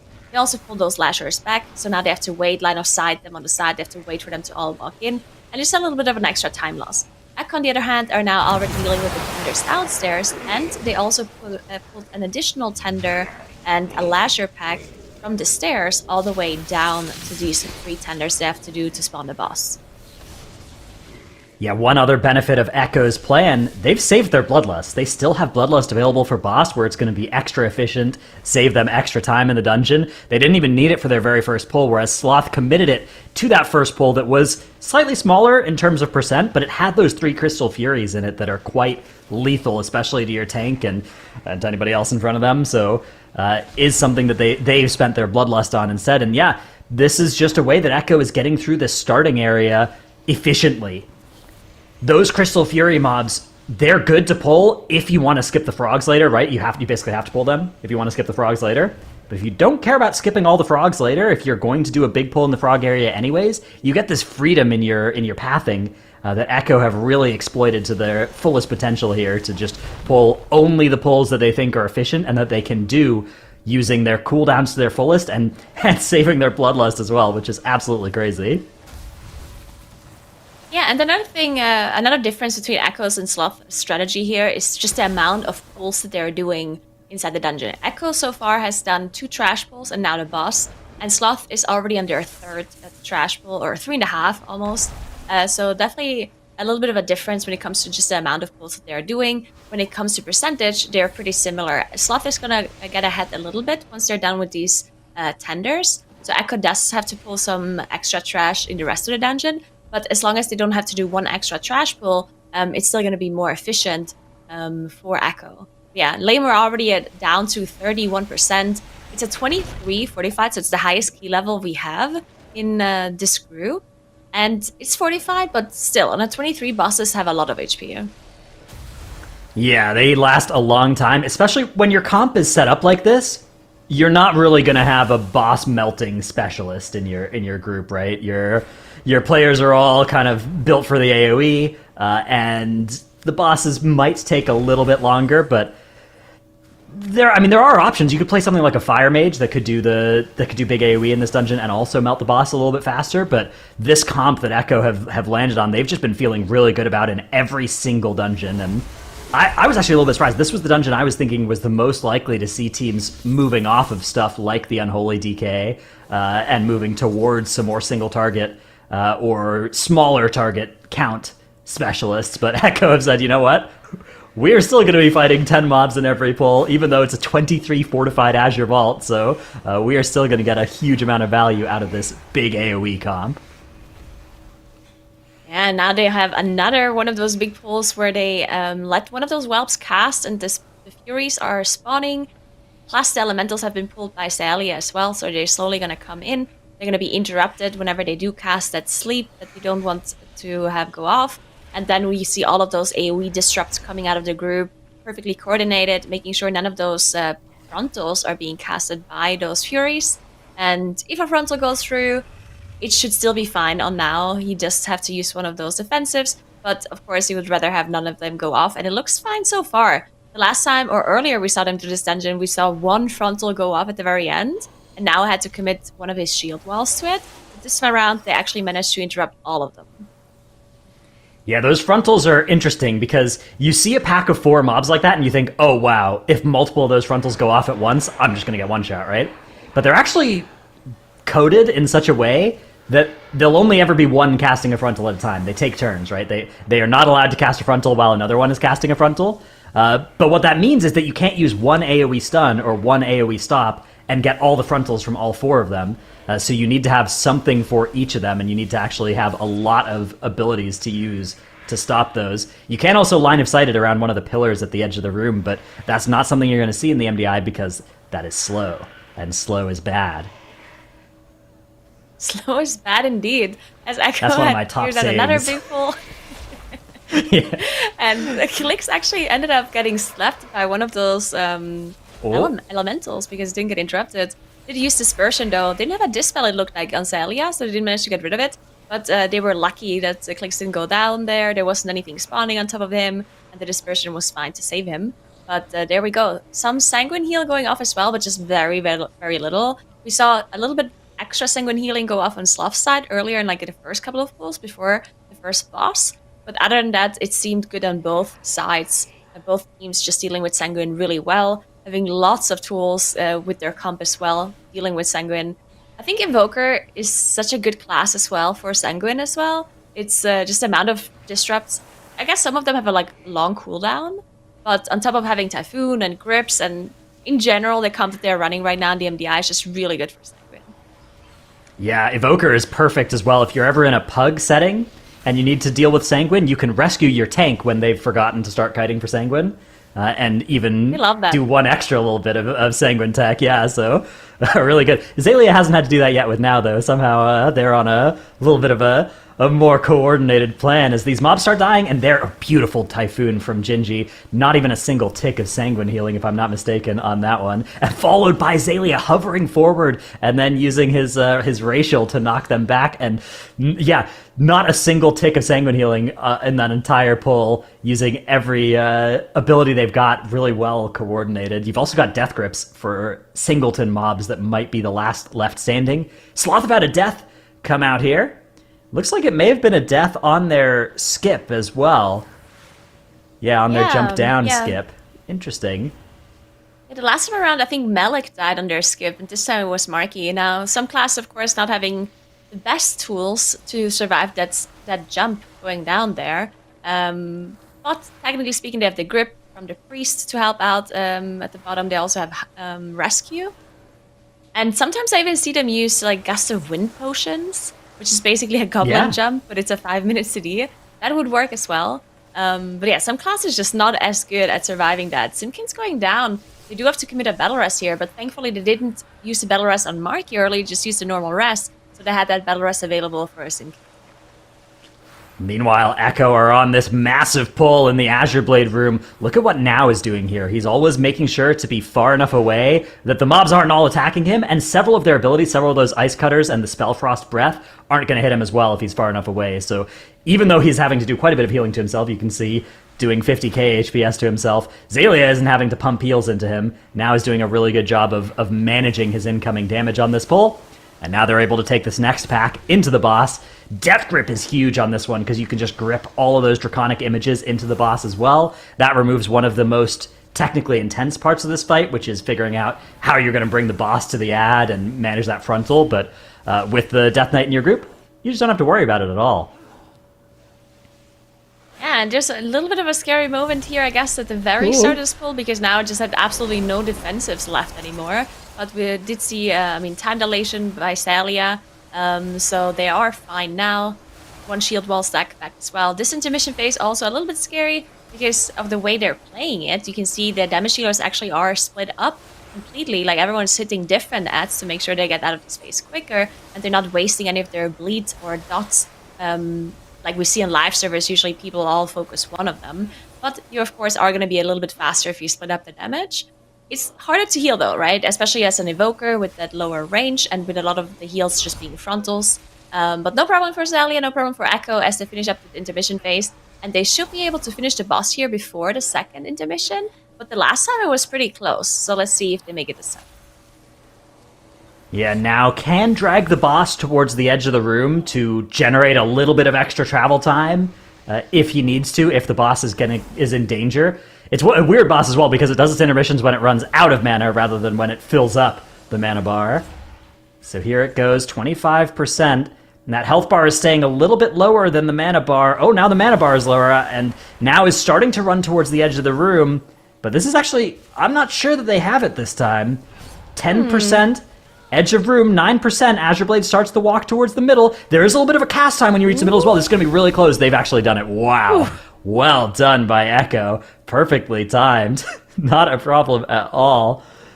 And they're going to start now at 74%. They're going to get pretty much the rest of the dungeon here. They're leaving the final 2 breakers and this first breaker because breakers are the worst mobs, right? They're the ones that do the group-wide damage. They're the ones that do the shoulder slam. And that, can be a bit of a lethal threat if a couple of those are going off with other damage. So they're skipping basically 3 of the breakers, but they're doing all of the other enemies in this area all at once. Yeah, and the one interesting thing about this pool here is, of course, that these frogs just jump around all the time, and the breakers, they will charge people with their shoulder slam, so they will constantly displace themselves without you necessarily being able to control it. And you cannot use your typhoons or anything like that to displace them. So you have to take a look at the positioning, especially from Clix and Zalia. They're trying to stand in spots where the frogs are not going to jump backwards and they're not going to jump into sanguine pools. So that is really important because usually as a ranged, you kind of can just stand wherever you want and you want to cast. But they are trying... Oh, Clix actually going down here pretty quickly. They have to use a battle rest to get Clix back up. And some of the cooldowns actually haven't been used yet by Clix, so that's good. We still have PI and Wittern coming out in just a second. There we go. But yeah, this is a really scary pull. You have the breakers constantly casting AoEs. plus the shoulder slams, and there's 2 breakers at the same time, which means you just get double of this shout, this AoE, unavoidable damage onto the group. I love what they did to set this pull up as well. They ran in and triggered all the traps that were in this section of the hallway so that they wouldn't be there for them to worry about once the fight actually started. Unfortunately, now we are starting to see Sanguine happening, but they have this whole room that they can now pull forward into that is free of Sanguine puddles, although it does have all of those little traps that they do have to dodge as they're in this section. You can see, oh, there's a lot of frogs here, and it's very hard to avoid Sanguine healing on these enemies. Sanguine jumping up here on the HPS meters. This is something that they've decided is just the cost of doing business here, right? You do 25% of the dungeon in one pull, you're going to get some Sanguine healing, and it's still faster than doing it any other way, I think is the conclusion that Echo have come to here. It looked like a really nice time dilation being used on Clix there as well. I think Clix was on 30% HP and got targeted by a shoulder slam, one of those breakers. Celia saving him there with that time dilation, really well done. Oh, as they get some more breaker casts going on, and one shoulder slam. This breaker was actually standing in Sanguine for a while. But the shoulder slam meant that he charged out of the Sanguine, so that was pretty good. Now the breaker is down, and as soon as the breakers are gone, the rest of this pull shouldn't be an issue whatsoever. So they should be fine. Just need to make sure that we're not going to get any more Sanguine healing, because you can see it's up to 20 million at this point. Yeah, that's, I think, a little bit higher than they got last time off of the Sanguine affix, but this is the only pull in the dungeon where Sanguine is a problem, and now they can skip these 2 breakers using Mind Soothe. You Mind Soothe, walk around the side, and you can get to that book very easily. Nice little bit of tech, skipping those 2 breakers. The breakers are the mobs that limit how much you can pull at once, right? So skipping the breaker at the front and the 2 breakers at the end means they're safe to pull all of the rest of that area and get all the rest of their count. So really, really well done. You can see Sloth, on the other hand, they are pulling that front breaker. They have to do this in more pulls, right? They can't just do it all at once because they haven't got the route that skips those breakers entirely. Beautiful rescue by Celia to Clix to make sure the Shadow Priest doesn't have to walk through those front puddles. Very convenient. Yeah, and doesn't have to stop casting as well. Yeah, really nice. I'd like to have a personal evoker that rescues me around as well. Yeah. This is a boss that on the 23 keystone level, even though it's fortified but not tyrannical, you will still take a lot of damage from this boss, right? You can see the initial hit of that bomb being dropped is quite high. If you're standing in this icy ground as well, that is going to tick for quite a lot. So they do need to be careful, and then of course those Devastator casts, the Icy Devastators, do a lot of damage as well, especially if you accidentally leave it in the group, but Gingy there did a great job of taking it out and making sure that it wasn't ticking on anybody else.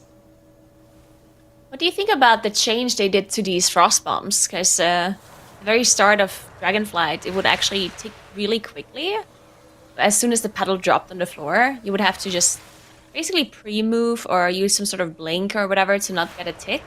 And it had a lot of damage. I thought it was still an interesting mechanic because everyone had to just be very aware of it. But then at the same time, I guess I also understood that it was a lot more difficult for classes that are just slower to not get that tick. And yeah, it would kill you quite quickly if you didn't manage to walk out of it fast enough. Yeah, I think that it's something where I think this is a much better change to it than like nerfing the damage, because it still means that if you do the area denial wrong or if you step back into it, it does a lot of damage, right? And I think that's good. I think you should have to not stand in that, but it was a little bit unfair feeling at times, especially for some of the slower classes when it would just insta-tick. So I think that was a good nerf to this boss. I think it's a lot better. And there's another rescue from Zalia, taking Clix out of the far back there. They have this just so meticulously planned. They know where they're using that rescue on each set. And when Clix is getting rescued, he's dropping his way far in the back because it doesn't matter where he is, right? He doesn't need to get ahead of the group. When he's not getting rescued, then they make sure that they leave a little bit more of a corridor for him. And now they're going to jump down to the last boss. Once again, they have a way to do this without doing the actual RP book jump down, right? There's a rescue landing on Mirez from Clix, bringing him, or not a rescue, but a leap of faith, a life grip, bringing him in. Mirez is the only person here who's scared when he jumps. Everybody else has a way of living, right? But Mirez needs some help. Well, so I guess Clix is just levitating right before he hits the floor and then grips Mirez in the air. Okay, that's pretty cool. Yeah, I think that's what's going on, well, and I imagine Gingy is like flapping. disengage flap, something like that. Actually, now going down, and they do have a battle rest, and immediately being used to make sure now he's back up. Thankfully, no one else went down when now was that. That's like the biggest scare that you have whenever your tank goes down, that the boss will just turn around and one-shot somebody else. But thankfully, that did not happen, as the defensives have been used by all of the melee players to make sure they're not going to go down there, and the boss was casting as well. But yeah, look at this boss just absolutely melting. They did use Bloodlust. They had all of their offensive cooldowns available there. And now they need to make sure they finish off these crystals in time before that Fracture cast finishes. Otherwise, they're very likely going to die, because that's a pretty nasty dot. But they're actually... the damage that they do to those shards is so efficient. I'm not sure if it's the Unholy DK that is like spreading something or whatever. But either way, they... I think it might be the just Shadow die Priest so as well. fast. Yeah, Well, okay, like, so it looks like they're are not they even even gonna focusing go? them. Look at that. Are they going to go kill the far ones, or are they not going to work? It looks like the Jinji is positioning himself so that his AoE abilities are going to hit those 4. They've got one in the back, and yeah, Clicks is just making sure that it's going to go down. But yeah, the way they have this boss tanked up on the hill there is causing those crystals to spawn in a bit of a less spread out fashion than they otherwise would, right? If you tank this boss in the middle of the room, those crystals will very rarely be stacked up like that. But doing it like this means that Echo can get it killed. That's going to be an 1845 Azure Vault, pretty much the same time they got in this place last time. Well played by Echo, taking a 1-0 lead in the series. All right, Echo is just doing this so cleanly. I mean, look at Sloth. Like, sure, they have a couple more deaths right now because they knew the dungeon was over, but they were on the same amount of deaths as Echo was for a lot of that dungeon. Echo is just so much faster, so much more efficient, and just kind of really showing why they are the team that just looks untouchable, not just in Group A, but just in MDI over, I don't know how many seasons it is now, like 5, 6, who knows. But either way, Echo with a very strong start, and we'll see if Sloth can catch up.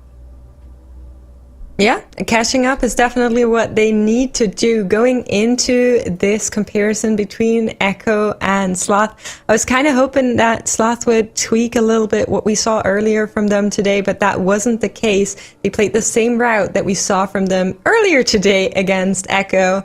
And with that route, they're just so much slower than Echo. Unfortunately, I was listening a little bit to you guys, and I believe Dratnos was saying slow is bad. I think that's exactly something they need to keep in mind here the next time they're ever going to approach an Azure Vault. I do want to highlight some of the things that were in this dungeon, though, so we're going to have a look as soon as that replay is ready. So right from the get-go, I think Echo does what Echo does best. We saw the 4 tender pull at the beginning. We saw these big, beautiful pulls that they do everywhere.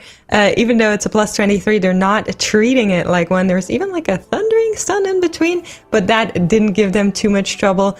Both teams deploying these skips here. Now, Marky was a little bit unsure, trusting Tundra here, and I feel like this should be, you know, the question mark ping in WoW. Aww. We should get it. He was trusting that Tundra would grip him, I think, or maybe grip wasn't ready, and that was a planned death. But this pull is definitely, together with the frogs, I believe one of the most crazy pulls I have ever seen in an MDI setting, with that lieutenant in there. You can see now is always edging away from the pack, making sure they're not hitting him too much, and everybody else is doing their best to keep it under control. And then, of course, with the DK being pretty good in that MDI setting, you're always going to have the grips, because both of the DK skill deaths Echo. They can grip every single draconic image that is in that boss fight. You're seeing it right now. It's beautiful tech. You don't need to run. You don't need to take care of these. You can even interrupt every single one. And then this was so close. For a second, I thought they were going to go into phase here. It started casting it, but they were able to edge this one out and then move on to the area that I dreaded a little bit. Even before we first saw that Azure Vault, just keep a look on that details meter at the end. It shot up to 20 million damage. In the middle of the room, there's these frogs. They're sitting in the sanguine poles. And even though you have that DK, you have the grips, there's only so much grips to go around with so many frogs. And yeah, that was definitely rough. But once more, fall from a DK. And this time, Clicks had his Red Brothers back, was gripping him back in there, making sure he's safe and protected. So really, really nice run by Echo. But I'm curious to see what they do in the next map. Yeah, I mean, super clean by Echo, but the next one we're going to is going to be Ruby Life Pools, which Sloth Nagura has had some pretty good results in over the course of the weekend. Yeah, I mean, Sloth had the fastest run in Ruby Life Pools until earlier today, then when Echo overtook their time and was a little bit quicker. But I still think that there's just so much potential for Sloth to win this one, because any mistake by Echo, even just smaller mistakes, because Echo is known to have these kind of like mistakes, but they can still recover it, right? But even that would probably be good enough for Sloth to win that dungeon.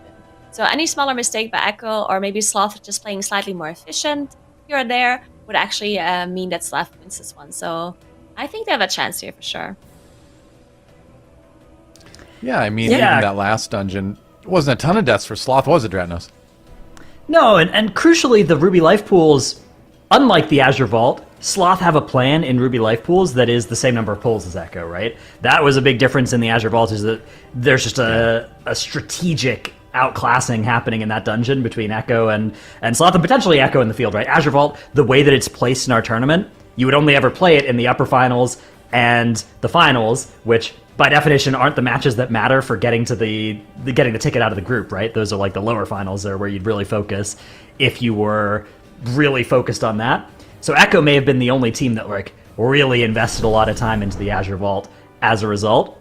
The Ruby Life Pools, on the other hand, this was a time trial dungeon. This was a dungeon that was in all of our series on Friday, a lot of our series yesterday, a lot of our series today as well. It was in our earlier Echo versus Sloth. So Sloth have got a really good looking route in there. They've got the Double Destroyer. They've got a lot of good things going on. They're able to do that last massive pull of the dungeon without Bloodlust. They've been doing it reliably. They have 2 0-death runs in this dungeon in their previous couple of days of the tournament. So I think this is a good opportunity for them, although somehow Echo are just, again, 45 seconds faster, and I don't quite know how, but that is going to be still a big challenge for Sloth to overcome. I mean, that's what Echo does, right? It's like they take the same stuff everyone else is doing and they just do it that much more efficiently, right? Their management of cooldowns is just perfect. You know, their movement from pack to pack is just perfect, and everything looks so pre-planned. Like, every step people take between pulls looks thought out in advance, and I feel like that adds up, you know, over the course of a dungeon, doesn't it? Yeah, absolutely. I do think if there's any dungeon where Sloth is going to pull something, it is going to be that Ruby and that Halls. We talked about it earlier. They know they have to take dungeons, right? And that Azure Vault is just so volatile that I feel like they were kind of scared to do something. They were happy to give that one over to Echo. But with the Ruby and the Halls, they could technically go bigger in some slots. And I feel like this is where you do it, where you just try it, because otherwise you're going to maybe lose either way. So maybe that's what's going to happen. I would really like to see that. Just, you know, Sloth's just saying, okay, you know what, we have played very well this entire weekend. We have our seat secured for the finals. We're gonna go all in. We're gonna go as big as we can. Maybe they did some of the bigger polls in practice and then decided that these were just too inconsistent. So I feel like if there's a time to bust these out, to go really, really big, like reaping style big, then this is now. And I kind of want to see it, honestly. So you're saying they're going to the global finals. Why not just like go ham on this map, huh? Yeah. I agree in principle, although I'm for it. I'm not sure what you can do to go bigger in here. We'll see if they have a way. Maybe double destroyer upstairs is something that could be a possibility. Besides that, I'm not sure what else you can do to cut a pull from this dungeon. Both teams getting underway here. Shield wall last stand deployed by both tanks on pull here. And we're going to see all of those cooldowns. If you look at the top of your screen, those cooldowns are all going to get lit up very quickly on this. Yeah, I just love to look at the rate frame and the cooldowns, because whenever something is active, you can see it just glowing. And at the start of a pull like that, you just see everything is glowing, everything is being pressed simultaneously. Like Gingy, for example, used Survival Instinct, plus Spark Skin, plus Nature's Vigil, plus Incarnations, literally just press all of the buttons, making sure there's all of the passive healing they can get on this pull, plus also all of the damage reduction, and the offensive cooldowns as well. And yeah, insane damage coming out of the Unholy DKs on both sides. We did see a Marky last time around. I think it was Marky that did 1.2 million DPS on this pull. And look at Sloth. look at them actually engaging the boss quicker. Wow. Last time around, we saw them play against each other. It was Echo that dealt with his first trash pull faster and managed to engage the boss faster. But this time around, it is Sloth being a little bit ahead. Yeah, Sloth have also taken care of their Primal Juggernaut, whereas Echo don't. I believe what probably happened, and I didn't see it, but I bet what probably happened. Oh, no, Zalia! Okay, that's going to be our first battle res of the dungeon for Echo. We're fine. We're stabilized. We're recovered. We still have Rewind available if we need it on this next Chill Storm. Now is in a little bit of danger, but once he gets back to that spell block, he's going to be okay. And I bet what happened earlier was an Ice Shield landed on that Juggernaut and gave it a bunch of extra health. And that was how it came into this pull for Echo, because usually that is not normally. You want to try and avoid doing that big Primal Juggernaut for the exact reason we saw there, Zalia ending up going down to its slam. Yeah, and I mean, they do have 2 Arcane Torrents on Echo's side. They have 2 of the Blood Elves plus the Master Spell or the part from Clicks 2. But Sloth, on the other hand, is not playing any Blood Elves. They don't have any Arcane Torrents to use on their side. They decided that they don't need it, and it has been working out for them so far. There's, of course, moments later in the dungeon as well where this Arcane Torrent comes in handy. But it looks like Sloth maybe doesn't need it, or they think they just have a Master Spell and that's good enough. But either way, Sloth still ahead on boss percentage quite a bit, and I think they're through one of the shields. So both teams have to do one other shield, where the Whelp spawn, yeah, there we go, for Sloth, we can see Awaken Whelps being casted by Melidrosa, which means that there's going to be another shield popping up, which means a lot of AoE damage onto the group, but they should be able to get through this shield quite quickly. Wow, both teams on the exact same boss percentage here as they're entering that next Frost Overload. Sloth are going to be the first to break through, however.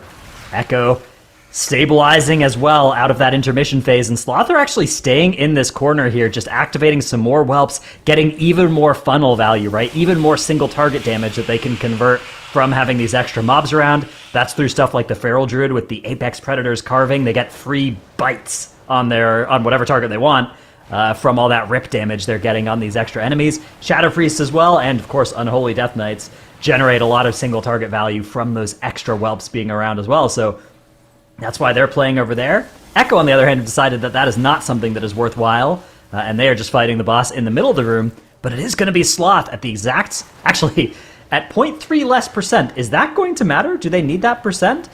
We know that almost all the Scorchlings are required for count out of this dungeon.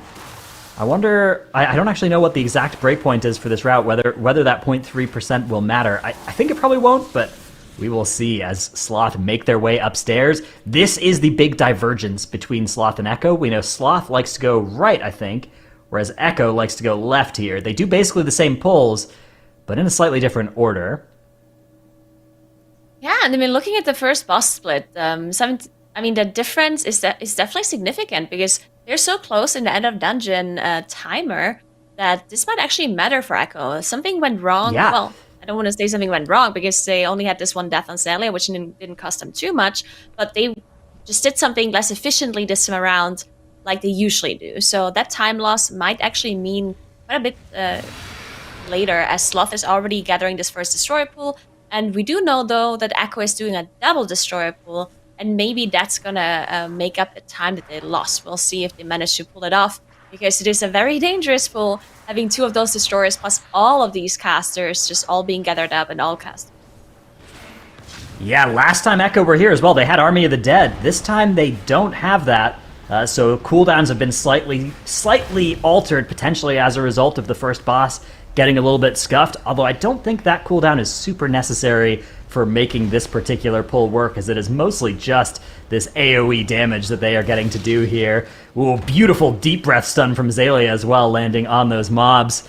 Meanwhile, Sloth are going to be a little bit slower at the start here, but they also plan to do this double destroyer as their next pull after this one, I believe. So both teams heading around this outer ring. No dragons are going to be pulled by either team. If you see a dragon get in combat with either of these teams, that means something has gone horribly wrong, because they are trying their best to skip both of them. They don't think it is efficient.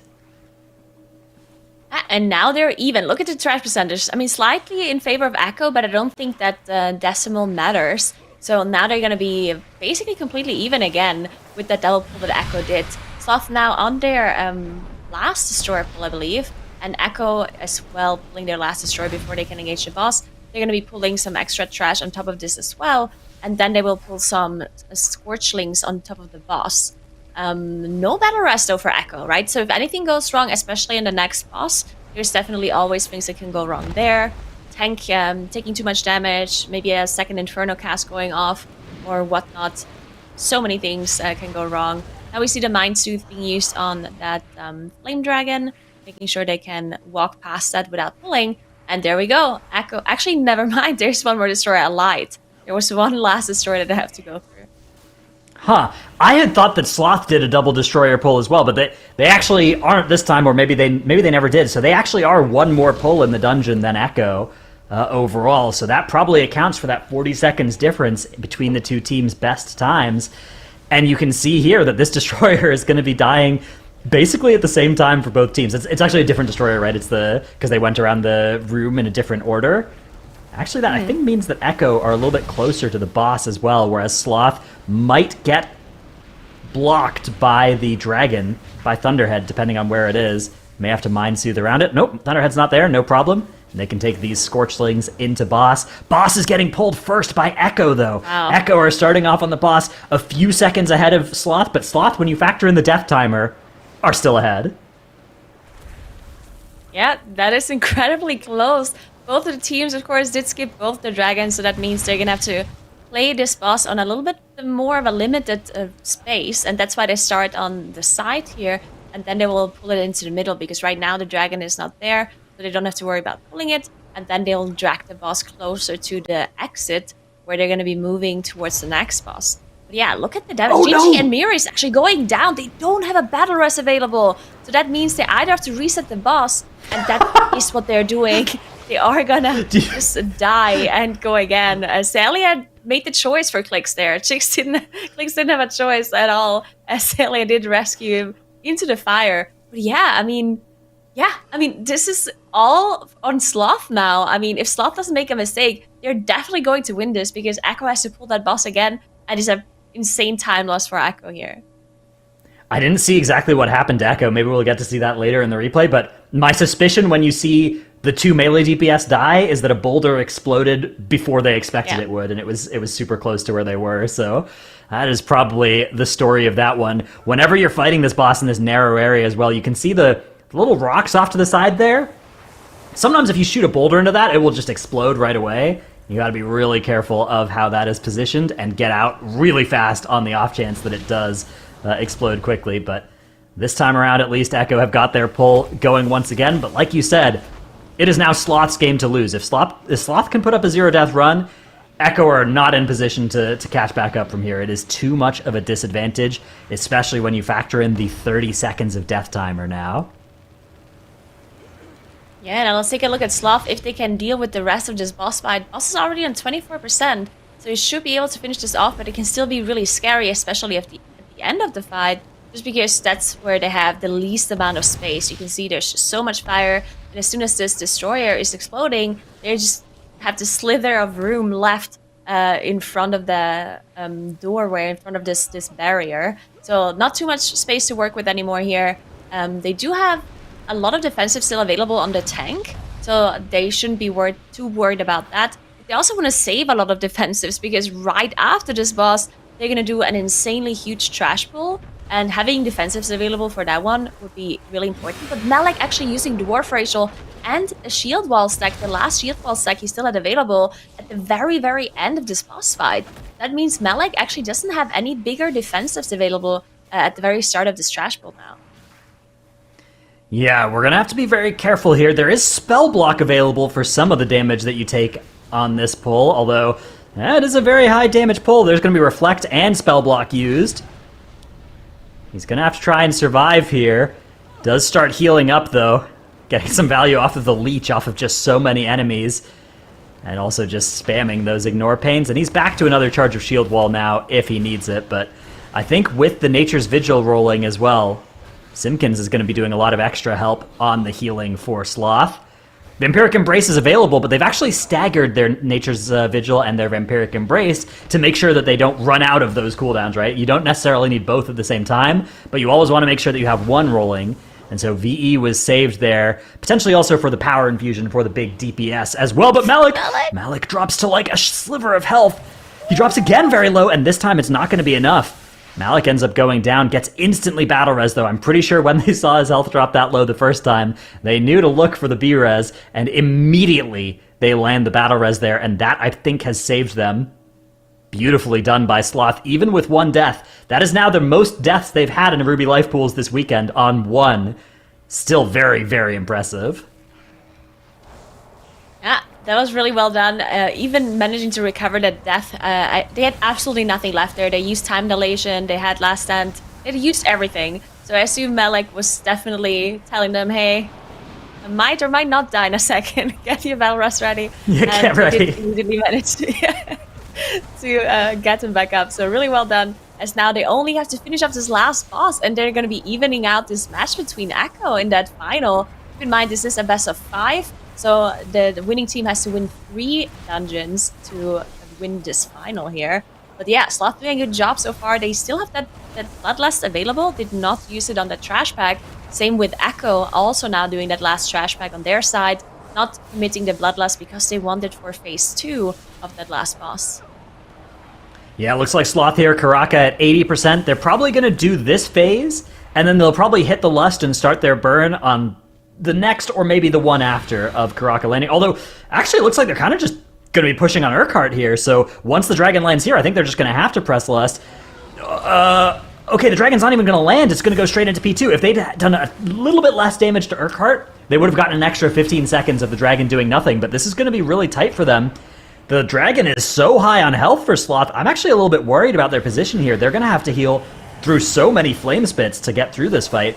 Now they're focusing damage on Karaka. You can see that's the mob losing health the quickest, but I think they're going to have to deal with 3 or maybe 4 flame spits, where other teams have only had to deal with 2.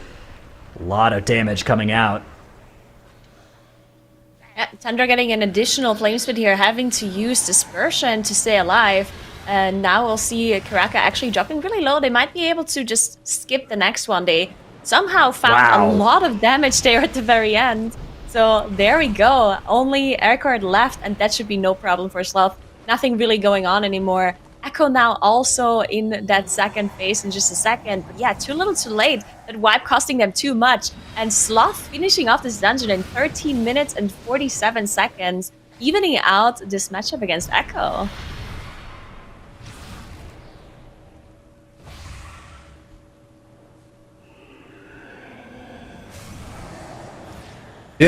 And they need a little help from Echo too, where Echo is dropping a couple fights there that helped Sloth get ahead, stay ahead, and here we are, a 1-1 tie between Sloth and Echo.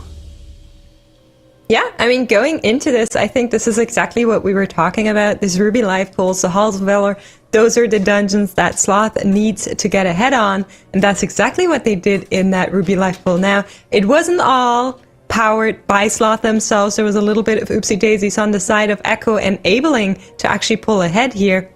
But let's get into it and have a look how that one played out.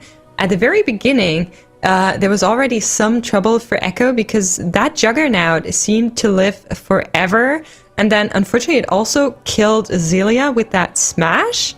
And they lost their battle rest due to that. So just a lot of stuff going on here that normally they could avoid in previous runs. You can see the blast here. Zelia going to get slammed by it, but he will be picked up. And they managed to finish the boss fight. But that put Sloth in a position where they were just a little bit quicker, just a couple of seconds.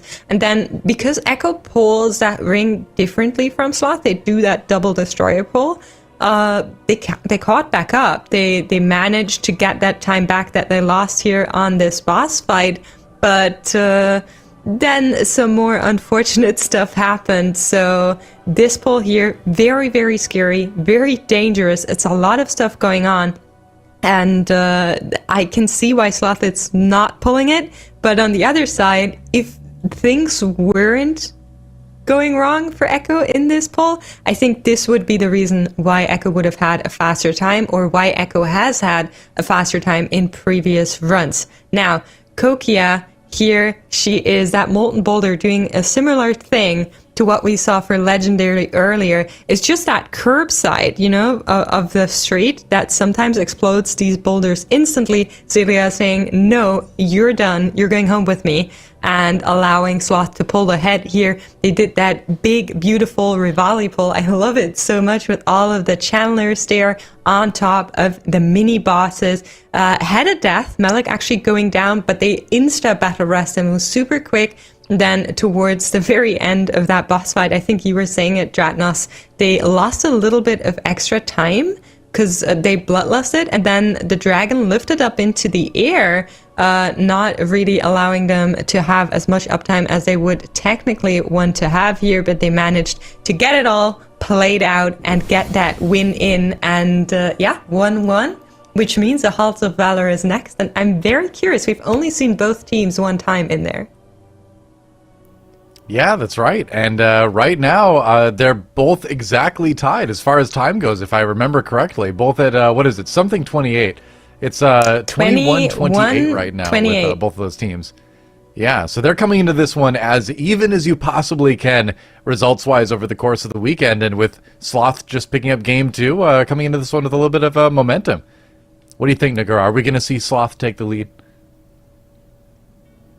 I mean, I think they definitely have the potential, right? I mean, they, as you said, they're now motivated. They just won this Real Life Pools, which is a dungeon they thought they might be losing. Like, if it goes perfectly for Echo and for them, like we saw earlier, then they would have lost, probably, right? So now they maybe have this momentum going into this halls where they know that their time is equal to Echo's time. Even though Echo did have a little bit of a mistake in their run the last time, so did Sloth, right? Sloth had 2 deaths in their Halls of Valor and still had the same time as Echo. So I definitely think that this dungeon can probably go either way. And another thing about Halls of Valor is that it's also really long. Very similar to No Code Offensive. They're just really long dungeons. And long dungeons means that there's just more opportunity for things to go wrong here and there. Smaller mistakes, smaller time losses, ninja pulling something here or there. So I do think if Sloth plays well and plays cleanly and consistently, which we've seen them do before, then they definitely have a chance of winning this one as well. Yeah, it is cool, though, Dratnos, to be able to see a team kind of push Echo a little bit more than any of the other teams we've really seen in MDI Group A, and it just kind of goes to show when you have 2 teams at this level, it's really kind of the tiniest little errors that give the edge to one team or another. Yeah, this reminds me of Sloth back in Shadowlands. You know, again, they were able to take maps off of Echo in that expansion. I'm not surprised that they are doing it here as well, and they've got to be delighted about being 1-1 going into Game 3 of this series. I mean, that's better than I expected. I think the last 3 maps are better for them than Ruby Life Pools was, so we'll see how it works out as both teams swap their Evokers over to Shaman, but otherwise are keeping their comps unchanged for Halls of Valor. So Malak actually gathering up this first pull a little bit quicker on Sloth's side. That's why we did see Himdall be engaged. But this pull is incredibly dangerous. We've seen many teams have mistakes and things go wrong there. You have this dragon doing a frontal breath. You have a tornado spawning everywhere. You do have a thundercaller that constantly needs to be interrupted. You have frontals coming in from these mobs as well. So just really so many things to watch out for. And of course the boss's mechanic. You have the Horn of Valor dropping everyone really low. Plus the breath coming in from the dragons that you have to watch out for as well. So far, really well executed by both of the teams. And look at the boss damage as well. Somehow they managed to completely focus down the boss while just cleaving down those ads passively. They're just like, you know what? I don't even care about those mobs being alive. We just fully focus the boss. And Sloth a little bit ahead on boss percentage, but just slight. Yeah, it's interesting. When you're actually doing this boss with the Storm Drake, it's kind of like it was back in Legion, back when this Bloodletting Sweep was a frontal, and you need to be moving in such a way that the frontal's not going to cleave your melee DPS. So, of course, these teams, any of them with Legion experience, of course, Echo has a ton of that, will remember exactly how you need to move towards the edge of the room to manage that. But that ability no longer has a frontal on the boss itself, but the dragon brings one. Sloth somehow are coming out of here with the faster boss, though, and this is huge for Sloth. They are going to be getting this pack done, getting all the same count, and getting the boss done 3 seconds faster than Echo. Now, 3 seconds, it's hard to say that's huge, but the fact that it's against Echo and the fact that it's against, a zero death boss split from Echo, that is exactly what we were talking about when we were talking about how Sloth are going to be competitive in this. And you can see they're setting up basically the same pull that Echo appear to be setting up while being a little bit ahead. I mean, that's insane. They've been finding more damage, and actually now we're seeing a little bit of divergence between the two teams. Echo are going to be pulling this inside, whereas Sloth have back-pulled. They've pulled back to outside, using the line of sight here, grouping up the mobs. Looks like mostly the same set of enemies here. If anything, maybe there's a little bit more on Sloth's side. We'll see when the count gets added. But this is going to be really, really tenuous. Got to be really careful with those kicks. Simkin's going to use the in-cap roar to stop that Holy Radiance. And I think that's going to get Sloth through Blinding Sleet as well. Meanwhile, Echo using that Capacitor Totem. A little bit of a stun there. Ooh!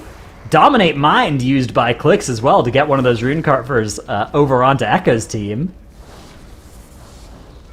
Wow. So it looks like now actually stayed on the Blood Elf for this one. I'm not sure, was that intended or did he forget to switch? Is there anything you actually need the Dispel for? I'm trying to think, but I can't really think of anything. Because the Dwarf Racial is really nice here for bursting, and for the Wicked Blade later on as well. And for, just for the leap dodge from Fenrir, which technically speaking as a tank you should never get it unless you're standing on top of another person when the leap goes on you.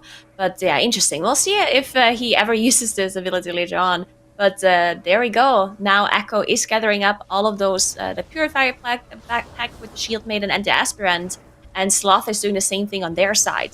Now, what I liked a little bit more with Echo's strat here is that they didn't have to backtrack, right? They just pressed W, now just walked forward and kept walking, and then they played the pack there. Well, as you mentioned with Sloth, they did go backwards, the tank was pulling and then got ripped back, and they were line of sighting outside. So that means that Echo had a little bit of a more efficient pathing, but Sloth killed slightly more trash. If you look at the trash percentage, they're actually 2% ahead because of that bigger pull they did previously. Yes, this is going to be really close between the two teams. They're working on the exact same pull right now. And as soon as Echo get a couple of those mobs dead, they're going to go into Olmir first.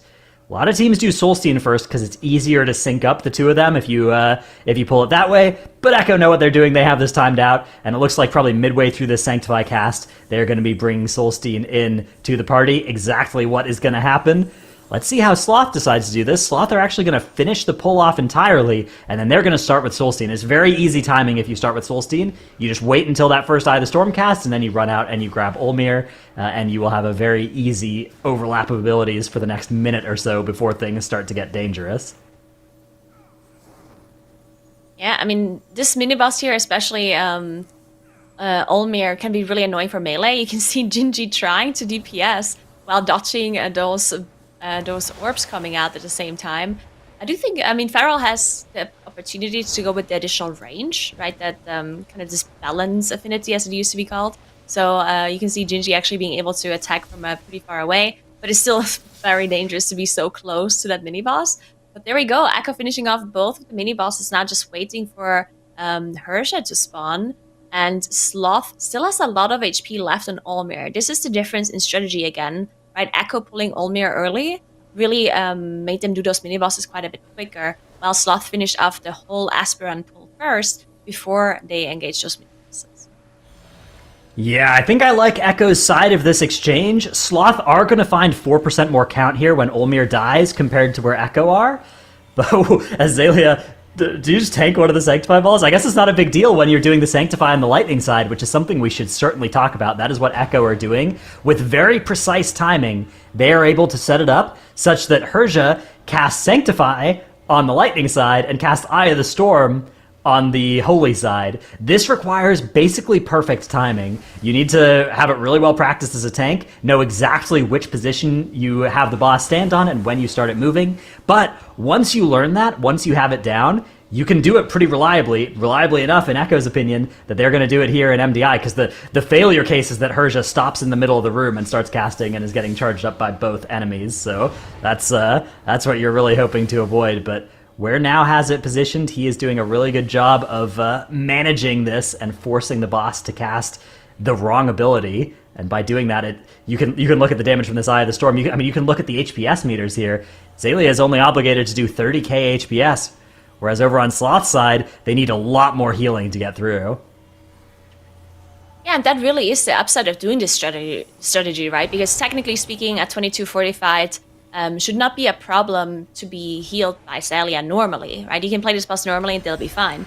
But if you have to heal more and you have to use more defensives, and if you worry more about your HP, then you just do less throughput, less DPS, right? So that's the reason why they choose to do this strategy, just to get more damage out of the Resto Shaman, and just generally being able to save more defensives for the bigger pulls to do later on.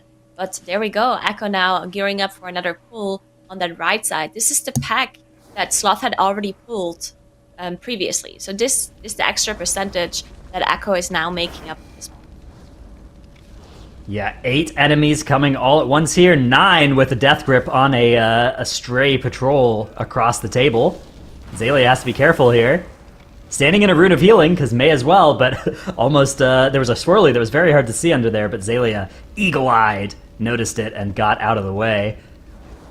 This Thundering Affix now giving them a little bit of extra power. It's interesting to see how the teams have played around the Thundering Affix. We haven't talked about it much, but of course, it's one of the big things this season, and there have been a few wipes caused by the stun.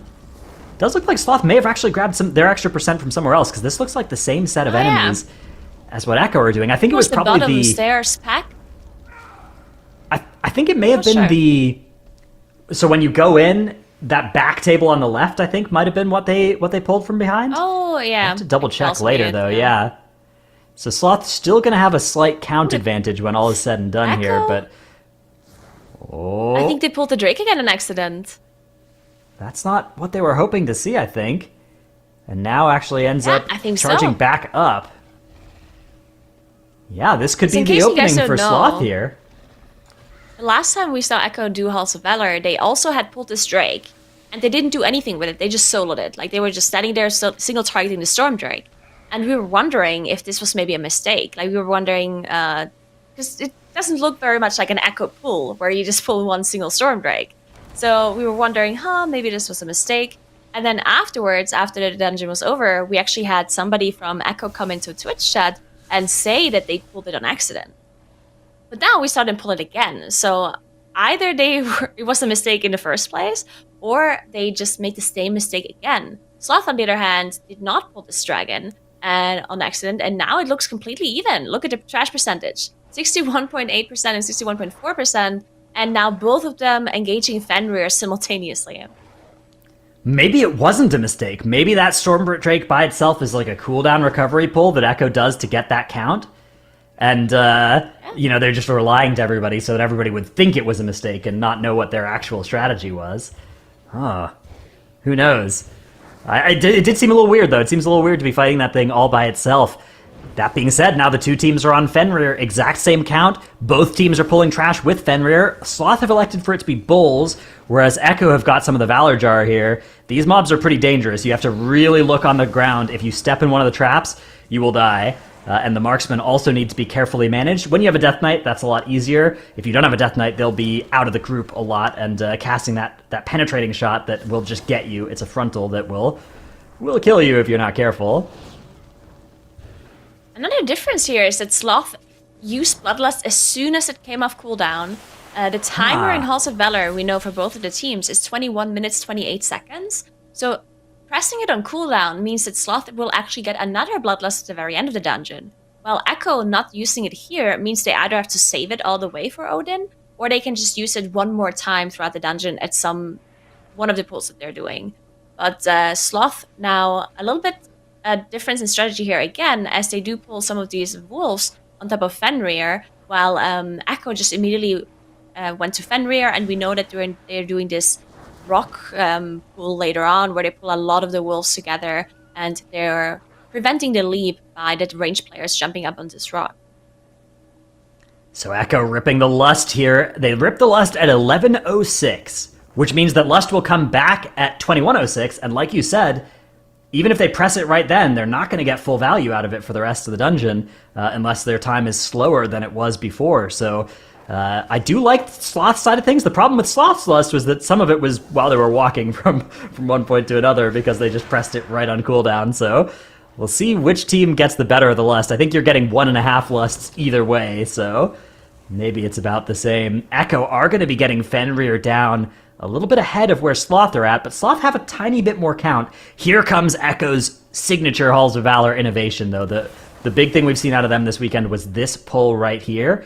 Once you kill Fenrir, after you've already killed Herja, you get this huge speed buff, making it very easy to pick up all the wolves, clear a little bit of thundering, and then you have all of these wolves, and instead of using that fence post that people have been using to prevent them from jumping, because they jump to a ranged player, if you're on the fence post, they can't jump to you because they can't draw a path to you. Here they have it instead with that rock up behind the camera right now.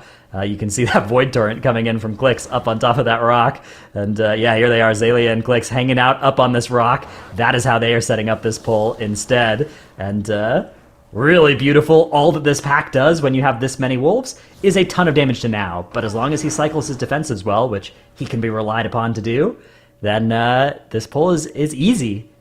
And Echo make it look easy. Yeah, and Sloth, on the other hand, they are doing their bear plus trapper pack pool. So they're pulling all of these bears on top of these hunters, these trappers, which is something that can also be incredibly dangerous for multiple reasons. Number one, these bears do a lot of damage to the tank, right? So you can see Malik actually has to start kiting. But these hunters, they throw traps onto the floor near players, and if you walk into them, you get stunned and take a lot of damage. So Malik, when he starts kiting these bears, actually has to watch out for traps just lying around on the ground, which are not that easy to see, actually. So there we go. There's one trap. You can see it right in front of the tree. So Malik is turning around, trying to keep those bears as gathered up as possible so they can still do as much AoE damage as possible to this group. But yeah, Echo now also on that bear pull. But on Echo's side, they're not pulling that trapper pack on top. They already pulled the trapper pack on top of Fenrir, I believe it was. Wow. Beautifully done here. Both teams now at enough count to go upstairs. 84% is the magic number for being able to go up to do the king area, and both teams are now going to be passing through this portal at almost exactly the same time. Echo maybe 3 or 4 seconds ahead at this point, but not much more than that.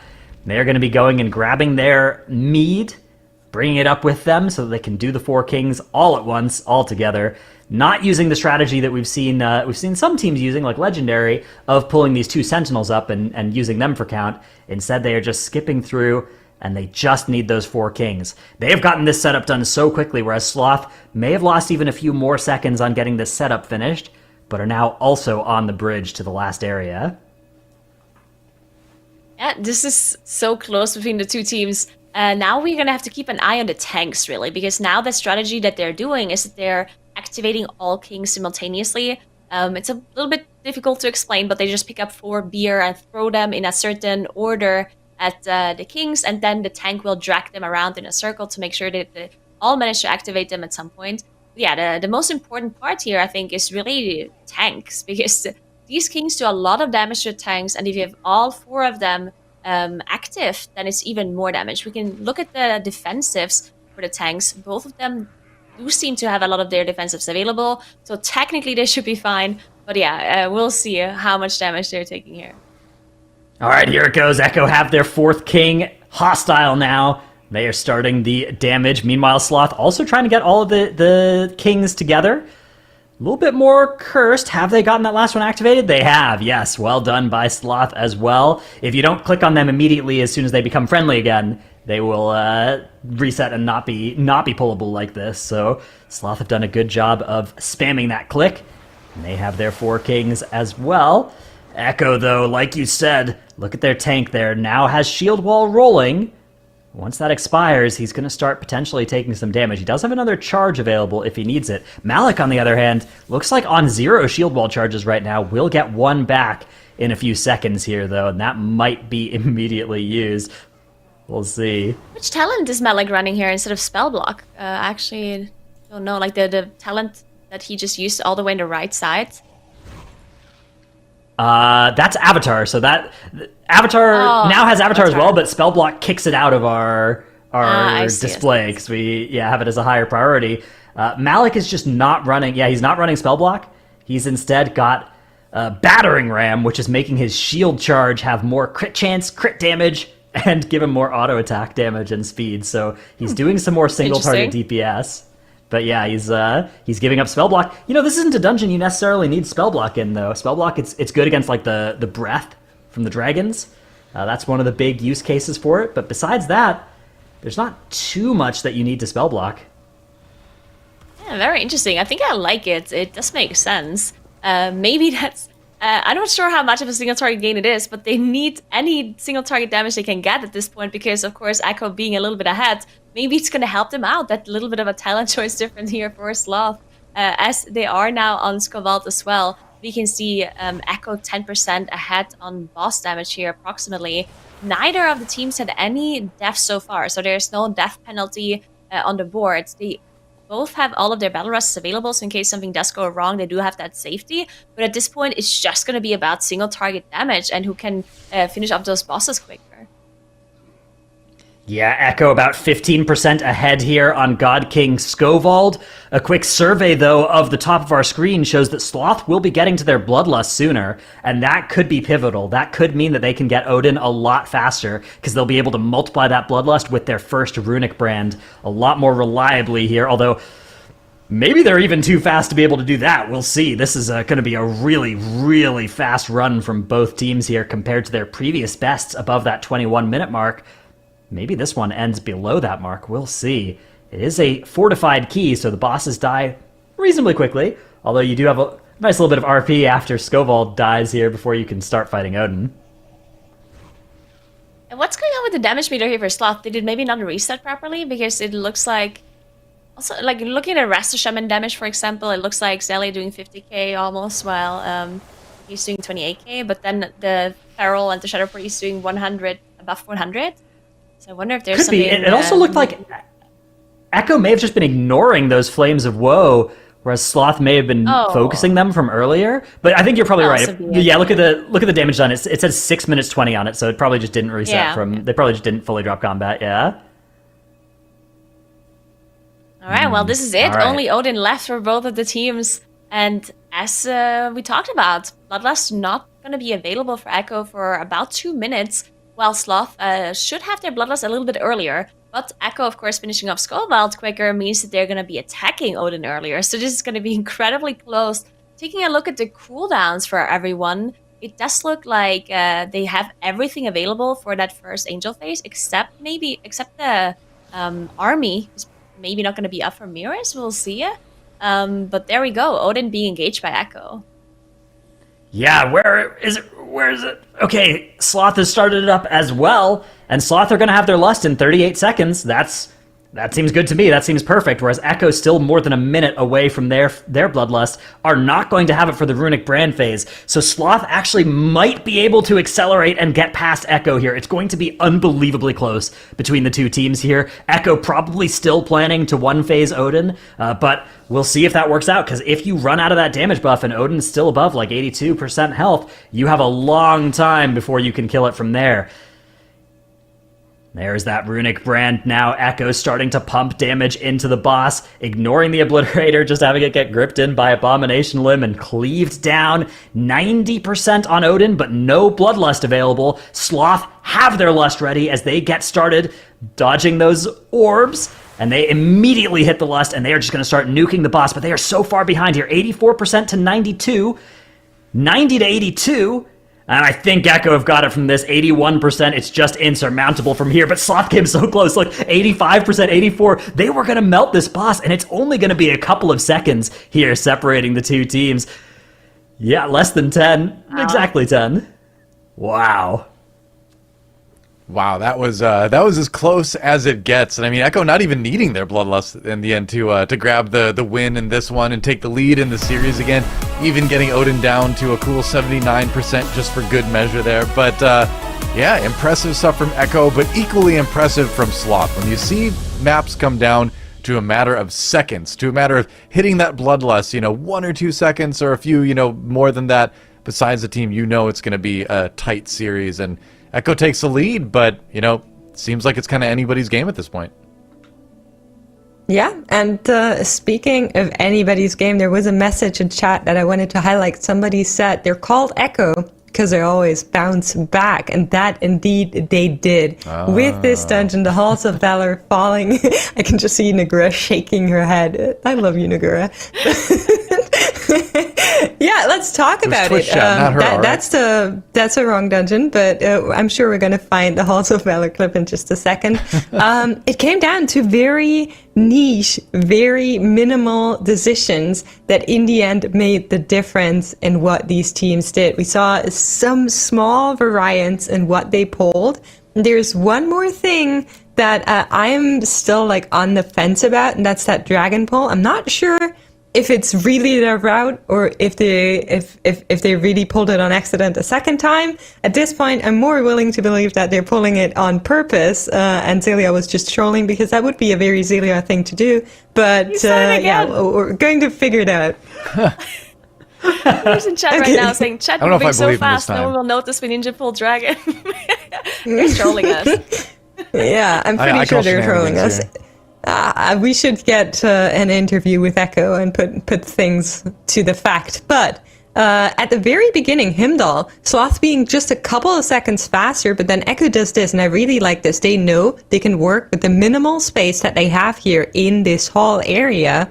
So they're pulling everything inside rather than pulling it outside, allowing them to just have a little bit more seconds in pulling. Similar technique here on Herja. You talked a lot about the inversion. I'm not going to get too much into it, but they also pulled one of the mini bosses a lot earlier than Sloth, allowing them to start this fight earlier. And then with the inversion here having much less damage overall on Herja, they're able to not have their healer do as much HPS, but rather do DPS. And then here's this dragon again. I'm not sure how to feel about this one. Maybe we can ask Twitch chat. They usually know everything, so they probably also know whether or not this Drake is on purpose, and maybe they can help us out here. I'm at a loss. This pull, however, I'm not at a loss. I think it's amazing. It's one of my favorite pulls in this entire dungeon. It's super volatile. You have all of the Valha on top of Fenrir. They're not using Bloodlust or anything, because Bloodlust is not available at that point. They use Bloodlust then for the Fenrir burst, which I really like as well. And then after that, they go for the Wolves. We know they do that little rock technique here where they go up. It's much nicer, much faster to do this after they kill the boss fight, but of course that also means you need to have a little bit less space on Fenrir. Sloth on their side pulling these Valha into the Grizzly, which I think is also a really big and massive and cool pull. They, unfortunately, not as fast as Echo. That Bloodlust timing, it came down to the wire.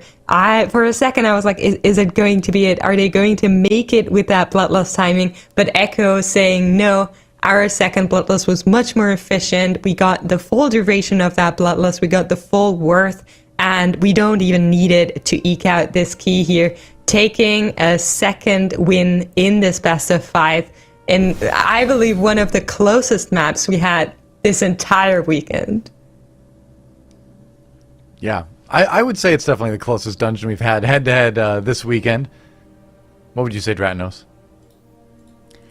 Yeah, it's hard to argue with that. I think the Sloth Legendary series had some potential for that, and then ended up being close in kind of the other way than we're seeing here, right? Here we're seeing close games going down to the end with really good runs from both teams, whereas there we were seeing games determined by who wiped on the first boss first, which a little bit less of a high power game. So I'm really excited to see what we're getting here between Echo and Sloth. And I think Sloth, they put up a really good showing in this Halls of Valor. It's hard to point to something going wrong for them in their run. They executed well, and they came really close. They came within 10 seconds of Echo. That's incredibly impressive, and the rest of the series as well could absolutely go either way. Of course, Echo are the favorites, right? If both teams do their plan equally well, Echo are going to win. But we're at that point here where it's like maybe 70-30 on any given map that Echo is going to win, because one death from Echo, Sloth are almost always going to be there to pounce, right? And that is incredibly impressive out of Sloth to be that close to a team of this caliber.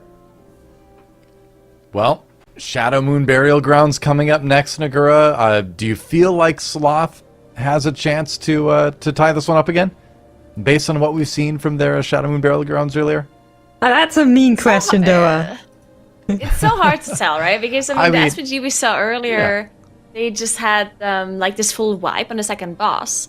But we haven't seen Echo's SPG at all, so it's really hard to tell. Honestly, I think Sloth has the potential, but then it's so scary when you haven't seen Echo play a dungeon at all. You just know they're gonna come out of nowhere and do the dungeon like 5 minutes or whatever. So we'll see. Right. I feel like if Sloth cleans a few things up a little bit, they can make it very close. But yeah, like you said, if we haven't seen Echo do it yet, then we don't know what the ceiling is for what can be done on the dungeon. But we're about to find out. Echo trying to get another win here and take this one, or Sloth ties it up. Let's find out. Yeah, I'd love to see the Fire Mage out of Sloth. We've seen it a few times, of course, this weekend, but love to get to see that. And they are going to go straight into this Void Spawn pull. This is a pull that I think is somewhat informed by the comp as well, because when you have a big mob like a Void Spawn in your pull, that's the perfect target to dump a Combustion into. And that's exactly what Simpkins is doing here. Going to get the full value out of the Ignite, and it's also going to incidentally kill all the mobs that are nearby. So really, really cool pull based on comp out of Sloth. Of course, Echo are going to be going for something much more ambitious here. They've sent Gingy around one side, the rest of the team has gone the other side, and they are going to be grabbing a huge amount of enemies all together, all at once here. Now is grabbing the boss and bringing it back towards the start of the room here. This is super dangerous for now. He is the player that is most likely to die for Echo on this pull, because you have 6 of those bones, and they cast a Void Slash that any 2 of them will probably kill now if he is not really on top of things. He does have Spell Block rolling for a while, but once that goes down, he will start taking damage from those. And this is such an interesting setup as well. Like this whole first pull coming in here. So many things happening simultaneously and so fast as well.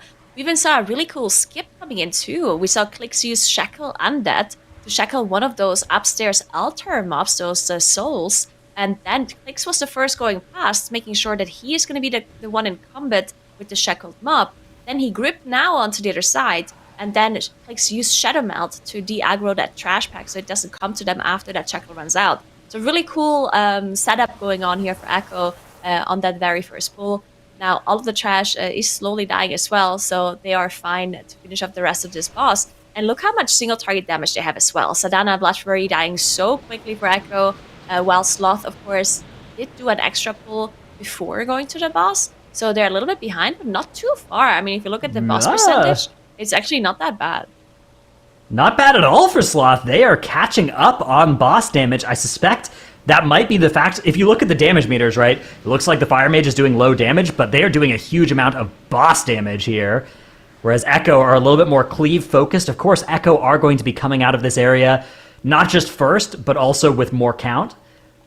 But Sloth aren't going to be far behind on either time or count, so I think this is still going pretty well for Sloth. I like their plan in this dungeon, and they're definitely keeping it to within 1 mistake territory, which is exactly where you want to be here.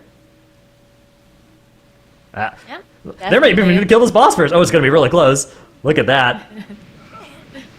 Yeah, I mean, Echo actually killed the boss before they finished off that last mob that they still had alive from the previous pull. And now Sloth actually going to be the first one to gear up this trash, actually just 1 second behind Echo, as they gather up all of these Dominators. And this is another pull where things can go a little bit wrong, because you have these souls that can have aggro issues. You know, they might just randomly start hitting your healer or whatever they want to.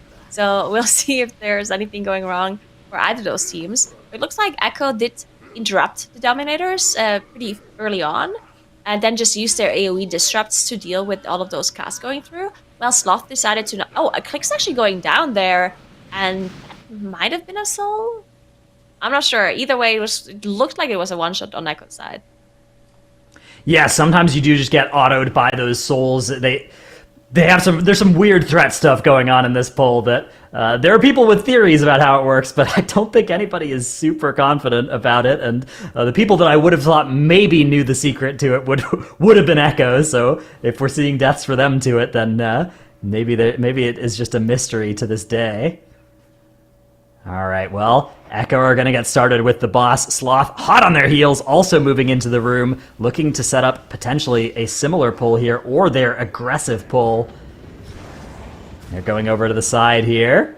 How many enemies are coming for Sloth? Looks like they're just going to start off on the boss for now.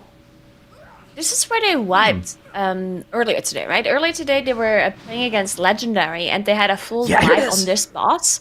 And there we go. There's the trash being pulled by Sloth. Echo has already pulled the trash earlier, so they're both teams fighting trash on top of this boss. Now, this boss actually very easy. Oh, no! Simkin's actually going down.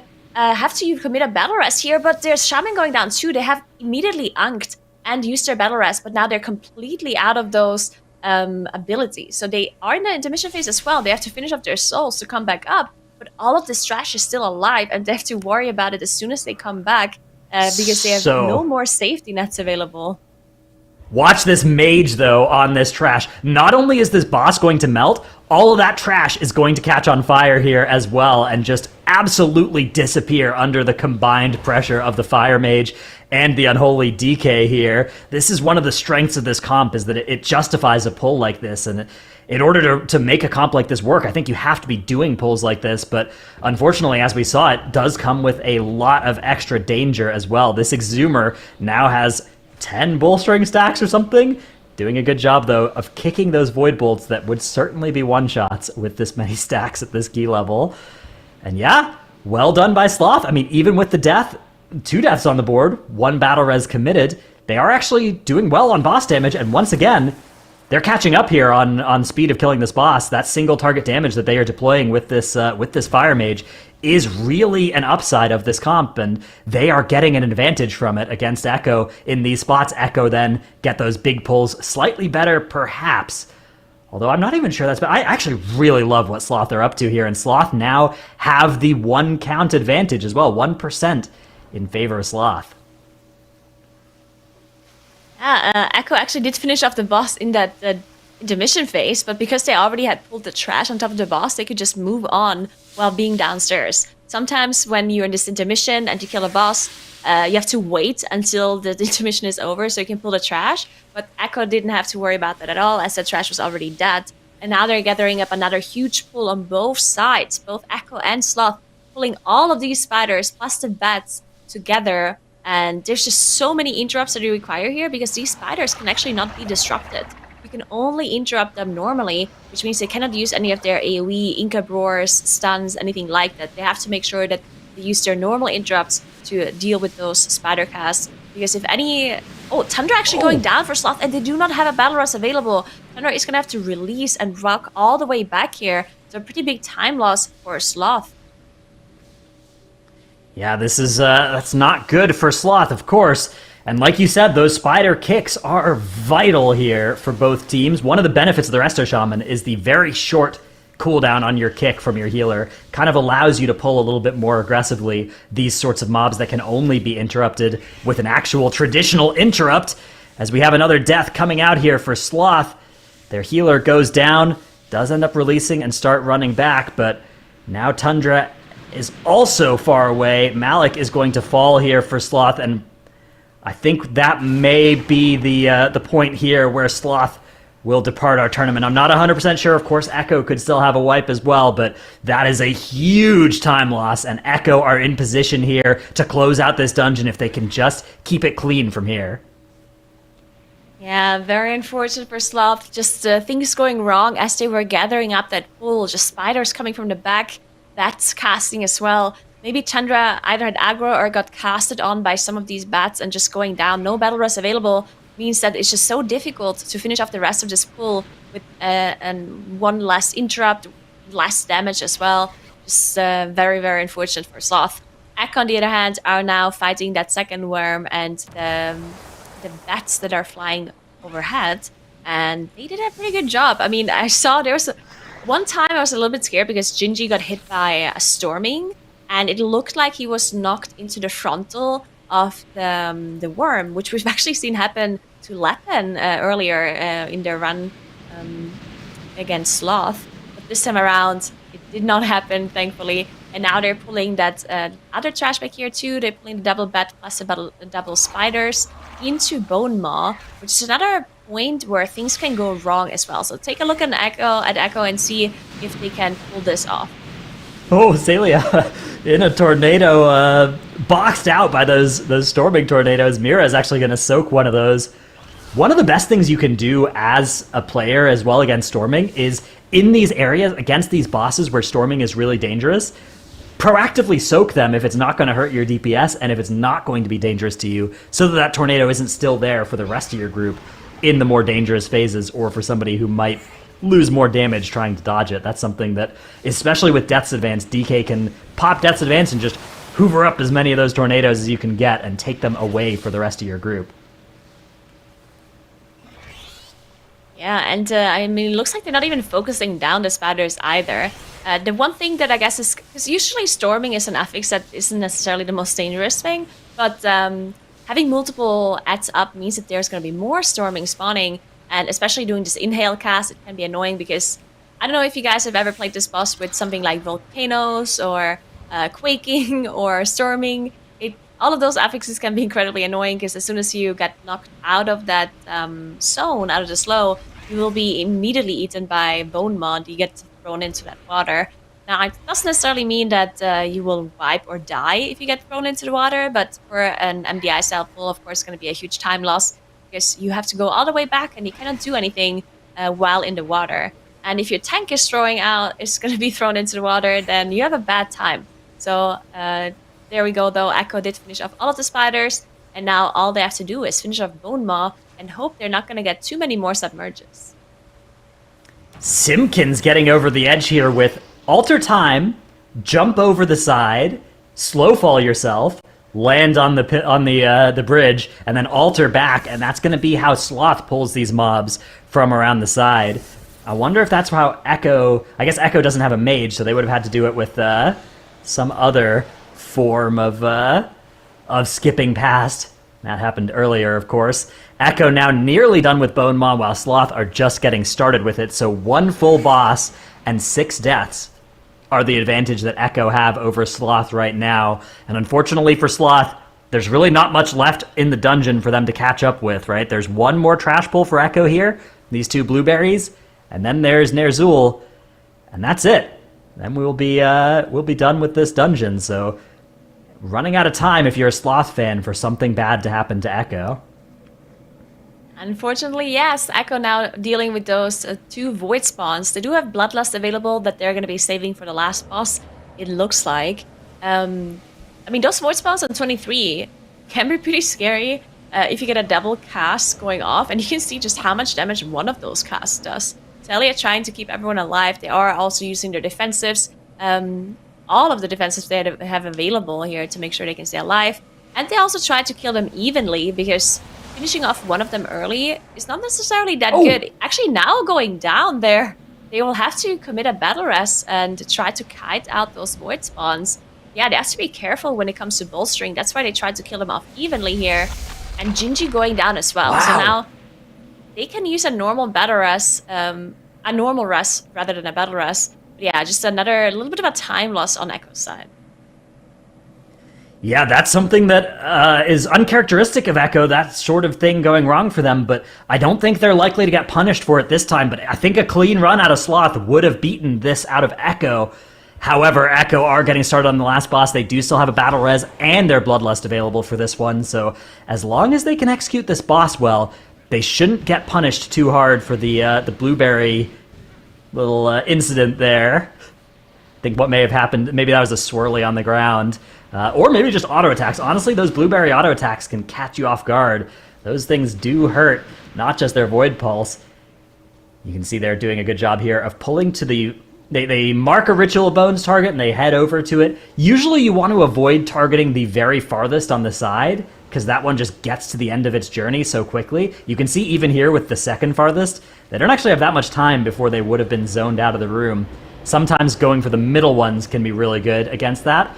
Although the problem with that is that the middle ones are often going to mean you'll take more damage from those omens as you're killing them, so a balance needs to be struck between those 2 goals on this boss fight. And of course, the one person that is doing all of the work on this boss is going to be Clicks, the only ranged player, basically summoning all of these omens on the ground, summoning all of those zones that do damage the closer you are to them. So that's going to be all on Clicks. But if you only have one ranged, I do think sometimes it's even easier because then you know for sure that they're all going to spawn on you and you don't have another range, maybe spawning them close to you and then you still have to walk away. And for the healer, it's also easier to know that, yeah, they all spawn on Clicks, so I just have to heal Clicks. But Sloth having some issues as Tundra goes down on the double blueberry pool, unfortunately. They are committing a battle rest, and he goes down again immediately after taking that rest to avoid spawn cast. But it doesn't matter, as Echo did finish off the boss, and they're going to be winning that final in Group A 3-1 against Sloth. That's right. Echo takes it. Group A is theirs. Sloth made them work for it, though. So I'm excited to see both of these teams in the MDI Global Finals. Sloth with a couple more weeks to power up, and Echo as well. Sloth again proving at the very least that they are definitely one of the few teams that can really push Echo to their limits. But push all you want. Echo are the ones who are going to do things a little bit quicker. They will get the win anyway. And how many times have we seen this screen over the last few years? Quite a few times, I feel like. Once or twice.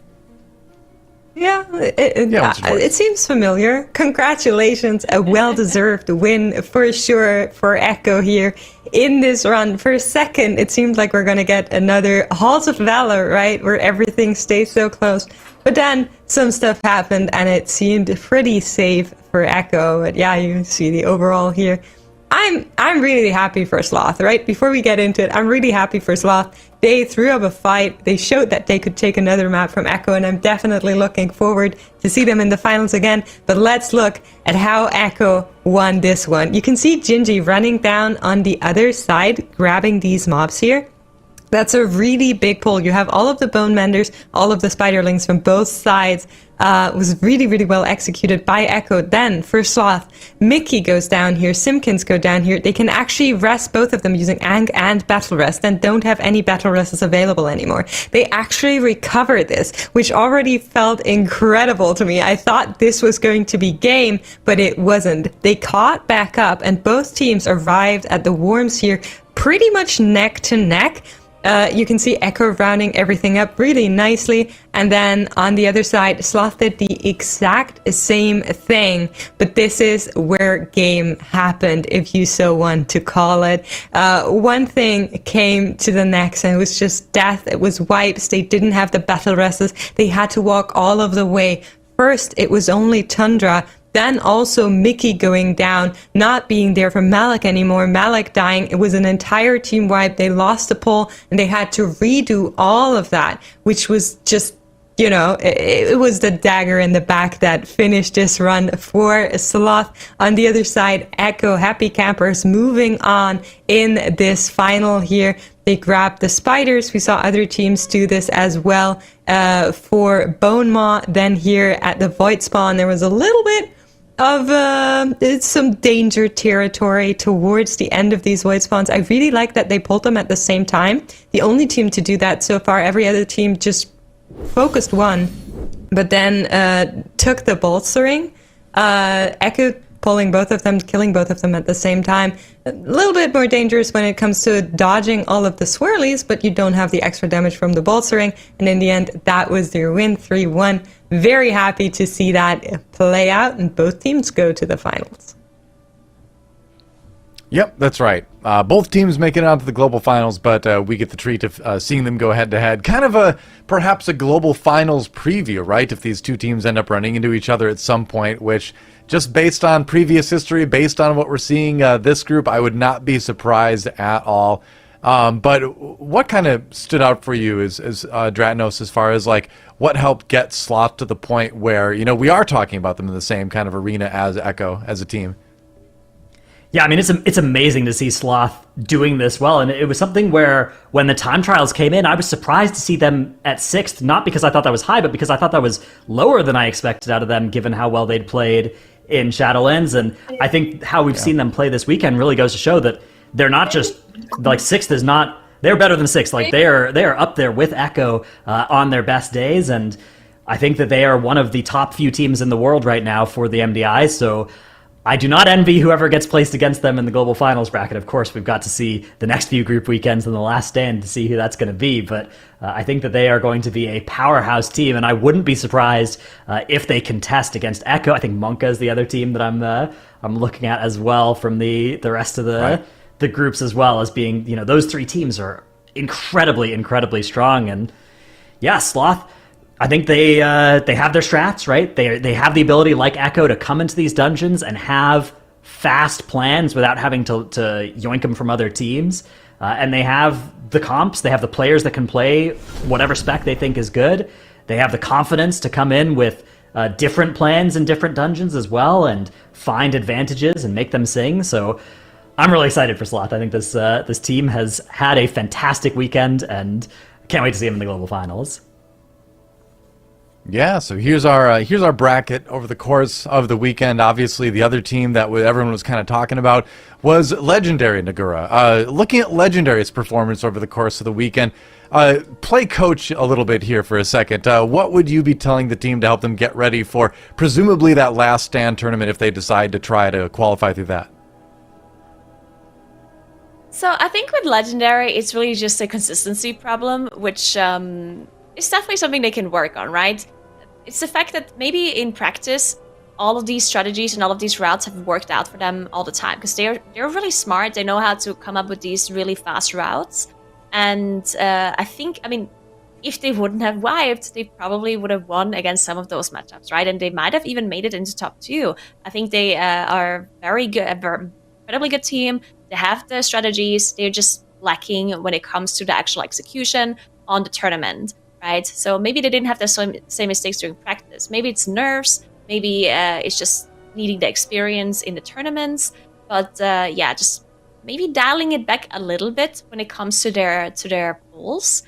If they know that they cannot execute them 70 or even 80% of the time, right? Because I think you just need a high percentage when it comes to MDI. Because if in practice it only works 50-50, then it's probably not going to be good enough for the tournament. And maybe they just have been going a little bit on the too risky side when it comes to their routes.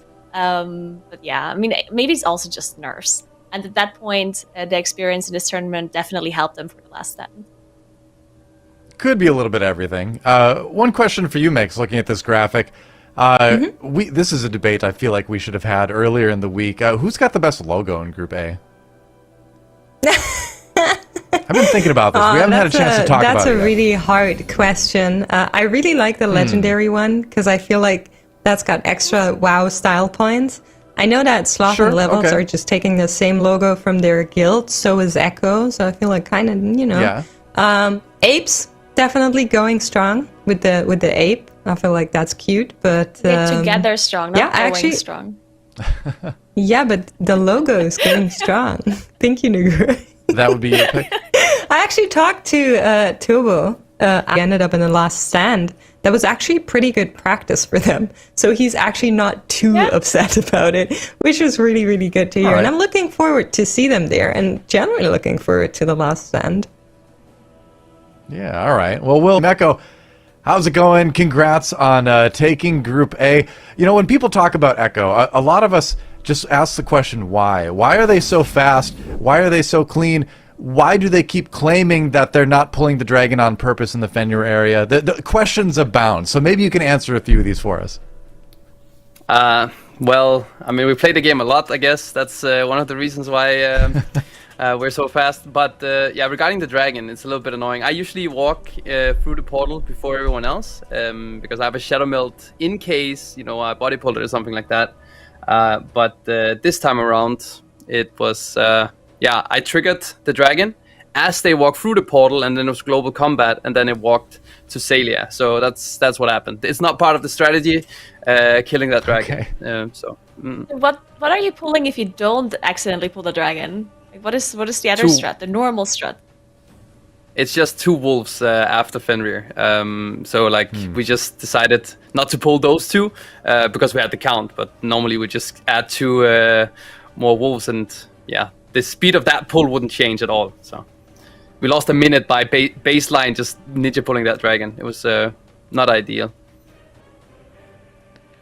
I want to talk a little bit about Dragonflight, the what comps question do you have? because, well, I think that the thing about the time trials that was interesting was we saw this movement towards stuff like the mage in the Ruby life pools, right? From Monka, from you guys, and then this weekend, you guys basically just played the same plan in every dungeon. We saw the shaman swapping in a few spots. Were there any places you were considering stuff like a mage or any other different picks, and why did we end up seeing this 3 DPS in basically every dungeon? This comp is just so versatile. It has pretty much everything, and our healer always says like, well, he cannot heal. He does absolutely no healing. Like he just does living flames or like chain lightnings, whatever he does, and the VE and the Nature's Vigil is doing all of it, and it's just a really, really good all-round comp. The DK is of course like super broken for MDI style pulls. We did try the mage in the Ruby life pools because we played it in time trial, but the difference in affixes, fortified versus tyrannical, and the key level, the mage just didn't work out as well for the cup affixes as they did in the time trial. So we swapped over to the feral shadow priest instead. Okay. I've got a question on swapping different classes, specs, and things for you too. Obviously, that's something that comes along with playing MDI, playing WoW at a high level, obviously. What do you find is the most effective approach to pick up a spec that you haven't played before or you haven't played for like a really long time? That's when you need to like really put in the effort of, just looking up everything. I mean, there's a lot of information out there. There's the class Discord. There's tons of guides out there as well you can read up. Just kind of get the basic knowledge and information. And then thankfully, we are in the best guild in the world, so I can reach out to some of the best players in the world for very specific questions if I need that. And then it's just reps on that class. But yeah, it's just the amount of effort you put into it yourself. And because we've been doing so many MDIs, we're kind of used to re-rolling quite a lot. And playing a lot of different specs or having to play a different class really quickly. I mean, we did have to do a meta swap. We were thinking about like the rogue and stuff like that, and you might see a lot more in high keys on live servers. But Yeah. you just saw that the rogue was just not as good damage as some of the other specs, and the Shadow Priest on the Holy DK synergy with the 2 minute cooldowns and the PI work out like super, super well. So that's why we're playing this comp. And the Mark of the Wild, and it was Feral versus Boomkin. I have seen that there's some people that have been asking, why not Boomkin in a Kud, and Sure Vault is like AoE dungeons.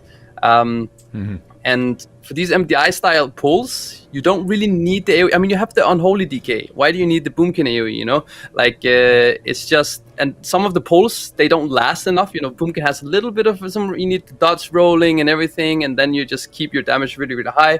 Super strong for high keys, but the Feral Druid just outperformed the Boomkin in almost every single situation MDI from what we've seen. So what you're really saying is All right. buff Moonkin, right? Yes, Moonkin is not strong enough. They should definitely get a buff. You set her up for that. For sure. Yeah. Yes. I do have one more question though, in regards to some of the dungeons, because we haven't seen you play Quarter Stars, which ended up being banned against Unifinals, and we also haven't seen you play Academy. Did you just not practice something like Academy at all, or what was going on there with those bans and with you just not showing up in those dungeons?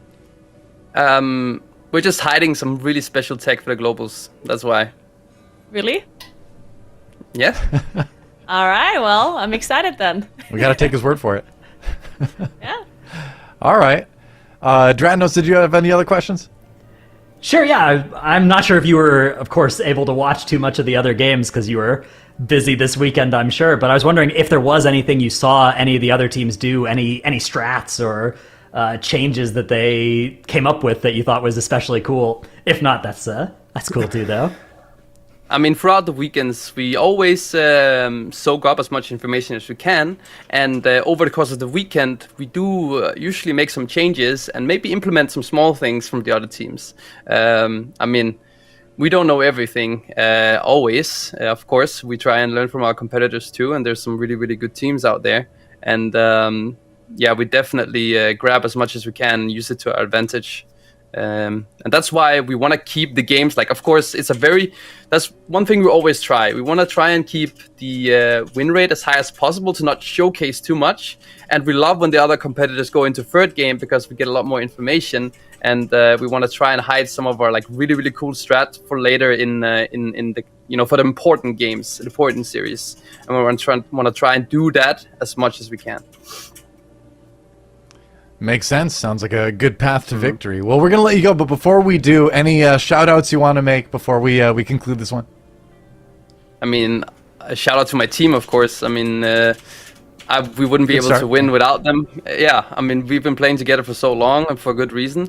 So, of course, shout-out to all of them. Now, Maris, Celia, and Clicks. And, I mean, shout-out to you guys for putting on a great show and being amazing casters as always, and to all of our fans out there, thank you for always supporting us. And yeah, that's it.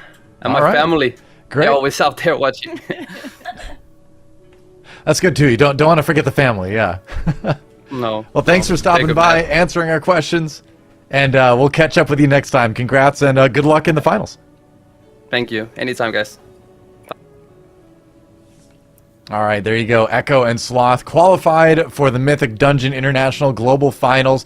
We're going to bring Makes back in to finish up the day, but there you have it. I think results a lot of people were expecting. We left room for some other teams to maybe make a run for it, like Legendary, but there's just no denying that Echo and Sloth are, I think, pretty conclusively the strongest teams in this group, huh? Yeah, absolutely. I think generally talking to Gigi is always so much fun. We did an interview with him on the German stream, I think like 2 seasons ago, and he actually practiced some German for it. So it's always good to hear from the competitors as well. Makes me feel so happy. But yeah, I'm very happy that Sloth showed up. I'm looking forward to see Legendary in that last stand, like I said before. I think they're definitely going to throw up a fight, and the last stand is already looking super stacked. It's still a little bit until there, and we're going to go through Group B and Group C to get there. But that's definitely like the one thing I'm looking most forward to before the finals. You can see the Group B teams here. Perplexed, one of the teams that has been really, really strong before. There's a German team in here as well. Cement Gaming. I'm looking forward to them. All right, we got a lot to talk about logos-wise next week. Yeah. I some think strong, Cook strong has squads here, though. That's got to be the best team name that we've got next weekend. Do let them cook. So bonus points to them. Yeah. Some familiar faces there. Perplex, Donuts, Direwolves. Lot to look forward to for Group B. And here's our affixes revealed now. As you can see, we're going to have the same 8 dungeons. Of course, that's just how the season works. But Nagura, give me your first take, your knee-jerk reaction on these affixes. So I think the high keys are going to be difficult, right? The 23 Academy, I think, is going to be one of the most difficult ones. With Sanguine as well, can be really annoying in that dungeon.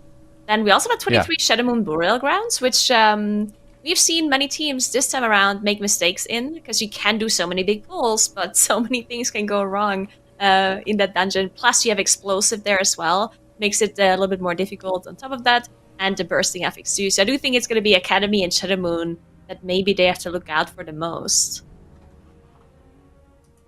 Dratnos, what do you think? I want to get your take on it too, because we see Spiteful well, I guess we did see a little bit of Spiteful here, but I feel like that ended up being one that just wasn't very impactful this weekend. But maybe I'm just misremembering, or maybe I'm just blocking Spiteful out of my mind completely because it kills me on live so many times. Yeah, in my experience, Spiteful Azure Vault is a particularly nasty combo for that affix, so we'll see how that one works out. You've also got Grievous in there. It's also a fairly high key. Of course, we saw it on the 23 fortified level this weekend, down to 22 next time. Still pretty dangerous.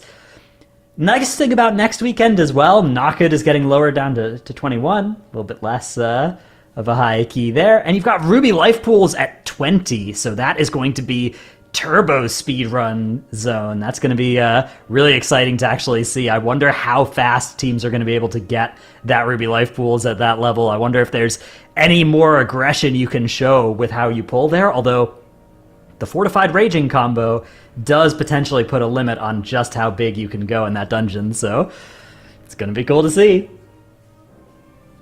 That's right, and I gotta ask you, Mix, what are you looking forward to seeing next week from the dungeons on the screen?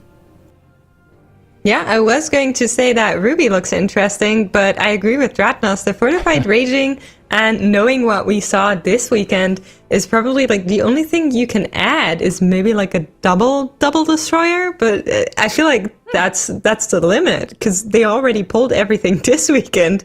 I am looking forward to see Quadruple Court of destroyer? Stars just a little bit more though. We only saw it once this weekend. And I feel like, I don't know, the Legion dungeon generally have a very dear place in my heart. So I feel like Court of Stars should be very fun to see that a little bit more this time around. Even though it's sanguine, tyrannical always allows you to pull a little bit bigger in the trash area. So I think that could be a very fun and cool dungeon to look for. Yeah, definitely could be. So there you go. That's what we have to look forward to next week.